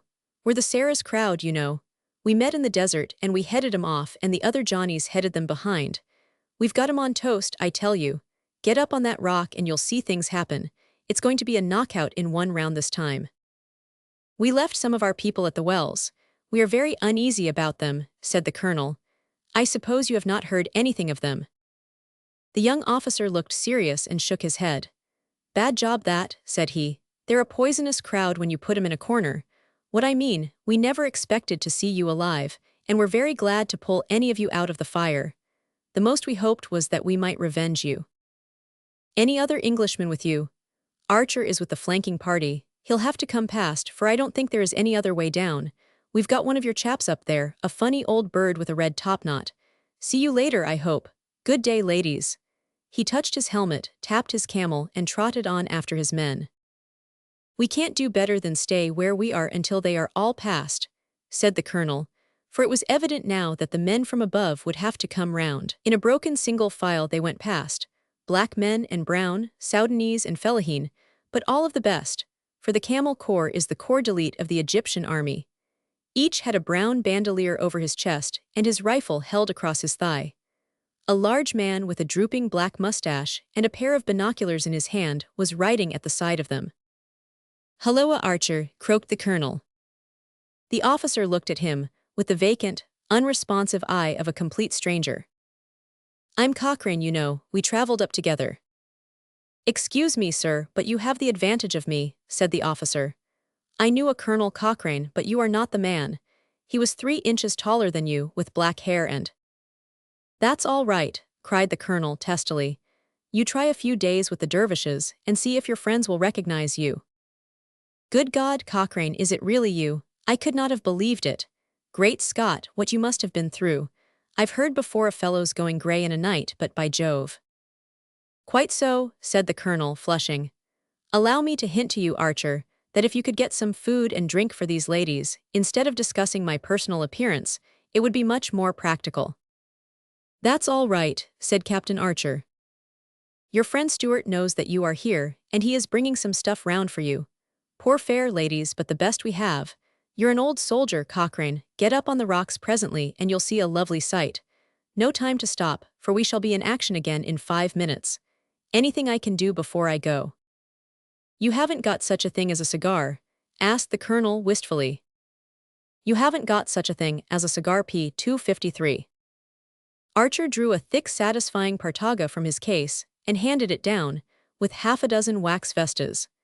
Then he cantered after his men, and the old soldier leaned back against the rock and drew in the fragrant smoke. It was then that his jangled nerves knew the full virtue of tobacco, the gentle anodyne which stays the failing strength and soothes the worrying brain. He watched the dim, blue reek swirling up from him, and he felt the pleasant, aromatic bite upon his palate, while a restful languor crept over his weary and harassed body. The 3 ladies sat together upon a flat rock. "Good land, what a sight you are, Sadie!" cried Miss Adams suddenly, and it was the first reappearance of her old self. "What would your mother say if she saw you? Why, sakes alive, your hair is full of straw and your frock clean crazy." "I guess we all want some setting to right," said Sadie, in a voice which was much more subdued than that of the Sadie of old. "Mrs. Belmont, you look just too perfectly sweet anyhow, but if you'll allow me, I'll fix your dress for you." But Mrs. Belmont's eyes were far away, and she shook her head sadly as she gently put the girl's hands aside. "I do not care how I look. I cannot think of it," said she. "Could you, if you had left the man you love behind you as I have mine?" "I'm beginning to think I have," sobbed poor Sadie, and buried her hot face in Mrs. Belmont's motherly bosom. Chapter 10.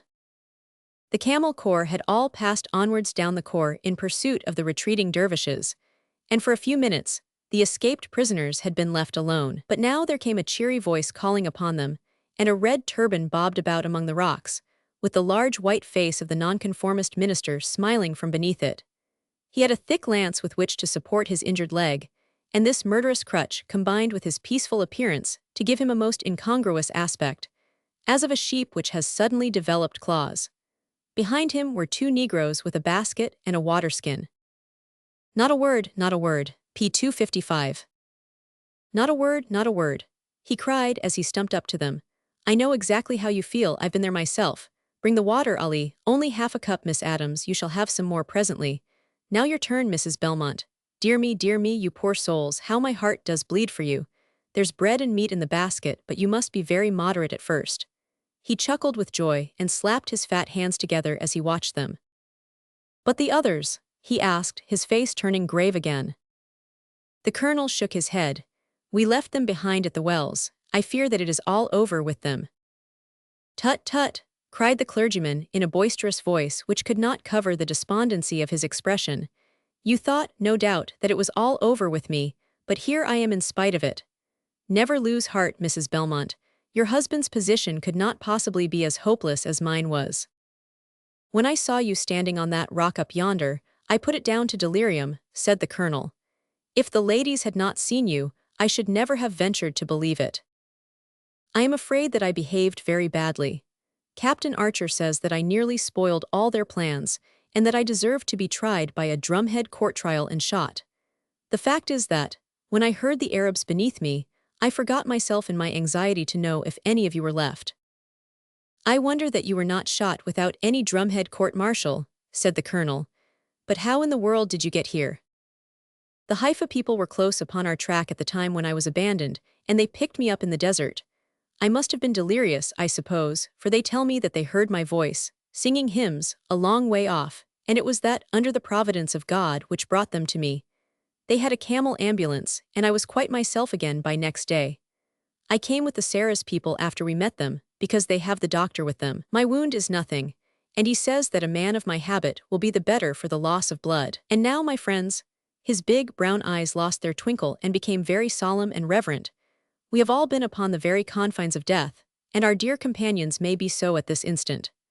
The same power which saved us may save them, and let us pray together that it may be so, always remembering that if, in spite of our prayers, it should not be so, then that also must be accepted as the best and wisest thing. So they knelt together among the black rocks, and prayed as some of them had never prayed before. It was very well to discuss prayer, and treat it lightly and philosophically upon the deck of the Korosko. It was easy to feel strong and self-confident in the comfortable deck chair, with the slippered Arab handing round the coffee and liqueurs. But they had been swept out of that placid stream of existence, and dashed against the horrible, jagged facts of life. Battered and shaken, they must have something to cling to. A blind, inexorable destiny was too horrible a belief. A chastening power, acting intelligently and for a purpose. A living, working power, tearing them out of their grooves, breaking down their small sectarian ways, forcing them into the better path. That was what they had learned to realize during these days of horror. Great hands had closed suddenly upon them and had molded them into new shapes, and fitted them for new uses. Could such a power be deflected by any human supplication? It was that or nothing, the last court of appeal, left open to injured humanity. And so they all prayed, as lover loves, or a poet writes, from the very inside of their souls, and they rose with that singular, illogical feeling of inward peace and satisfaction, which prayer only can give. "Hush," said Cochrane. "Listen." The sound of a volley came crackling up the narrow khor, and then another and another. The colonel was fidgeting about like an old horse which hears the bugle of the hunt and the yapping of the pack. "Where can we see what is going on? Come this way, if you please. There is a path up to the top. If the ladies will come after me, they will be spared the sight of anything painful." The clergyman led them along the side to avoid the bodies which were littered thickly down the bottom of the khor. It was hard walking over the shingly, slaggy stones, but they made their way to the summit at last. Beneath them lay the vast expanse of the rolling desert, and in the foreground such a scene as none of them are ever likely to forget. In that perfectly dry and clear light, with the unvarying brown tint of the hard desert as a background, every detail stood out as clearly as if these were toy figures arranged upon a table within hand's touch of them. The dervishes, or what was left of them, were riding slowly some little distance out in a confused crowd, their patchwork jibbehs and red turbans swaying with the motion of their camels. They did not present the appearance of men who were defeated, for their movements were very deliberate, but they looked about them and changed their formation as if they were uncertain what their tactics ought to be. It was no wonder that they were puzzled, for upon their spent camels their situation was as hopeless as could be conceived. The Sarah's men had all emerged from the khor, and had dismounted, the beasts being held in groups of 4, while the riflemen knelt in a long line with a woolly, curling fringe of smoke, sending volley after volley at the Arabs, who shot back in a desultory fashion from the backs of their camels. But it was not upon the sullen group of dervishes, nor yet upon the long line of kneeling riflemen, that the eyes of the spectators were fixed. Far out upon the desert, 3 squadrons of the Haifa Camel Corps were coming up in a dense close column, which wheeled beautifully into a widespread semicircle as it approached. The Arabs were caught between 2 fires. Arabs were caught between 2 fires p. 261. "By Jove," cried the colonel, "see that." The camels of the dervishes had all knelt down simultaneously, and the men had sprung from their backs. In front of them was a tall, stately figure, who could only be the Emir Wad Ibrahim. They saw him kneel for an instant in prayer. Then he rose, and taking something from his saddle, he placed it very deliberately upon the sand and stood upon it. "Good man," cried the colonel, "he is standing upon his sheepskin." "What do you mean by that?" asked Stuart. "Every Arab has a sheepskin upon his saddle. When he recognizes that his position is perfectly hopeless, and yet is determined to fight to the death, he takes his sheepskin off and stands upon it until he dies. See, they are all upon their sheepskins. They will neither give nor take quarter now." The drama beneath them was rapidly approaching its climax. The Haifa Corps was well up, and a ring of smoke and flame surrounded the clump of kneeling dervishes, who answered it as best they could. Many of them were already down, but the rest loaded and fired with the unflinching courage which has always made them worthy antagonists. A dozen khaki-dressed figures upon the sand showed that it was no bloodless victory for the Egyptians. But now there was a stirring bugle call from the Sarah's men, and another answered it from the Haifa Corps. Their camels were down also, and the men had formed up into a single long curved line. One last volley and they were charging inwards, with the wild inspiriting yell, which the blacks had brought with them from their Central African wilds. For a minute there was a mad vortex of rushing figures, rifle butts rising and falling, spearheads gleaming and darting among the rolling dust cloud. Then the bugle rang out once more, the Egyptians fell back and formed up with the quick precision of highly disciplined troops, and there in the center, each upon his sheepskin, lay the gallant barbarian and his raiders. The 19th century had been revenged upon the 7th. The three women had stared horror-stricken, and yet fascinated at the stirring scene before them. Now Sadie and her aunt were sobbing together. The colonel had turned to them with some cheering words when his eyes fell upon the face of Mrs. Belmont. It was as white and set as if it were carved from ivory, and her large gray eyes were fixed as if she were in a trance. "Good heavens, Mrs. Belmont, what is the matter?" he cried. For answer she pointed out over the desert. Far away, miles on the other side of the scene of the fight, a small body of men were riding towards them. "By Jove, yes, there's someone there, who can it be?" They were all straining their eyes, but the distance was so great that they could only be sure that they were camel men, and about a dozen in number. "It's those devils who were left behind in the palm grove," said Cochrane. "There's no one else it can be. One consolation, they can't get away again. They've walked right into the lion's mouth." But Mrs. Belmont was still gazing with the same fixed intensity and the same ivory face. Now, with a wild shriek of joy, she threw her two hands into the air. "It's they," she screamed. "They are saved.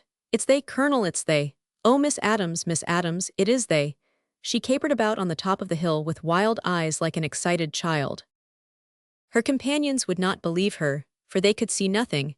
But there are moments when our mortal senses are more acute than those who have never put their whole heart and soul into them can ever realize. Mrs. Belmont had already run down the rocky path, on the way to her camel, before they could distinguish that which had long before carried its glad message to her. In the van of the approaching party, 3 white dots shimmered in the sun, and they could only come from the 3 European hats. The riders were traveling swiftly, and by the time their comrades had started to meet them, they could plainly see that it was indeed Belmont, Fardet, and Stevens, with the dragoman Mansour, and the wounded Soudanese rifleman. As they came together, they saw that their escort consisted of Tippy Tilly and the other old Egyptian soldiers. Belmont rushed onwards to meet his wife, but Fardet stopped to grasp the colonel's hand. "Vive la France, vivent les Anglais," he was yelling. "Tout va bien, n'est-ce pas, Colonel? Ah, canaille, vivent les Croix et les Chrétiens." He was incoherent in his delight. The colonel, too, was as enthusiastic as his Anglo-Saxon standard would permit. He could not gesticulate, but he laughed in the nervous, crackling way which was his top note of emotion. "My dear boy, I am deuced glad to see you all again. I gave you up for lost. Never was as pleased at anything in my life. How did you get away?" "It was all your doing." "Mine." "Yes, my friend, and I have been quarreling with you, ungrateful wretch that I am. But how did I save you?" "It was you who arranged with this excellent Tippy Tilly and the others that they should have so much if they brought us alive into Egypt again. They slipped away in the darkness and hid themselves in the grove. Then, when we were left, they crept up with their rifles and shot the men who were about to murder us. That cursed mullah, I am sorry they shot him, for I believe that I could have persuaded him to be a Christian. And now, with your permission, I will hurry on and embrace Miss Adams, for Belmont has his wife, and Stevens has Miss Sadie, so I think it is very evident that the sympathy of Miss Adams is reserved for me." A fortnight had passed away, and the special boat which had been placed at the disposal of the rescued tourists was already far north of Asiaut. Next morning they would find themselves at Baliani, where one takes the express for Cairo. It was, therefore, their last evening together. Mrs. Schlesinger and her child, who had escaped unhurt, had already been sent down from the frontier. Miss Adams had been very ill after her privations, and this was the first time that she had been allowed to come upon deck after dinner. She sat now in a lounge chair, thinner, sterner, and kindlier than ever, while Sadie stood beside her and tucked the rugs around her shoulders. Mr. Stevens was carrying over the coffee and placing it on the wicker table beside them. On the other side of the deck, Belmont and his wife were seated together in silent sympathy and contentment. Monsieur Fardet was leaning against the rail and arguing about the remissness of the British government in not taking a more complete control of the Egyptian frontier, while the colonel stood very erect in front of him, with the red end of a cigar stump protruding from under his mustache. But what was the matter with the colonel? Who would have recognized him, who had only seen the broken old man in the Libyan desert? There might be some little grizzling about the mustache, but the hair was back once more at the fine glossy black which had been so much admired upon the voyage up. With a stony face and an unsympathetic manner, he had received, upon his return to Haifa, all the commiserations about the dreadful way in which his privations had blanched him, and then diving into his cabin, he had reappeared within an hour exactly as he had been before that fatal moment when he had been cut off from the manifold resources of civilization. And he looked in such a sternly questioning manner at everyone who stared at him, that no one had the moral courage to make any remark about this modern miracle. It was observed from that time forward that, if the colonel had only to ride 100 yards into the desert, he always began his preparations by putting a small black bottle with a pink label into the side pocket of his coat.